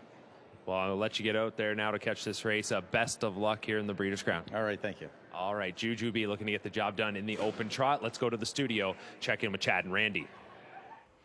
Thank you, Mark, and good luck to Greg Wright Jr., who's back here with Juju B, looking for another Breeders' Crown trophy. After supplementing to last year's event, do you think there'd be less pressure when you don't have the $70,000 that you have to put up? Or not? Still a lot of pressure, I guess. Yeah, I would say it'd still be a lot of pressure, but there's nothing wrong with having $70,000 still in your bank account too. Yeah, it's I mean, a lot still of money. costs a lot to get there, but it's a lot of money to put forward there. But with him with $1 million on his card, and it seems like he's always willing to give it all. Juju B, I mean, take a shot, right? Field of 11, straight to the final. Okas Vonstedt sending out 4 of them in here. He's got quite a bit of top-level talent. Akery D, 2-1. The stablemate back of the neck, he's 2-1. You've gone that one's direction, and, I mean, he is racing great. He's just really developing into a really nice older trotter, and proved it here a couple of starts ago in the Maple Leaf Trot. He likes it here, too. Yeah, for sure. And, you're getting Timmy Tetrick. It's not a bad draw for him. He looks really good right there on the screen. It's not a bad draw for him with the 8-hole. I think he'd be able to see where he wants to be. The Forbidden Trade with the 11, that could end up being a bit of a monkey wrench to a few of them. Yeah. What does he need, to happen in front of him to be successful from there? He needs like one of those horses that he's following to get him out of there, whether it's Fashion Frenzy or Lindy the Great. He just needs to have somebody just tow him out of there where he can get away about halfway back, like maybe get away 5th, 6th, somewhere in there. And if he gets the right trip after that, then look out, because I think people kind of maybe forget a little bit just how great of a horse this is. And he's coming in here, I think that, maybe not at the absolute top of his game, but definitely enough to take this field down. And he's one of them horses that can trot on a dime. Like he can start his run right from almost a standstill. Like he can get into top gear very, very quickly. So if Bobby can find one of those trips that we've seen Scotty Zieron give treacherous drag, and those sneaking in between trips there, I think Forbidden Trade could definitely take this field down. Fashion Frenzy looks like the most logical one to follow, doesn't he? I would have to say so, yeah. I think he could push on out from post 2. Yeah, absolutely, I mean, and go from there, But, the same effect, though, I don't necessarily think that if Fashion Frenzy decides to go to the front, I don't know if Bob would want to sit right on his back. Myself there, I'd want him to get me out of there, but then maybe let him go about the way that he wants to go, and then I'd be maybe looking for one of those other horses like, Ikuri D, Juju B, back of the neck to kind of come down, drop them down in front of me, and then, from that point on, you should be getting a good trip out of it. The reason I went Juju B is, again, it was well documented. He had, injuries, sickness that sidelined him. He's only got a handful of starts this year, but you can tell he's just getting better and better. Sure, he might have a bit of a stale date, but Greg Wright, we just heard, he's not concerned. He said this horse thrives, off of kind of that 3 weeks. He's got a great draw. McCarthy obviously knows him well. He's the type of horse that, freshness angle this time of year, that's huge. Oh, absolutely. It's huge, but you also want fresh fit. Yep. And that's the thing, but he's only 4 years old. Like that plays into his favor too, and when they start to get around 5 or 6, I find that they need that constant work, they got to keep it going. But when they're young horses like this, and he's still a young horse at 4 years of age, you can kind of get away with, maybe picking your spots and that. But he's done a masterful job with them. I mean, what a year he had last year. 18 starts, 14 wins. Yeah, and looking at this group, I mean, they're all well managed. Amigo Volo, a 2-time Breeders' Crown champion, he's got 16 starts this year. That leads the field. Yeah. right? That's the most starts anybody has in this field. AQED, 2-1 favorite right now. Okus Fonstedt, he's got catch drivers in all of his horses, but here he gets the best one over the last 3 years. Dexter Dunn. I mean, this horse was already great as the defending champion. Dexter can make him even better. Absolutely. Absolutely. Like, that's Dexter's job, and that's what makes Dexter great. He's a fantastic catch driver. He gets onto horses right away as soon as he sits behind them, and I'm sure that he's talked to Oka lots about him. Yep. A little warm there going to the gate, though. They're having good weekends. Swanstead with a couple, Dunn with a couple. They're trying to add more. It's a field of 11, Ken, for the Breeders' Crown Final Open Trot presented by All Orage Farms, and they are lining up behind the gate. Yes, they are 9-5 in the 5 AQED with Dexter Dunn aboard that Okus Fonstedt trainee. Power numbers for Team Fonstedt here. Second choice at 5-2, the 8 back of the neck. 7-2 on the 6, Jujubee. We've got a group of 11, 10 across the gate, Forbidden Trade from the second tier. And that gate swings into the stretch. Here they come. They're off and trotting, and the excitable AQED is quick out down the center there for Dunn as he wants to rattle. Coming out with him at the inside is Logan Park. Outside trots up Jujubee into third now, and speed outside from back of the neck into fourth. Fifth away at the fence, left out Lindy the Great. Sixth outside of him is Fashion Frenzy, and a wall of trotters early. Then it's back to Forbidden Trade as he snuck through to grab a good spot there. Seventh going into that turn, and he's committed off the rail already. Further back at the inside to Amigo Volo, then it's Academic. Further back we go at the inside to find Rattle My Cage, and Ambassador Hanover sees them all back in 11th. The opening quarter was 27-1, and as they move into the backstretch, they do so chasing 6-5 favorite AQED. On top, a length and a half on Jujubee, who trots a pocket. Third inside to Logan Park. Back of the neck is fourth. Fifth inside to Lindy the Great. Overland 6 now is Fashion Frenzy, rated along on his cover Forbidden Trade. Scooting up the rail, Amigo Volo. Then to the outside, it's Academic. Scooting through at the inside, Rattle My Cage. And trailing is still Ambassador Hanover. Halftime is 55-2, and they wheel into that final turn. On top, a length and a half, this is AQED. Jujubee trots along second. First over, back in the neck is third. Logan Park is fourth. Fashion Frenzy out the route fifth. Sixth in at the rail is Lindy the Great. Then Forbidden Trade. Amigo Volo, a starting Academic. Then inside Rattle My Cage, and Ambassador Hanover trailing. A 2-length lead for AQED as Dunn goes for it all right now, and AQED spins out to a 3-length lead. 3/4 of a mile trotted in 1:23, and coming into the stretch, it's all AQED. Widening out the lead to 4 on Jujubee, who's back in second. Logan Park in back of the neck, escaping late. Amigo Volo splitting through his Rattle My Cage in deep stretch. Still AQED clear by 3, and it's done with another. This time AQED to win. Jujubee was off stride second. That'll get the inquiry up the mile 1:51, equaling the stakes record. Dunn, Swanstedt, more success. This time the Open Trot defending champion AQED comes back, and it is a stakes equaling performance of 151. Down the road, sure, he might have looked a little excitable. He was in Yonkers as well, but Dunn was able to rate him kind of in that first half, settle down, and he was just pumped up. Too tough. Yeah, for sure. But I mean, again, though, like we were saying earlier there, I mean, this is what makes Dexter great, because he knows very little about this horse. I don't know if he's ever drove him before in his life, but he certainly hasn't drove him in a while. No, he hasn't. And he just automatically fits right to him. And it's just, that's why Dexter Dunn is Dexter Dunn. Dexter Dunn is tough. He's very, very tough. You know how hard it is to win these races. And Dexter Dunn's been driving here since 2019. He's just reeled off 3 straight Dan Patch Awards as top driver. And he's now got 11 Breeders' Crown trophies to his credit. Yeah, Put that into perspective. Well, you really can't. It's not really that's not really the way it's supposed to happen, But the only way that it happens that way is that if you're bringing something with you, which he does, which is just a God-given talent to sit behind a racehorse. I mean, even the great drivers that I get to talk to, whether it's my dad or O'Donnell and guys like that, they are fans of Dexter. Yeah. So if you have a great driver that's a fan of this guy, then that would be, in my opinion, the fact that the great drivers think that this is a great driver. Yeah. I'm a driver, and I think he's a great driver. But the great drivers think that he's a great driver, and I don't disagree with it. He can adapt to any horse, any situation, and he's good at what he does. Yeah, he's the best. Acre D, his latest trip to the Winback Farm Winner's Circle, Ken.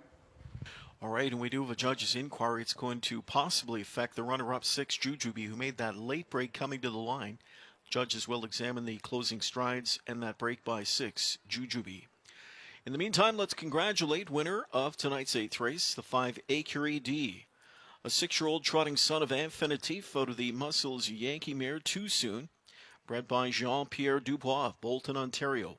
Owned by Marco Cravey Stables, Suleiman Yuxel Stables, and Oka Svanstead Incorporated. Svanstead trains.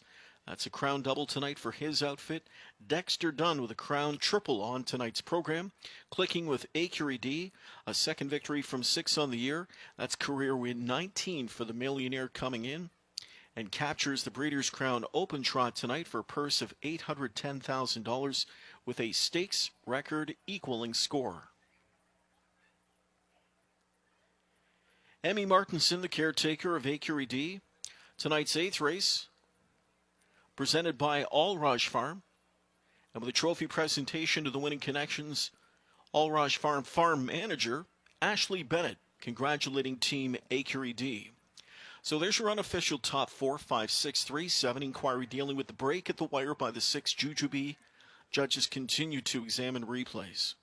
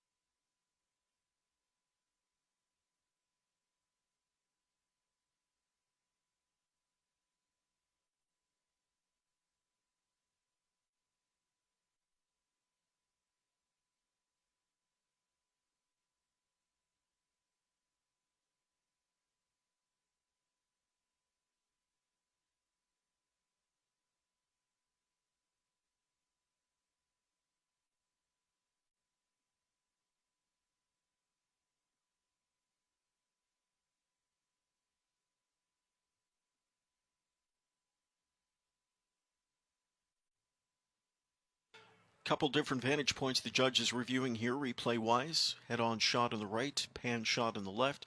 It's the late break by 6 Jujubee, subject of this judge's inquiry. The break right there. Looks like a possibility of a lapped-on break at the wire, possibly double lapped-on, as 6 Jujubee did make that unfortunate break in deep stretch. Judges continue to examine replay footage there. But again, it looks like a possible lapped-on situation there. Possibility of maybe even a double lapped-on situation. Judges will pass on their verdict in a few moments, but it's the break by the 6 Jujubee and the circumstances surrounding that, the rationale behind this judge's inquiry.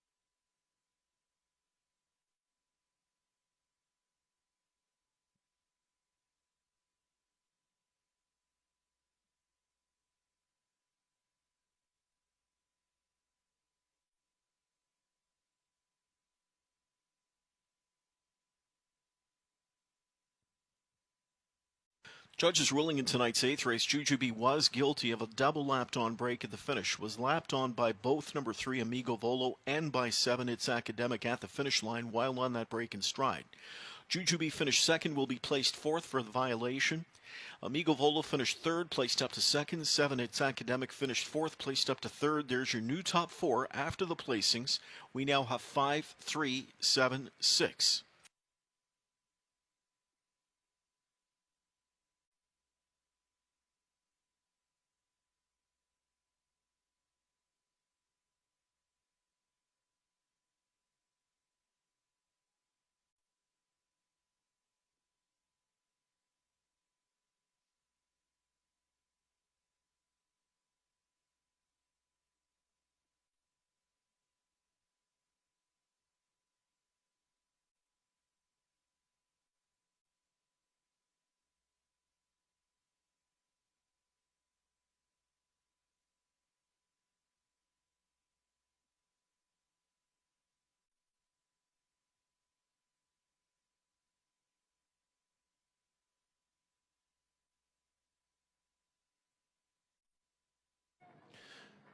You can now make that 3 Breeders' Crowns on the night for driver Dexter Dunn, Acurie D, winning the Open Trot. This was a pretty nice drive to pick up, Dex, and certainly you took full advantage of it.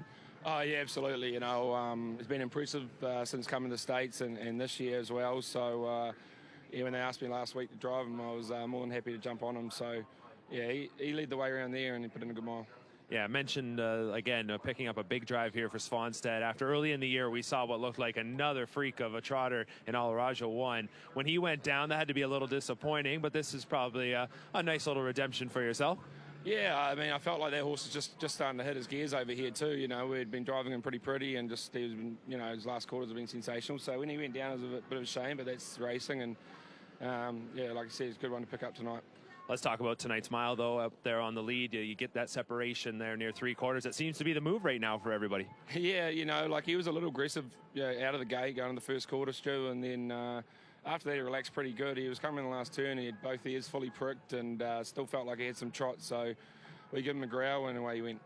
Well, you're having great success here in the Breeders' Crown, as you have since you came to North America. 1 race to go. Best of luck with Bulldog Hanover. Yeah, looking forward to it. Thanks, Stu. All right, we'll let Dex get back to the paddock. Acurie D has won the Breeders' Crown, now a back-to-back champion.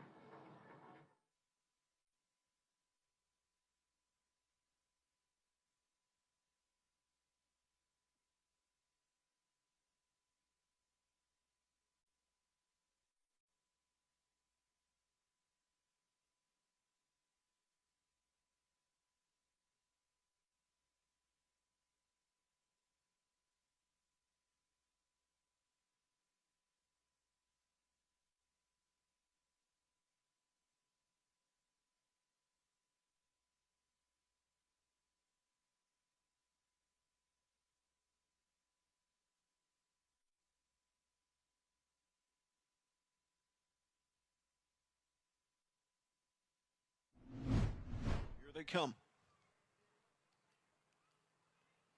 They're off and trotting, and the excitable Acurie D is quick out down the center there for Dunn as he wants to rattle. Coming out with him at the inside is Logan Park. Outside trots up Jujubee into third now, and speed outside from back of the neck into fourth. Fifth away at the fence, left out Lindy the Great. Sixth outside of him is Fashion Frenzy, and a wall of trotters early. Then it's back to Forbidden Trade as he snuck through to grab a good spot there. Seventh going into that turn, and he's committed off the rail already. Further back at the inside to Amigo Volo, then it's Academic. Further back we go at the inside to find Rattle My Cage, and Ambassador Hanover sees them all back in 11th. The opening quarter was 27-1, and as they move into the backstretch, they do so chasing 6-5 favorite Acurie D. On top, a length and a half on Jujubee, who trots a pocket. Third inside to Logan Park, back of the neck is fourth. Fifth inside to Lindy the Great. Overland 6 now is Fashion Frenzy, rated along on his cover Forbidden Trade. Scooting up the rail, Amigo Volo, then to the outside it's Academic. Scooting through at the inside, Rattle My Cage, and trailing is still Ambassador Ambassador Hanover. Halftime is 55-2, and they wheel into that final turn. On top, a length and a half, this is Acurie D. Jujubee trots along second, first over, back in the neck is third. Logan Park is fourth. Fashion Frenzy out the route fifth. Sixth in the trail is Lindy the Great. Then Forbidden Trade. Amigo Volo, a starting Exacdemic, then inside Rattle My Cage, and Ambassador Hanover trailing. A 2-length lead for Acurie D, as Dunn goes for it all right now, and Acurie D spins out to a 3-length lead. 3/4 of a mile trotted in 1:23, and coming into the stretch, it's all Acurie D. Widening out the lead to 4 on Jujubee, who's back in second. Logan Park in back of the neck, escaping late Amigo Volo, splitting through his Rattle My Cage in deep stretch. Still Acurie D clear by 3, and it's done with another. This time, Acurie D to win. Jujubee was off stride second. That'll get the inquiry up. The mile 1:51, equaling the stakes record. Done.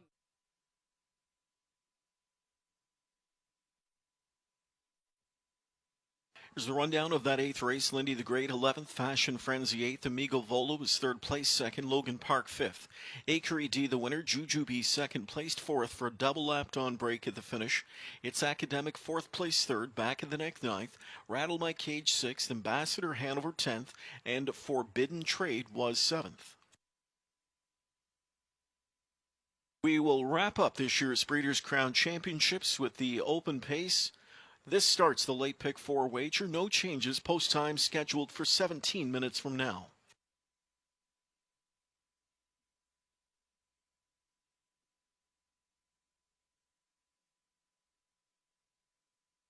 And they're off, competing for over $4 million in purses this season. Join us to witness the best the sport of harness racing has to offer and celebrate Harris Hoosier Park's championship season alongside family fun entertainment, handicapping contest, giveaways, and more. Be sure to catch all of the action now through December 10th, and don't forget to download your free live racing program on the Harris Hoosier Park website every night. First post is 6:15 p.m. Visit harrishoosierpark.com for full details. Race number 9 is coming up next. It is the Breeders' Crown Final, Open Pace, proudly presented by Harris Hoosier Park Racing and Casino, next year's host of the Breeders' Crown Championships. And it's already been awesome for us over the 2 nights. So many people making this possible. It's been a lot of fun, but now we get to, I guess, what we call the main event, right? Are there any good ones in this race, Chad? Couple. Yeah? Yeah, couple. Yeah. Yeah. There's some that Anybody that I've heard of? We might get a little choked up over, right? Yeah, please because not again. As we know, we saw Atlanta earlier tonight. Yeah. Second in the Breeders' Crown. Not that that's going to tarnish her legacy one bit. No, not in just the another least. great effort from her, but one of the best ever look through the bridle. That's her final Canadian start. She, I think, does still have a couple more outings, or maybe just one, but Bulldog Hanover, sounds like this is his final start on Canadian soil. And it's just so neat when you just rhyme everything off, when you think he's an Ontario sire that is out of, shadow play, is going to be going into the Hall of Fame, and, campaigned by a local, and, dominated in provincial program here, and O'Brien Awards, and then going on and doing what he did. I mean, he basically put the sport on his back this year. Oh, right? Absolutely. And completely. just traveled and became so popular. And I think I saw, it was just recently, Jack Darling posting something on social media that he had a group of young folks that came from Ireland, I think it was, because they wanted to meet Bulldog Hanover. Well, how sweet is that? Yeah, so the reach he's had is just phenomenal. And you're pointing out right now the unanimous selection of Bulldog Hanover on top. Yeah. I'll be honest with you, I'm surprised. Yeah, me that, too. There wasn't one or two on this panel that said, you know what, we're going to try Allywag Hanover again, or maybe somebody else, maybe say Tattoo Artist. But there is Bulldog Hanover, and you're a big fan of the man right there. Something. I like, your thoughts on Bulldog Hanover, my thoughts on Bulldog Hanover. I would give an eye tooth right now to hear Johnny Malaya's thoughts on Bulldog Hanover. Mm-hmm. I really would. I'd love to hear it. And I get emotional when I talk about this horse, because he's just one of those kinds of horses that doesn't come along very often. Nope. And I would love to know the way he feels about having a horse that he broke as a baby, had him as a 2-year-old, had him as a 3-year-old, had him when he could potentially end up being maybe one of the greatest horses that we've ever seen. And now it's getting so close to this horse leaving his care. I would love to know that. I really would. I would love to know his feelings on that right now. There's another great horse in the race, Allywag Hanover. He got some of his mojo back with a victory, the Red Mile in the latest. Able to sit the pocket behind Bulldog, who was putting up those wicked fractions, looking for a major speed record. Allywag Hanover capitalized when he maybe tired just a little bit and was able to score in 146, a career best for him. Those are the kind of the two headliners, but there's other great ones in here. I mean, the richest horse in the field is This Is the Plan.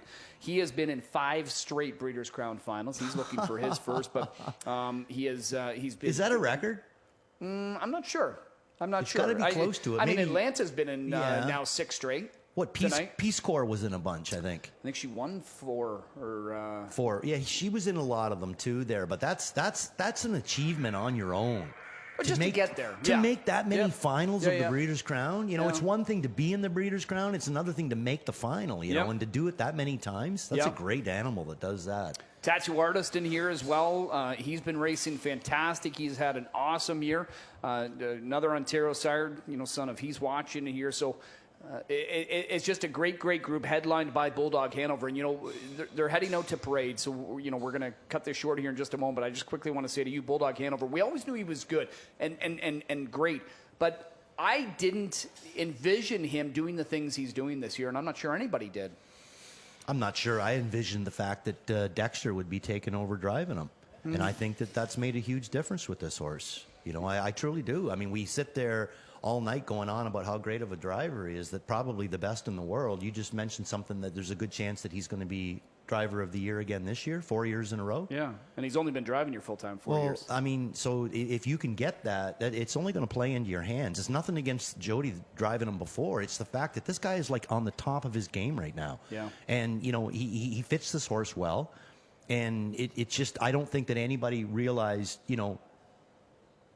what Dexter could do with this horse. Yeah. And I'm taking nothing away from Jack Darling. I mean, he's the key. But Dexter's been a big fit for this horse. He has. I'm looking for more. We will meet the field here for our final Breeders' Crown Championship. It's the Open Pacers out on the track.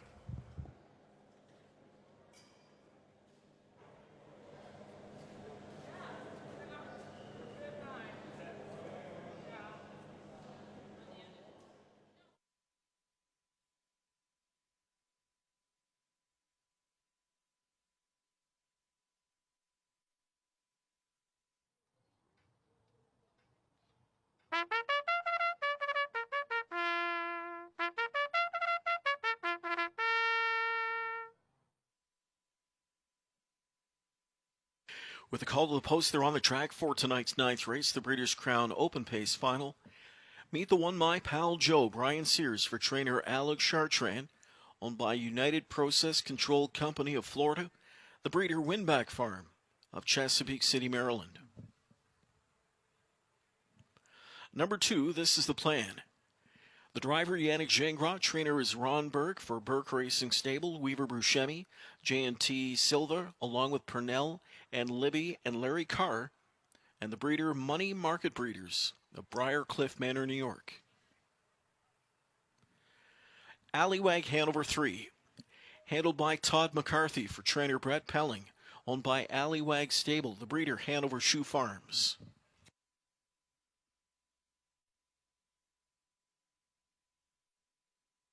Working on a mystery is 4, In-Reigned Dave Miller for trainer Ron Burke for Burke Racing Stable, Milton Lehman, along with Alan Keith and Wingfield Brothers, bred by White Birch Farm of Allentown, New Jersey.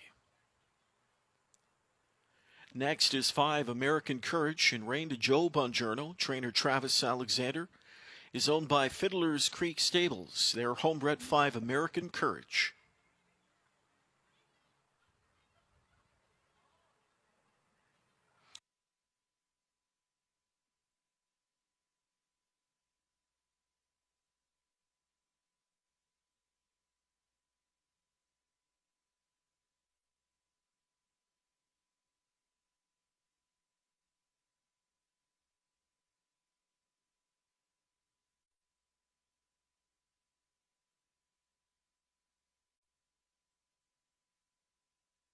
The 6 is Bulldog Hanover with Dexter Dunn for trainer Jack Darling. His Jack Darling Stables Limited of Cambridge Jones with Brad Grant of Milton.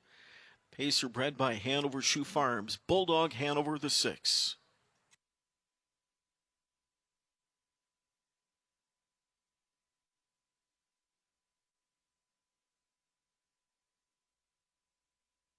Tattoo Artist the 7. The driver James McDonald for trainer Dr. Ian Moore, owned by Let It Ride Stables, Frank Cannon, and Diamond Creek Racing. Bred by Terra Hill Stud Limited of Port Perry, Ontario 7. Tattoo Artist.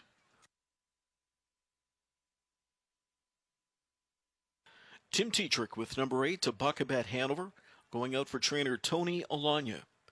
He conditions the pacer for Crawford Farms Racing, Alanya Racing, Jablonski Held Stable, and Barbara Weinig Stable. Bred by Hanover Shoe Farms. 8 is a Buckabet Hanover.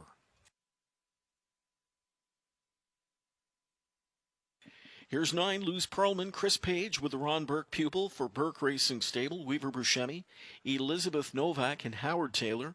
Bred by the Burke Racing Stable, Weaver Buscemi, and Elizabeth Novak. 9 is Luz Perlman. 10 is Warrawee Vital. Trevor Henry with that Rob Fellows trainee, owned by Blair Corbeil, Yolanda Fellows in the M&S Racing Stable. Bred by the Warrawee Farm of Rockwood, Ontario. Number 10, Warrawee Vital. And finally, from the second tier, number 11, Poseidon Sealster with Bob McClure getting the call. Trainer Don Lindsay shares ownership with Paul Kleinpaste, Will Alampievich, and Garth Bechtel. The breeder Sealster Farms of Lucan, Ontario. The 11, Poseidon Sealster. And he completes the field for the Breeders' Crown Open Pace Final. Post time in 7 minutes.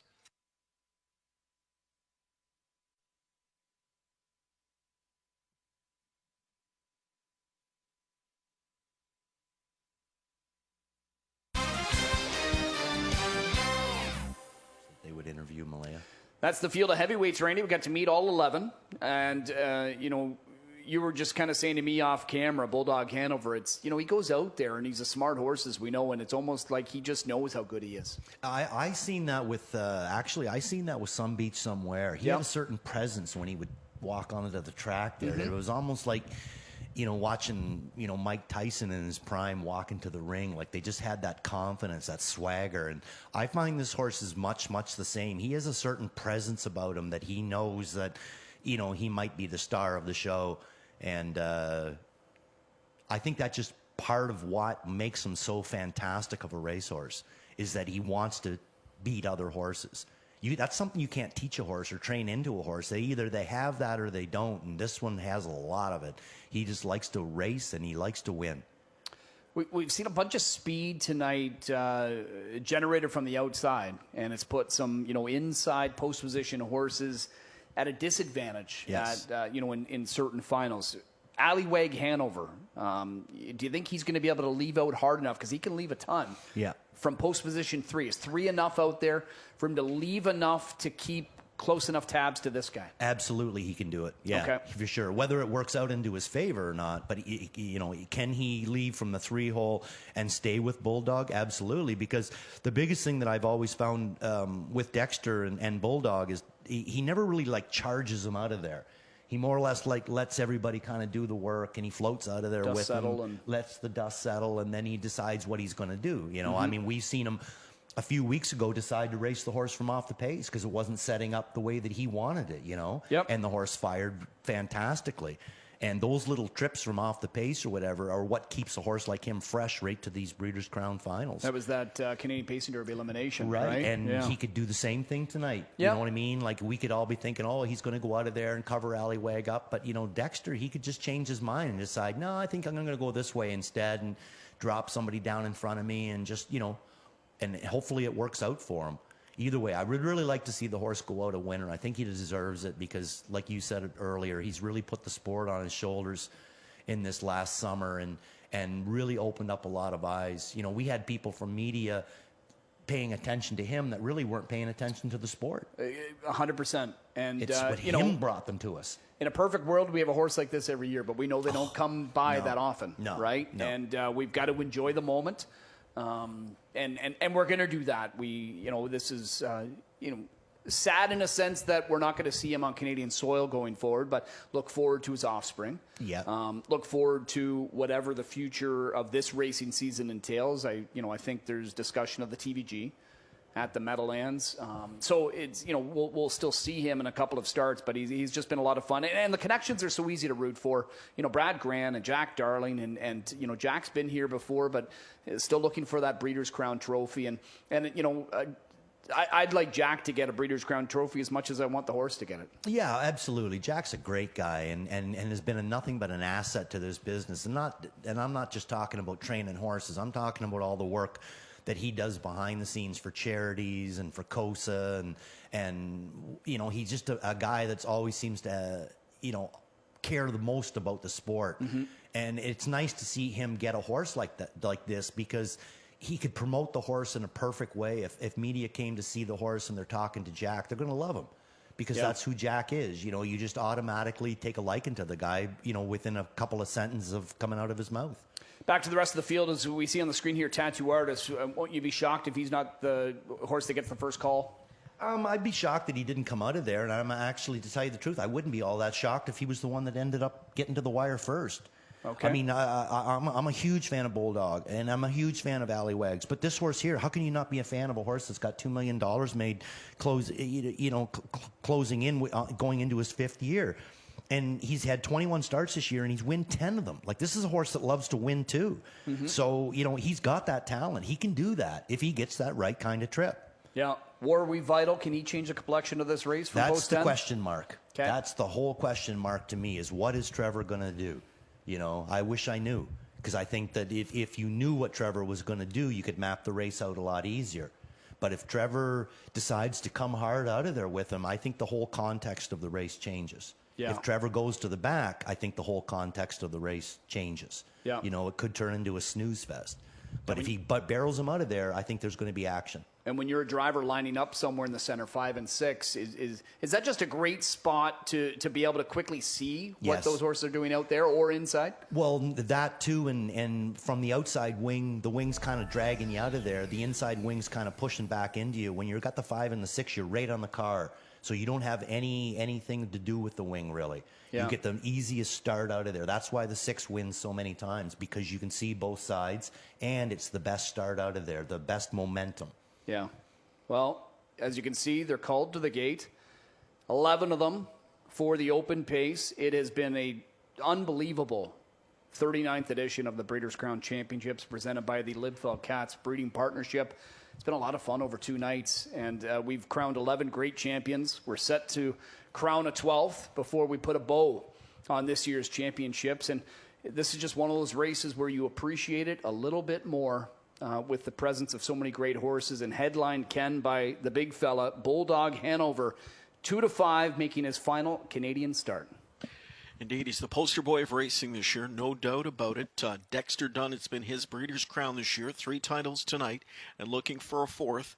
Jack Darling and company have treated Bulldog Hanover to audiences all over North America this season, and tonight it's a worldwide audience tuning in to see what he'll do next, as he takes on 10 other foes in this Breeders' Crown Championship. The one that defeated him last time out in Lexington, Allywag Hanover 3. The speed factor of 7, Tattoo Artist, right now at 8-1.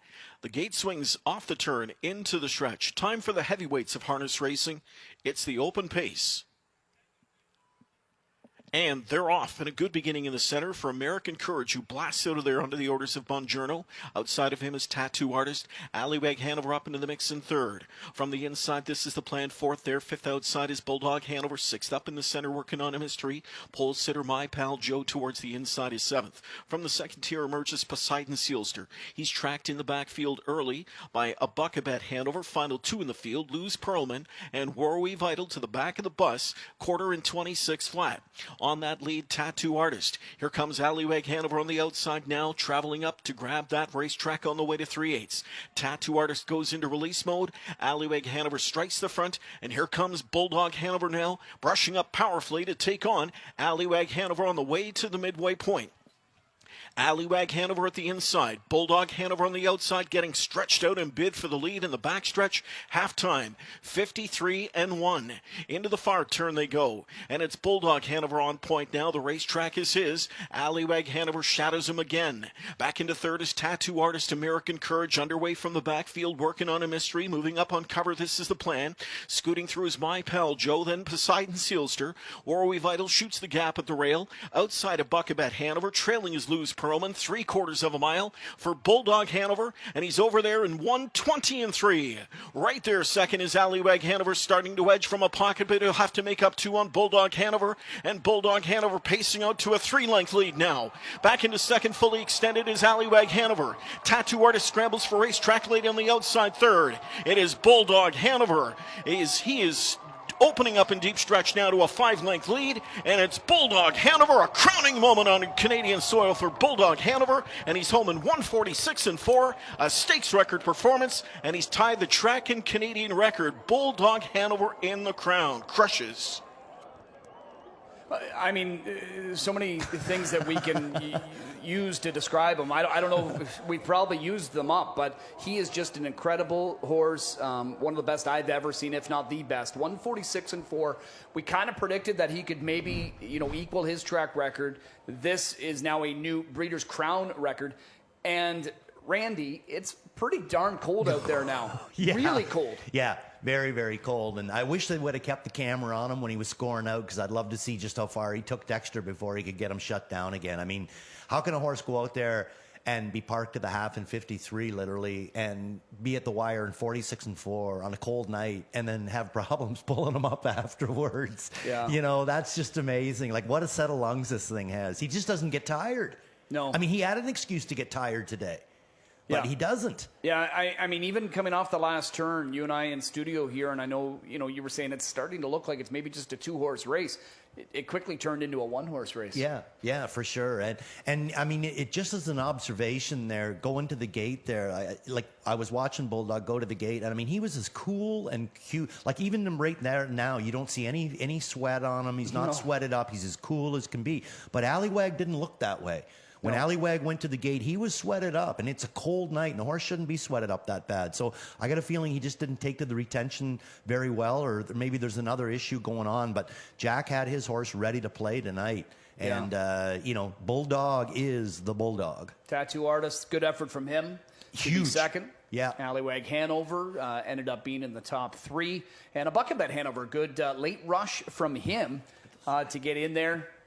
And a Buckabet Hanover actually is currently, in the ongoing. Like, look at this horse coming back to the winner's circle. Like, you don't tell me that he doesn't know he's a star. The mirror's up. Like, he's just looking at everything over. He's probably looking for, hey, where's the cameras? And make sure you get my best side. And like, he's just and it just stands there, and it's just amazing, man. He's a freak. Happy for the connections, and Kenny, he is just that. He's a freak. Bulldog Hanover. You ever seen anything like it? We've seen it, but we don't see it often enough. Some Beach Somewhere, obviously, was probably the last time we've seen a horse in the same kind of conversation as Bulldog Hanover Star Power. Kind of horse that gets people off the couch to come to Mohawk Park for the Breeders' Crown. It's one thing to watch it on TV. It's another thing to soak up the atmosphere and join us on track here in Bulldog Hanover. He's that kind of horse. As he captures his Breeders' Crown Championship tonight, 4-year-old son of Shadow Play out of the Arts Place mare BJ Squall, bred by Hanover Shoe Farms, another outstanding Breeders' Crown Championship event for the Hanover Shoe Farms Nursery of Pennsylvania. Jack Darling Stables Limited of Camber Jones with Brad Grant of Milton.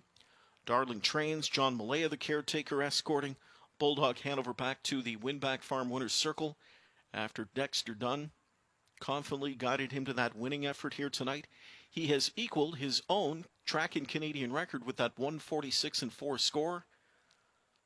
He has lowered the Breeders' Crown Stakes record to 46-4 here tonight, erasing the former mark set by Won the West back in 2009 at the Meadowlands. Bulldog Hanover's 13th win this year from 15 trips to the track.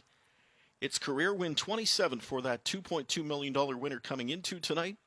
Tack on another $405,000, and what an outstanding season and career it's been for the product of the Ontario Sire Stakes program, revered as one of the best in the industry. And Bulldog Hanover, victorious here tonight, and a mob joins him in the winner's circle here this evening. Trophy presentation made to the winning connections tonight by Woodbine Chief Executive Officer Jim Lawson, along with Hamiltonian Society Chief Executive Officer and Breeders' Crown legend John Campbell.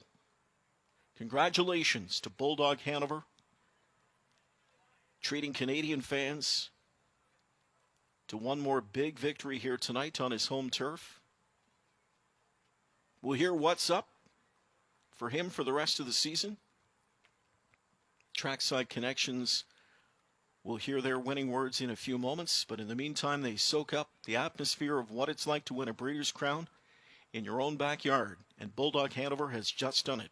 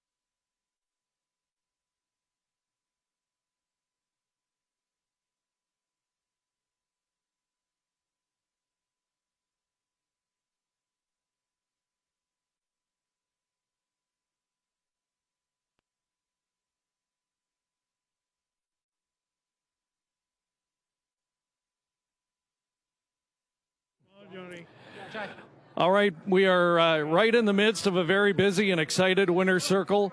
Bulldog Hanover, the great champion, acting like a great one. Despite this huge crowd, very well behaved. We're going to get a quick clip with John Malia, the conditioner.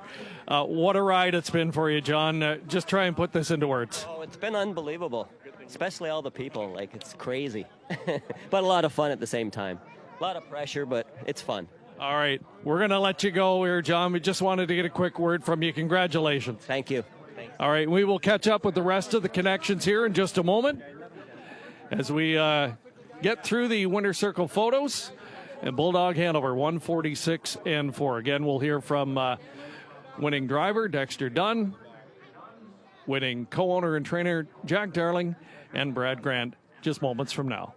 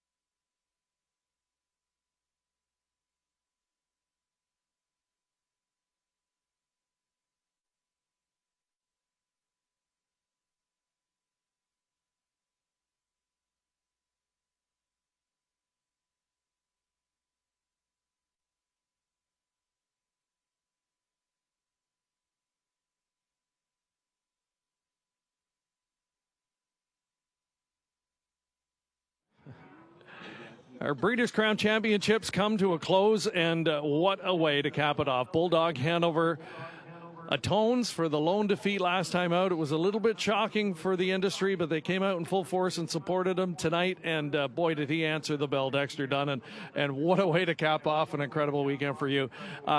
Was he as good tonight, or was he as better than he's been even?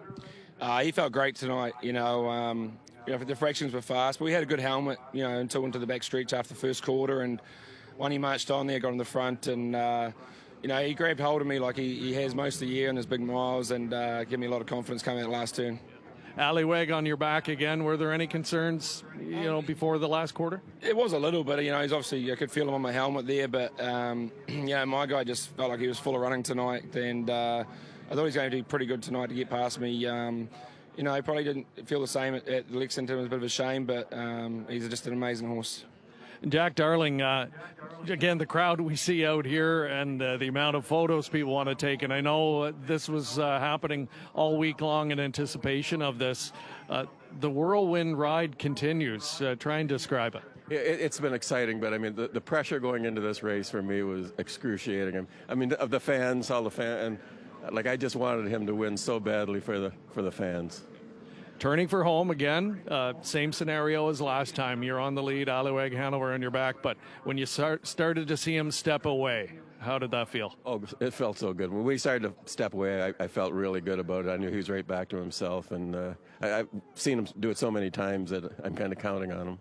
His fans want to know, will we see any more from him this year? Does he have more races left on his plate? Yeah, the plan is to race on the 10th, November 10th at Rosecroft, and then he's got one the end of November at the Meadowlands.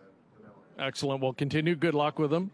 And, try and relax a little bit after this pressure-packed week. It'll be no problem now. Thanks. Thanks, Greg. And we'll bring in a happy Brad Grant as well. And you bought into this horse, Brad, and I'm sure you never dreamed that you'd be on this kind of a roller coaster ride. Oh, no, absolutely not. It's been just amazing all the way along, and every night gets better.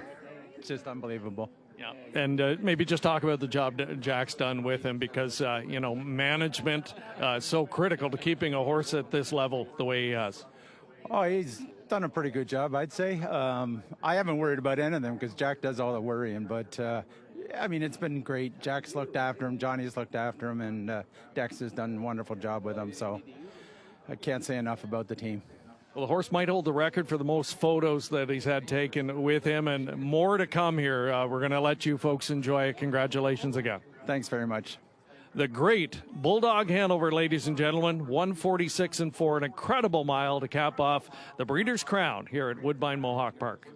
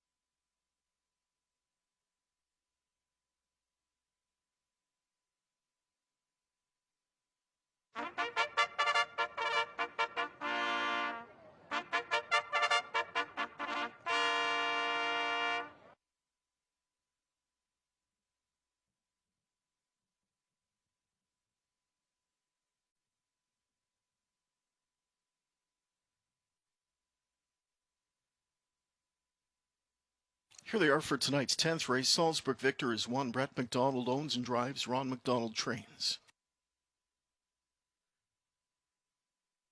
2. Commanding Officer Louis Philippois for trainer Jean Turigny. Owner is Richard Berthiaume.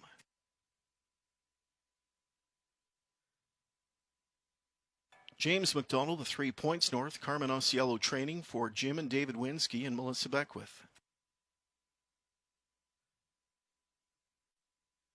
Trevor Henry on 4, Woodmere Steel Deal. Carmen Osiello training for Frank Brundle, Glenn McDonald, and Robert Sumera. The 5 is Wheels on Fire. Doug McNair for conditioner Richard Moreau, the owner Brad Grant. Codename Cigar Box 6. Travis Cullen for trainer Jody Cullen, the owners Paul Sanders, A1 Stable, and Ron Cullen. 7, Mappos Line, Paul McDonnell training and driving for Carol Campbell and Haley Curry. Todd McCarthy on the 8 Carbine, Tony Alanya training for Leonard Ride Stables, Bottom Line Racing, and Howard Taylor. And outside to the 9 American History with Sylvain Filion for conditioner Richard Moreau, the owner Brad Grant. 10th race in 6 minutes.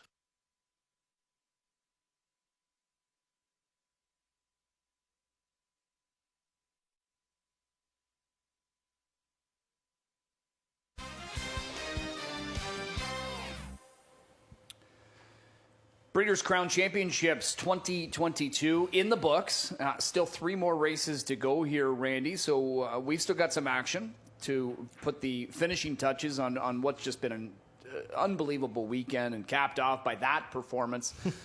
Just quickly, though, we talked about Dexter Dunn and his dominance, and you know, obviously he's getting some great horses, as we know, and he'll be the first one to tell you that. But again, he's been driving here 4 full-time years.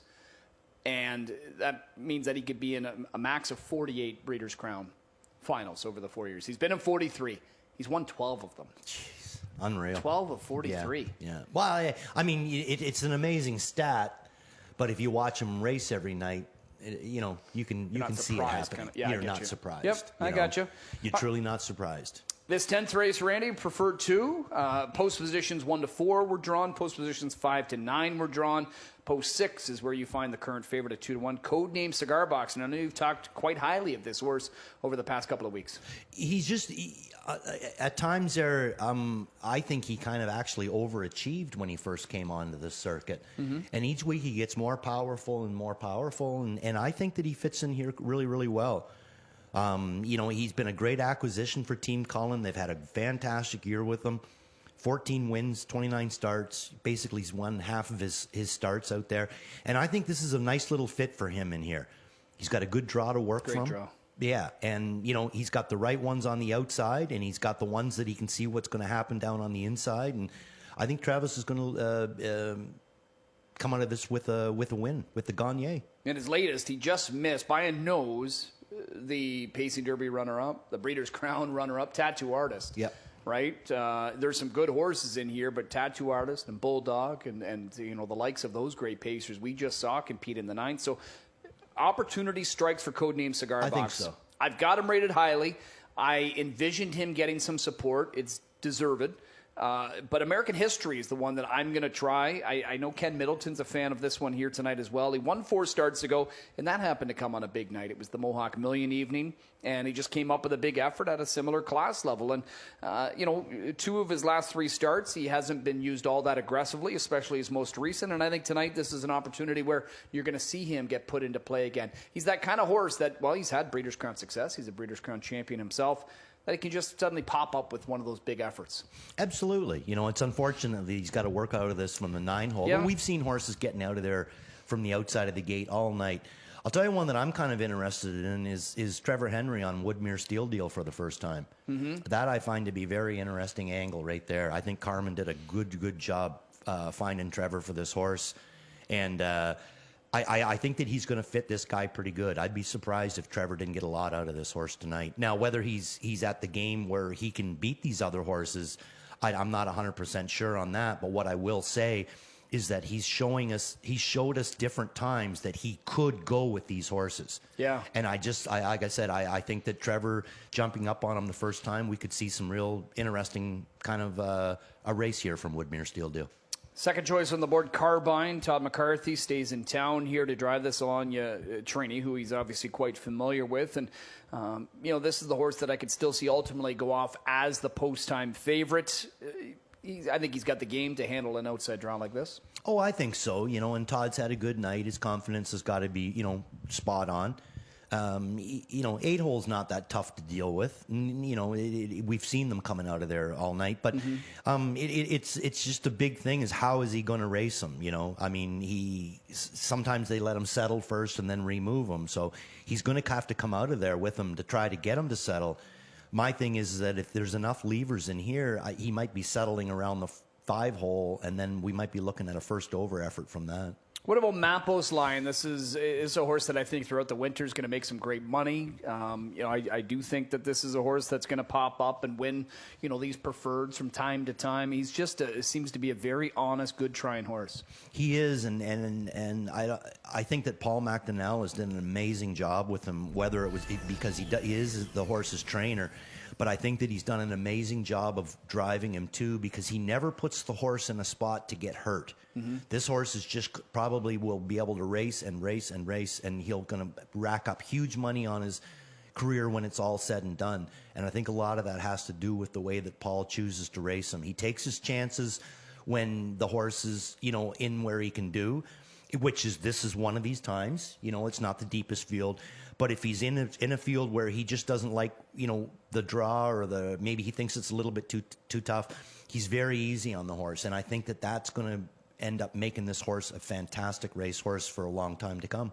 3 more to go as we kick off our final pick 3 of the night. This is the preferred 2 pace. Field of 9 lining up. Codename Cigar Box remains the choice. Even lower now at 8-5 as we head back upstairs and join our track announcer, Ken Middleton.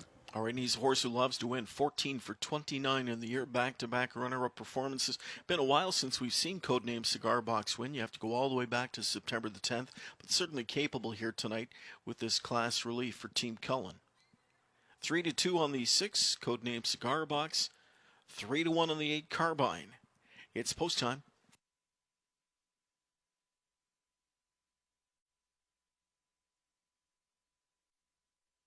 The starting gate swings into the stretch. Here they come. They're often pacing. Carbine blasting out of there with good speed. Wheels on Fire leaves 2. Woodmere Steel Deal. Codename Cigar Box chased out now. Mapos line up into the mix as he races along in mid-pack and floats in 5th. 6th away from the rail, left out Salzburg Victor. Then it's Commanding Officer, tracked by Points North. And American History, if he's to do it, he'll do it from last. Into the turn they go. Codename Cigar Box shot to the front. Carbine puts pressure on that leader. Parked out driving through a 27-2 opening quarter. And here comes Carbine blasting up to take the lead. Codename Cigar Box back to second now. Then Wheels on Fire is third. Woodmere Steel Deal situated fourth with Mapos Line and Salzburg Victor, followed by Commanding Officer Points North, and an underway American History is on the move from last. Here's a pocket pop. Codename Cigar Box is up and around Carbine to retake command. So Codename Cigar Box leads the field at the midway point. Just 56 second speed got them there. Back to second goes Carbine. Wheels on Fire third. Woodmere Steel Deal served up. First up fourth now. Mapos Line tracks cover. Coming up in between horses, Salzburg Victor. American History was 3 wide for a couple of steps there. Then inside, Commanding Officer. Trailer tipped out as Points North. 3/4 bound. Codename Cigar Box still with the lead. Pressure on the outside from Woodmere Steel Deal. Pocket setting Carbine. Mapos Line advances on cover. Then American History. Inside, Wheels on Fire. 3/4 in 1:23 and outside, short lead for Woodmere Steel Deal, upset-minded here as he takes over from Codename Cigar Box. Carbine is rolling. Mapos Line on the outside, closing up late for McDonnell. Deep stretch, Woodmere Steel Deal at 27-1. He's almost there. Woodmere Steel Deal down the center. It's Woodmere Steel Deal. Codename Cigar Box comes through. Codename Cigar Box look to get it in 1:50 and 4.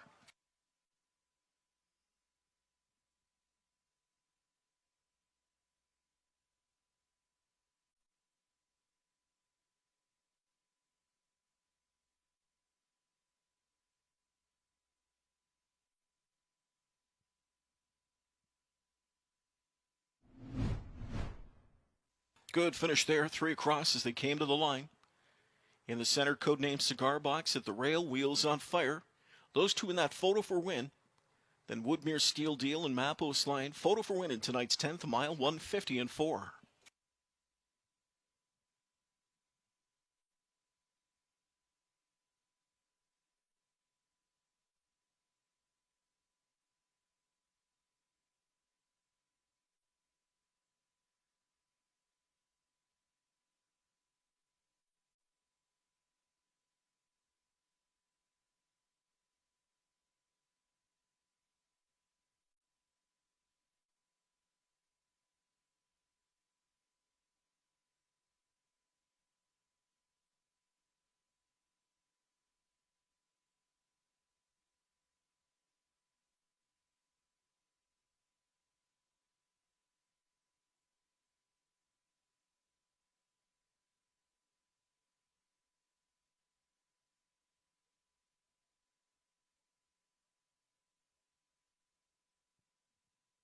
In the photo, 5 Wheels on Fire edged out, 6 codename Cigar Box for the win, third 4 Woodmere Steel Deal, and fourth went to the 7 Mappos Lion.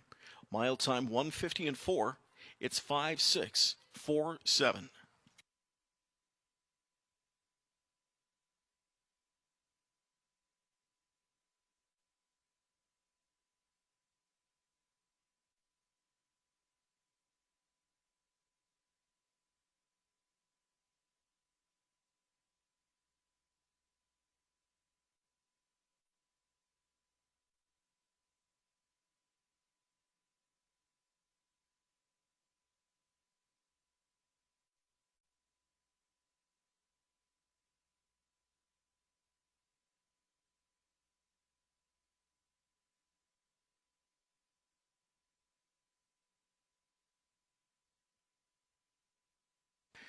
Here's a look at the winner of tonight's 10th race. It's 5 Wheels on Fire, capturing tonight's preferred. Wheels on Fire, a 7-year-old Some Beach Somewhere gelding out of the Western Ideal Mare Ab-Fab. Brad Grant of Milton, the owner.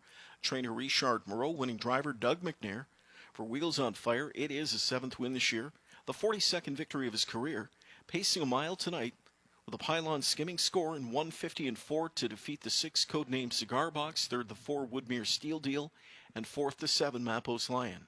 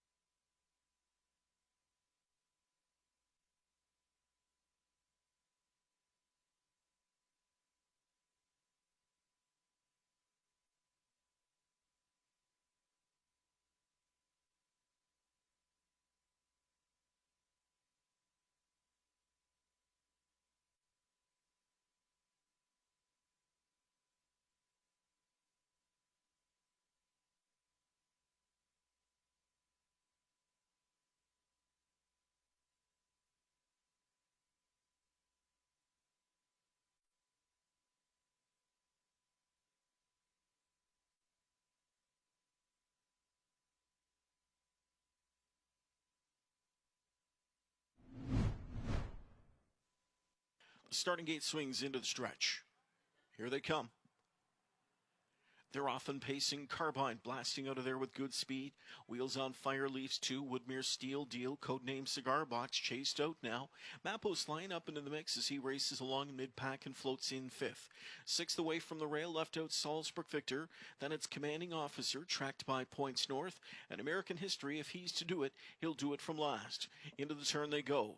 Codename Cigar Box shot to the front. Carbine puts pressure on that leader, parked out driving through a 27-2 opening quarter. And here comes Carbine blasting up to take the lead. Codename Cigar Box back to second now. Then Wheels on Fire is third. Woodmere Steel Deal situated fourth with Mappos Line and Salzburg Victor, followed by Commanding Officer Points North. And an underway American History is on the move from last. Here's a pocket pop. Codename Cigar Box is up and around Carbine to retake command. So Codename Cigar Box leads the field at the midway point. Just 56-second speed got them there. Back to second goes Carbine. Wheels on Fire third. Woodmere Steel Deal served up first up fourth now. Mappos Line tracks cover. Coming up in between horses, Salzburg Victor. American History was 3 wide for a couple of steps there. Then inside, Commanding Officer. Trailer tipped out his Points North. 3/4 bound. Codename Cigar Box still with the lead. Pressure on the outside from Woodmere Steel Deal. Pocket setting Carbine. Mappos Line advances on cover. Then American History. Inside, Wheels on Fire. 3/4 in 1:23.3. And outside, short lead for Woodmere Steel Deal. Upset-minded here as he takes over from Codename Cigar Box. Carbine is rolling. Mappos Line on the outside, closing up late from Macdonell. Deep stretch, Woodmere Steel Deal at 27-1. He's almost there. Woodmere Steel Deal. Down the center, it's Woodmere Steel Deal. Codename Cigar Box comes through. Codename Cigar Box. Look to get it in 1:50.4.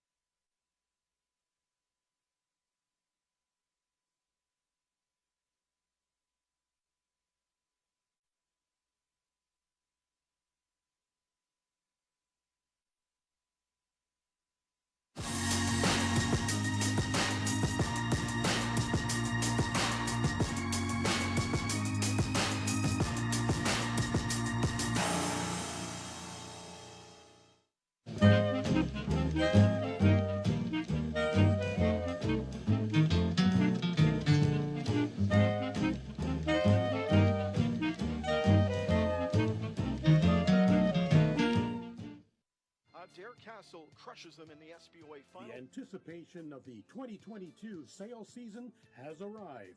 From owning your next Ontario Sire Stakes champion to winning coveted Grand Circuit races. 153-3.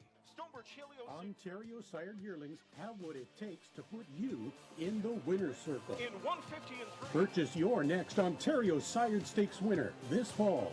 The one and only choice, Ontario Sire. 151-1. It's going to be by the missile. Chris Page in the adios, about 148-3. Cool Papa Bell, joviality on the inside. Cool Papa Bell at 50-1. It will be Raja Wanted wins the Spirit of Massachusetts Trot. Anthony McDonald, your dream comes true. Sintra has won the Gold Cup in soccer.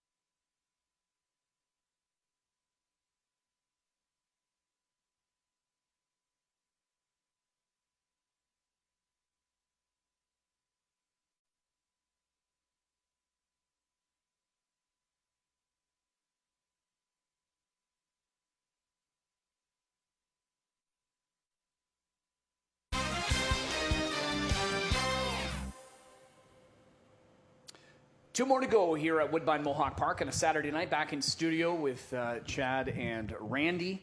As we've still got two more to wager on. The wager's already been awesome over the two nights, and we can't thank everyone enough for playing along and supporting the product and just enjoying as we celebrate the absolute best in our sport here. And yeah, it's great, but we've got an opportunity, you and I, to still maybe finish on a high note with a couple of winners. We agree tonight here in this race. We haven't done that a whole lot tonight. But, good for you. Maybe I was going to say good for you, but maybe not good for either one of us. But maybe this is what we needed, was a little bit, where we just resembled each other. Because Island Special Major in this contest here, getting class drop. He's just a tough racing horse for Osceola. He's got a good post to work with James in the bike as well. There's just a lot to like with him in here. The only thing we maybe won't like is the price, but I say that, but at this point he's 2-1. I'm okay with that. Oh, absolutely. I'd take that in a heartbeat. I think that he fits in here quite well. I think, he showed where he's raced in the non-winners of 12,000 class and been competitive. Mm-hmm. Last week he steps up to non-winners of 25,000 and, hooked some really tough horses there, Century Heineken and Commanding Officer, and he certainly didn't disgrace himself, and especially with the back half in 52-1. Yeah. So he didn't get hurt. He raced really well. He showed he can compete with these horses. He comes right back to James, got a good draw to work with. I think he looks really good in here. Yeah, we both like Legion Sealster. He could win. We're not going to be surprised. No. He just always seems to kind of be there and shakes loose a little bit too late. So we'll put him in the exacta. Randy likes the two rockin' and talking, and I like Fabrizio into the top three. One other thing, if there's anybody out there from the Alberta racing fans, could you please send Chad a text and tell me his Custard of the Dragon is still producing babies out there? Because I'm on to the point now where I think I might be worthwhile going out to Alberta and looking at a couple of Custard the Dragons, because Codename Cigar Box, Don't Poke the Dragon, like these are all really nice horses. All right, well, we'll sit and await the Alberta fans. Here is Kenny to introduce the field.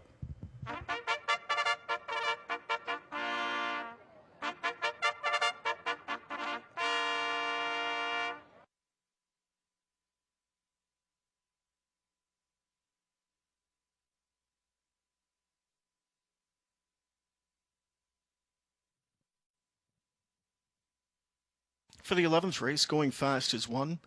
Paul McDonnell for trainer Alan Fair, Elizabeth Fair owns.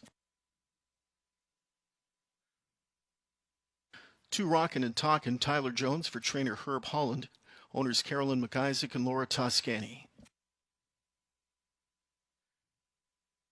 Island Special Major 3, James McDonald for trainer Carmen Osiello, Stephen Klonowski owns. Trevor Henry on 4, Artie's Ideal, Rob Fellows the conditioner, Hut Racing Stable the owner. Louis Philippois with 5, Legion Sealster, Victor Putty training for Gord McDonald and Christopher Boland.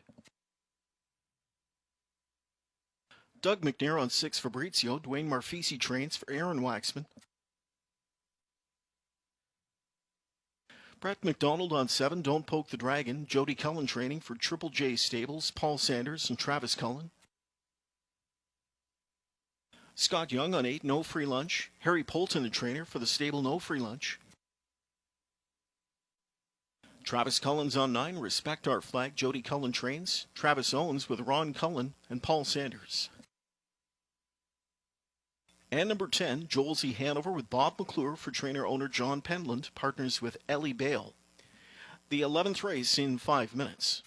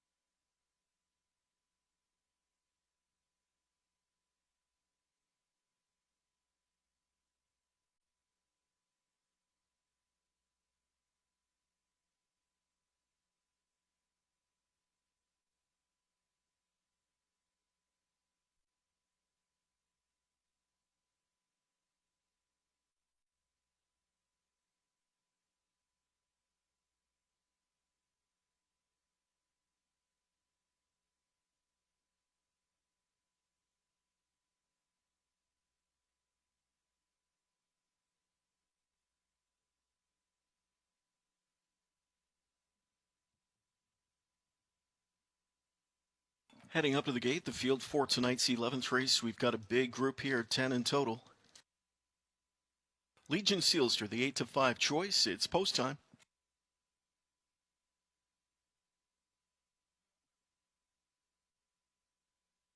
The gate swings into the stretch. 11th race on its way. Good looking start. They're off and pacing. Speed in the center from Fabrizio, leaving Izzardi's Ideal from the inside. Rockin' and Talkin' pushes on through for position.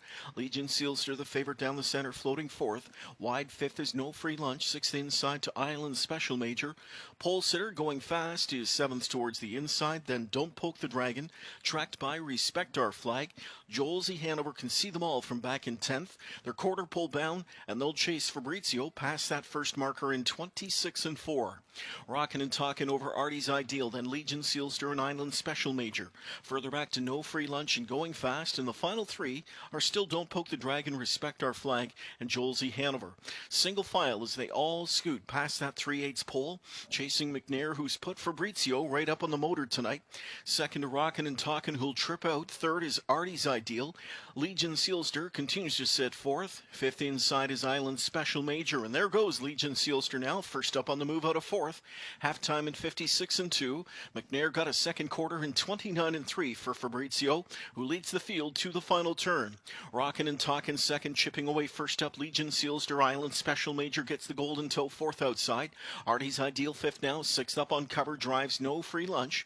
Seventh chased along is Going Fast to catch his cover. Then inside Don't Poke the Dragon, tracked by Respect Our Flag and Joel Z. Hanover. 2 by 2, they go by three quarters in 1:24 and 1. 27 and 4 in that third quarter, and it's Fabrizio, the one to catch. Legion Sealster first over, driving. Back in third is Rockin' and Talkin', twisting, turning, trying to find racetrack, an eighth of a mile to go. Still there, Fabrizio. Rockin' and Talkin' tries to come through in the center. Down the center, Legion Sealster, and Island Special Major late, almost there, Fabrizio. It's Fabrizio to win. Fabrizio by a neck. Second in the center was Rockin' and Talkin' in 1:51.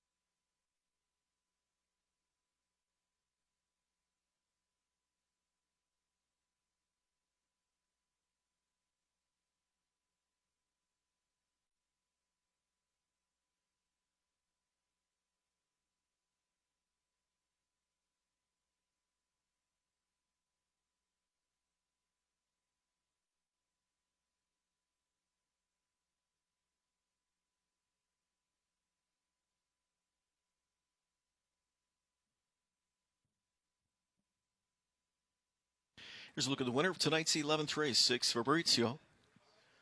6-year-old Sweet Lou Gelding out of the Christian Cullen Dam, Zagami. Aaron Waxman of Carlisle owns. Dwayne Marfisi trains. Doug McNair winning driver. 7th win of the year. Career win 16 for Fabrizio as he paces in 1:51.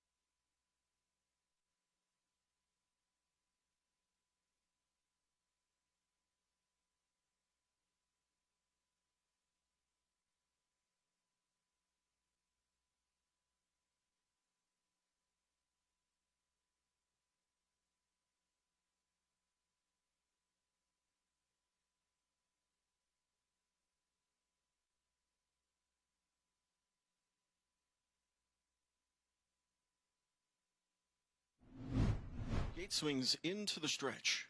11th race on its way. Good looking start. They're off and pacing. Speed in the center from Fabrizio, leaving his Artie's Ideal from the inside. Rockin' and Talkin' pushes on through for position. Legion Sealster, the favorite down the center, floating fourth. Wide fifth is No Free Lunch. Sixth inside to Island Special Major. Pole Sitter going fast is seventh towards the inside. Then Don't Poke the Dragon, tracked by Respect Our Flag. Joel Z. Hanover can see them all from back in 10th. They're quarter pole bound, and they'll chase Fabrizio past that first marker in 26 and 4. Rockin' and Talkin' over Artie's Ideal, then Legion Sealster and Island Special Major. Further back to No Free Lunch and going fast, and the final three are still Don't Poke the Dragon, Respect Our Flag, and Joel Z. Hanover. Single file as they all scoot past that 3/8 pole, chasing McNair, who's put Fabrizio right up on the motor tonight. Second to Rockin' and Talkin', who'll trip out. Third is Artie's Ideal. Legion Sealster continues to sit fourth. Fifth inside is Island Special Major, and there goes Legion Sealster now, first up on the move out of fourth. Halftime in 56 and 2. McNair got a second quarter in 29 and 3 for Fabrizio, who leads the field to the final turn. Rockin' and Talkin' second, chipping away first up. Legion Sealster, Island Special Major gets the golden toe, fourth outside.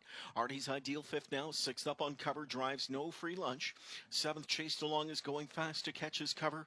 Then inside Don't Poke the Dragon, tracked by Respect Our Flag and Joel Z. Hanover. 2 by 2, they go by three quarters in 1:24 and 1. 27 and 4 in that third quarter, and it's Fabrizio, the one to catch. Legion Sealster first over, driving. Back in third is Rockin' and Talkin', twisting, turning, trying to find racetrack, an eighth of a mile to go. Still there, Fabrizio. Rockin' and Talkin' tries to come through in the center. Down the center, Legion Sealster, and Island Special Major late, almost there, Fabrizio. It's Fabrizio to win. Fabrizio by a neck. Second in the center was Rockin' and Talkin' in 1:51.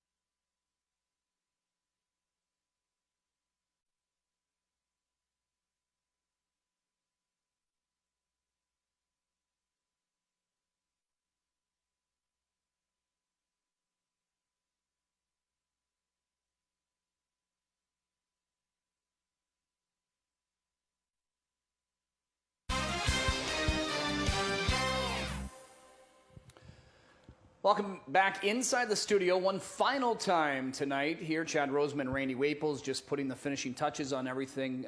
Again, I can't help but keep just going back as we look at the two nights as a whole. We got spoiled with weather. Yep. We got spoiled with great racing. We got spoiled with our fans coming out in full force to play the product. Been a great handle. Everybody that just helped to pinch hit and make these two nights successful.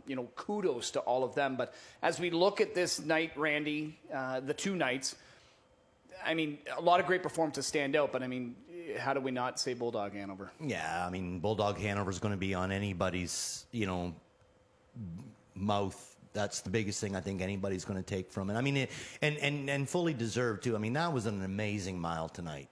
It's cool. It's chilly out there. He did all the work. Parked to the half in 53. That was a sensational mile tonight. Unbelievable. How can a horse go do all that is what he did all year, get beat his last start, and then come back and just annihilate them? Yeah, another mile and 46 in a piece. That's incredible what he's done there. And, although a horse like him and Atlanta, maybe some others that were on tonight's program will, very shortly make that next transition to the stage of their career, maybe as a broodmare or a stallion, whatever it may be. When you look at, the group of horses we saw over these two nights, collectively, harness racing's in a good spot with what we've got growing. When you think of, the young sires, the Walners that are going to keep producing, some other new ones that'll be coming. But just some of these young 2-year-olds and 3-year-olds that we're looking forward to at 3 and 4, strong, very strong. Oh, absolutely. Harness racing's in a great spot, and look at all our young drivers. Yep. That's another thing. These guys are going to be around for, decades, and they're just all, fantastic drivers. The ones that we have up here, the ones that come up from the States, is just, we're very lucky right now. But I think the thing that impressed me the most, other than being here with you, but other than that, is walking out the door and seeing that crowd of people. Great crowd. After what we've been through with COVID the last couple of years, to walk out that door and see the tarmac packed with people. Yeah. That was very nice. No, I know. And I know you used to love winning those races with those crowds too. Nothing makes it better, right? So it is awesome. Again, shout out to everybody who helped make this possible. I can't possibly thank, every specific individual, but there's just, who you are. It's just, there's so many people that need to come together to make nights like this successful, and it's just everyone. So appreciate that. Shout out to all of our sponsors over the 2 nights as well, and of course the Hamiltonian Society. Fearless leaders there when you think John Campbell and Moira Fanning and others. Just a great crew. They do such a great job. We love having them in town.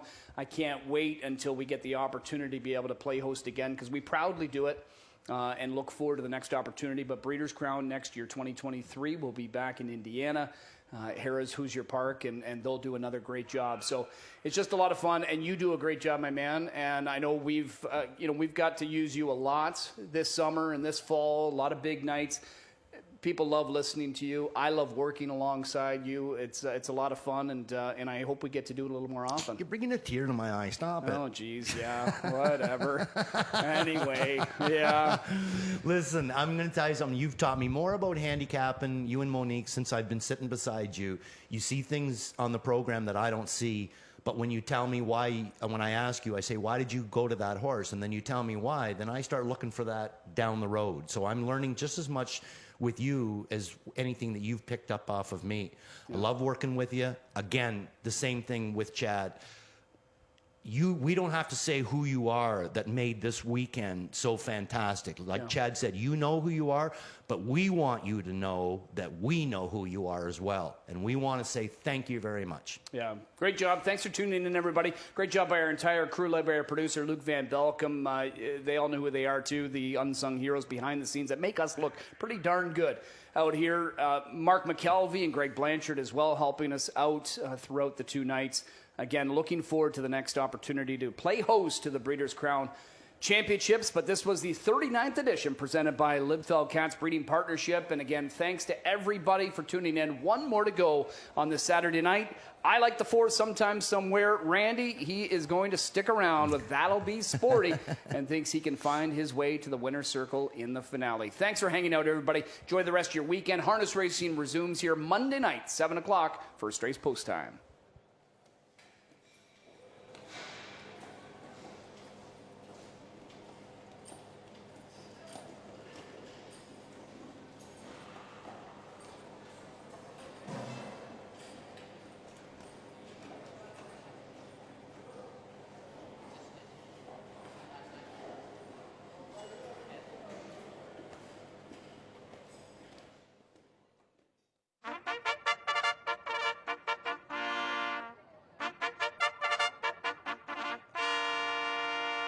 Here they are for tonight's 12th race on parade. 1 That'll Be Sporty. Scott Young for trainer Kenneth Gowan.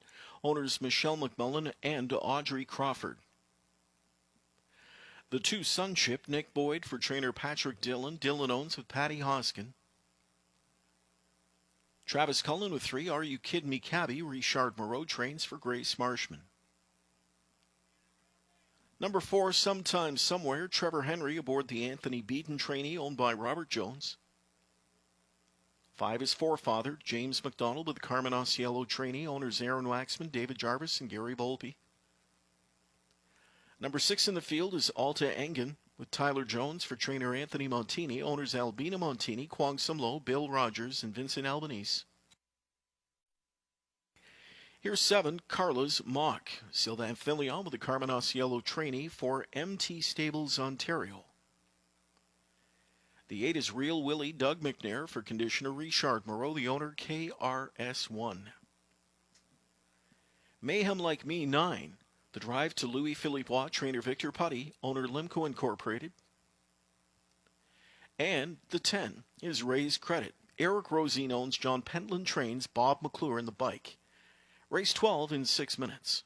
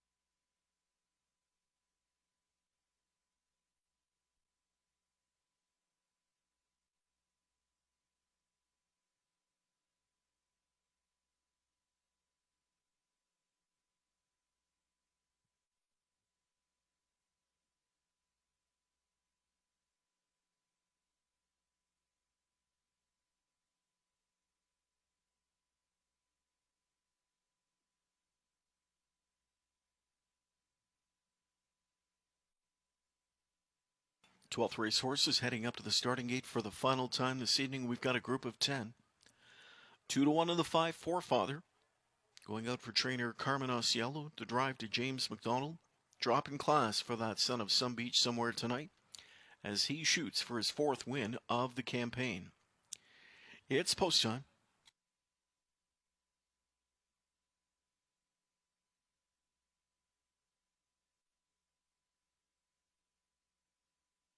The gate swings into the stretch. 12th race on its way. They're often pacing. Good start outside for Real Willie. He charges out of there with good speed. Coming out with him in the center, Forefather from the inside. Sunship third now. Outside speed from Carla's Mock into 4th. Pacing up 5th sometime somewhere. Then Are You Kiddin' Me Cabby landed 6th inside. A parked out 7th is Alta Engen. Further back in at the rail to be 8th is That'll Be Sporty. Final 2 in the field going to the quarter. Mayhem Like Me and Ray's Credit. First quarter, 27 flat with that lead, Carla's Mock.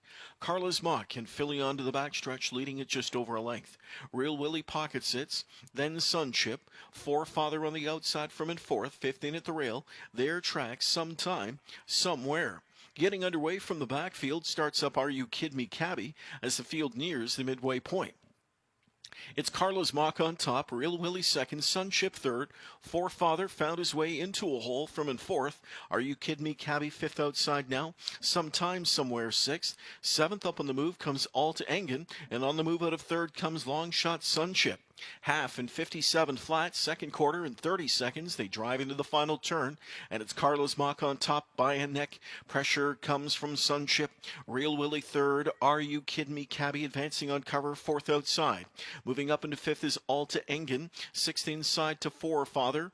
That'll Be Sporty winding up from back in 7th now. Then Sometime Somewhere and Ray's Credit. And the trailer as they wheel home is Mayhem Like Me. 3/4 of 124 and 4. And on that lead still Carla's Mock. Sunship on the outside. Closing up off cover comes Alta Engen. Way out wide. That'll Be Sporty starts a deep stretch rally for Young. And That'll Be Sporty is rolling on the far outside. And it's That'll Be Sporty to sweep by them all. That'll Be Sporty to win. That'll Be Sporty in front in 1:52 and 3.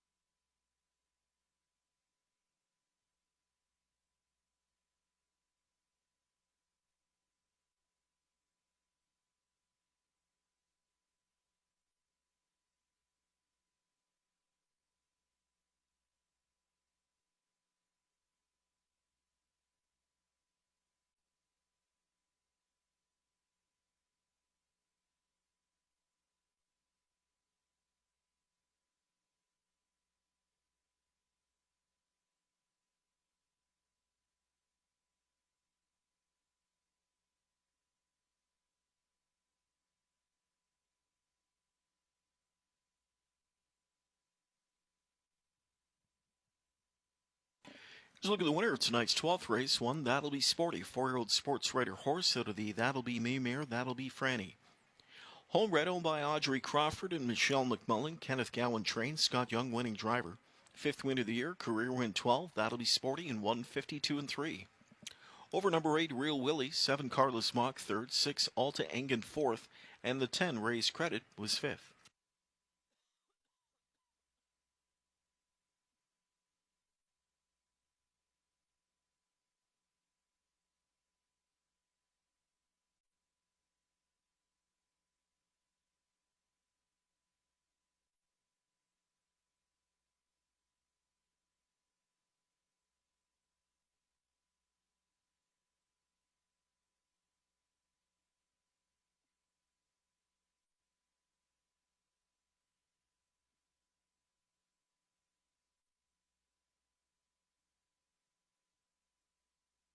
And the one that'll be sporty paid $7.50 to win, $2 exact to $76. The $2 daily double $39.40.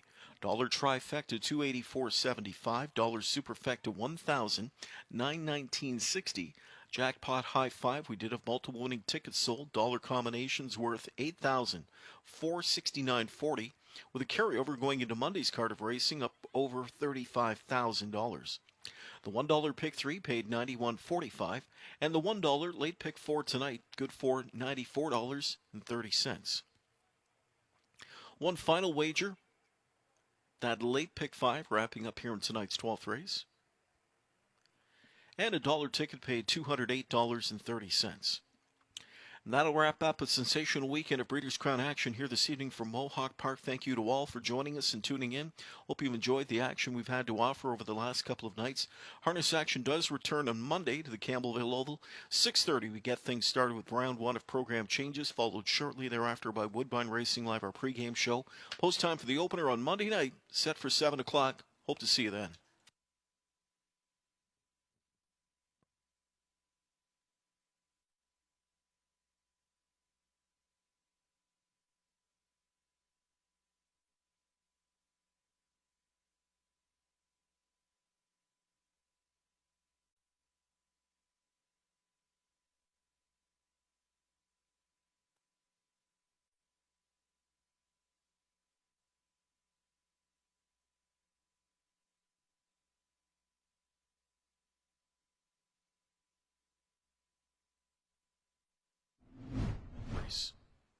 On its way.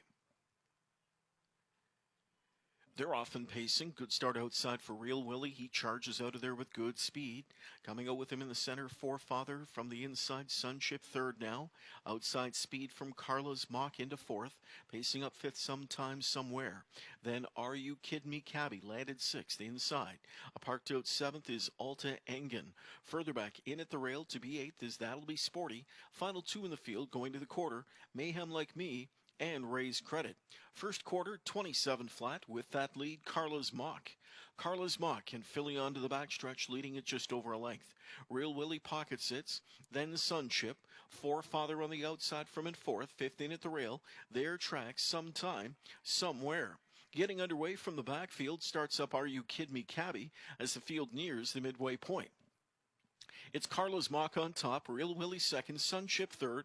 Forefather found his way into a hole from in fourth. Are You Kiddin' Me Cabby fifth outside now. Sometime somewhere sixth. Seventh up on the move comes Alta Engen, and on the move out of third comes Long Shot Sunship. Half and 57 flat, second quarter in 30 seconds. They drive into the final turn, and it's Carla's Mock on top by a neck. Pressure comes from Sunship. Real Willie third. Are You Kiddin' Me Cabby advancing on cover, fourth outside. Moving up into fifth is Alta Engen. Sixth inside to Forefather. That'll Be Sporty winding up from back in seventh now. Then Sometime Somewhere and Ray's Credit. And the trailer as they wheel home is Mayhem Like Me. 3/4 of 124 and 4. And on that lead still Carla's Mock.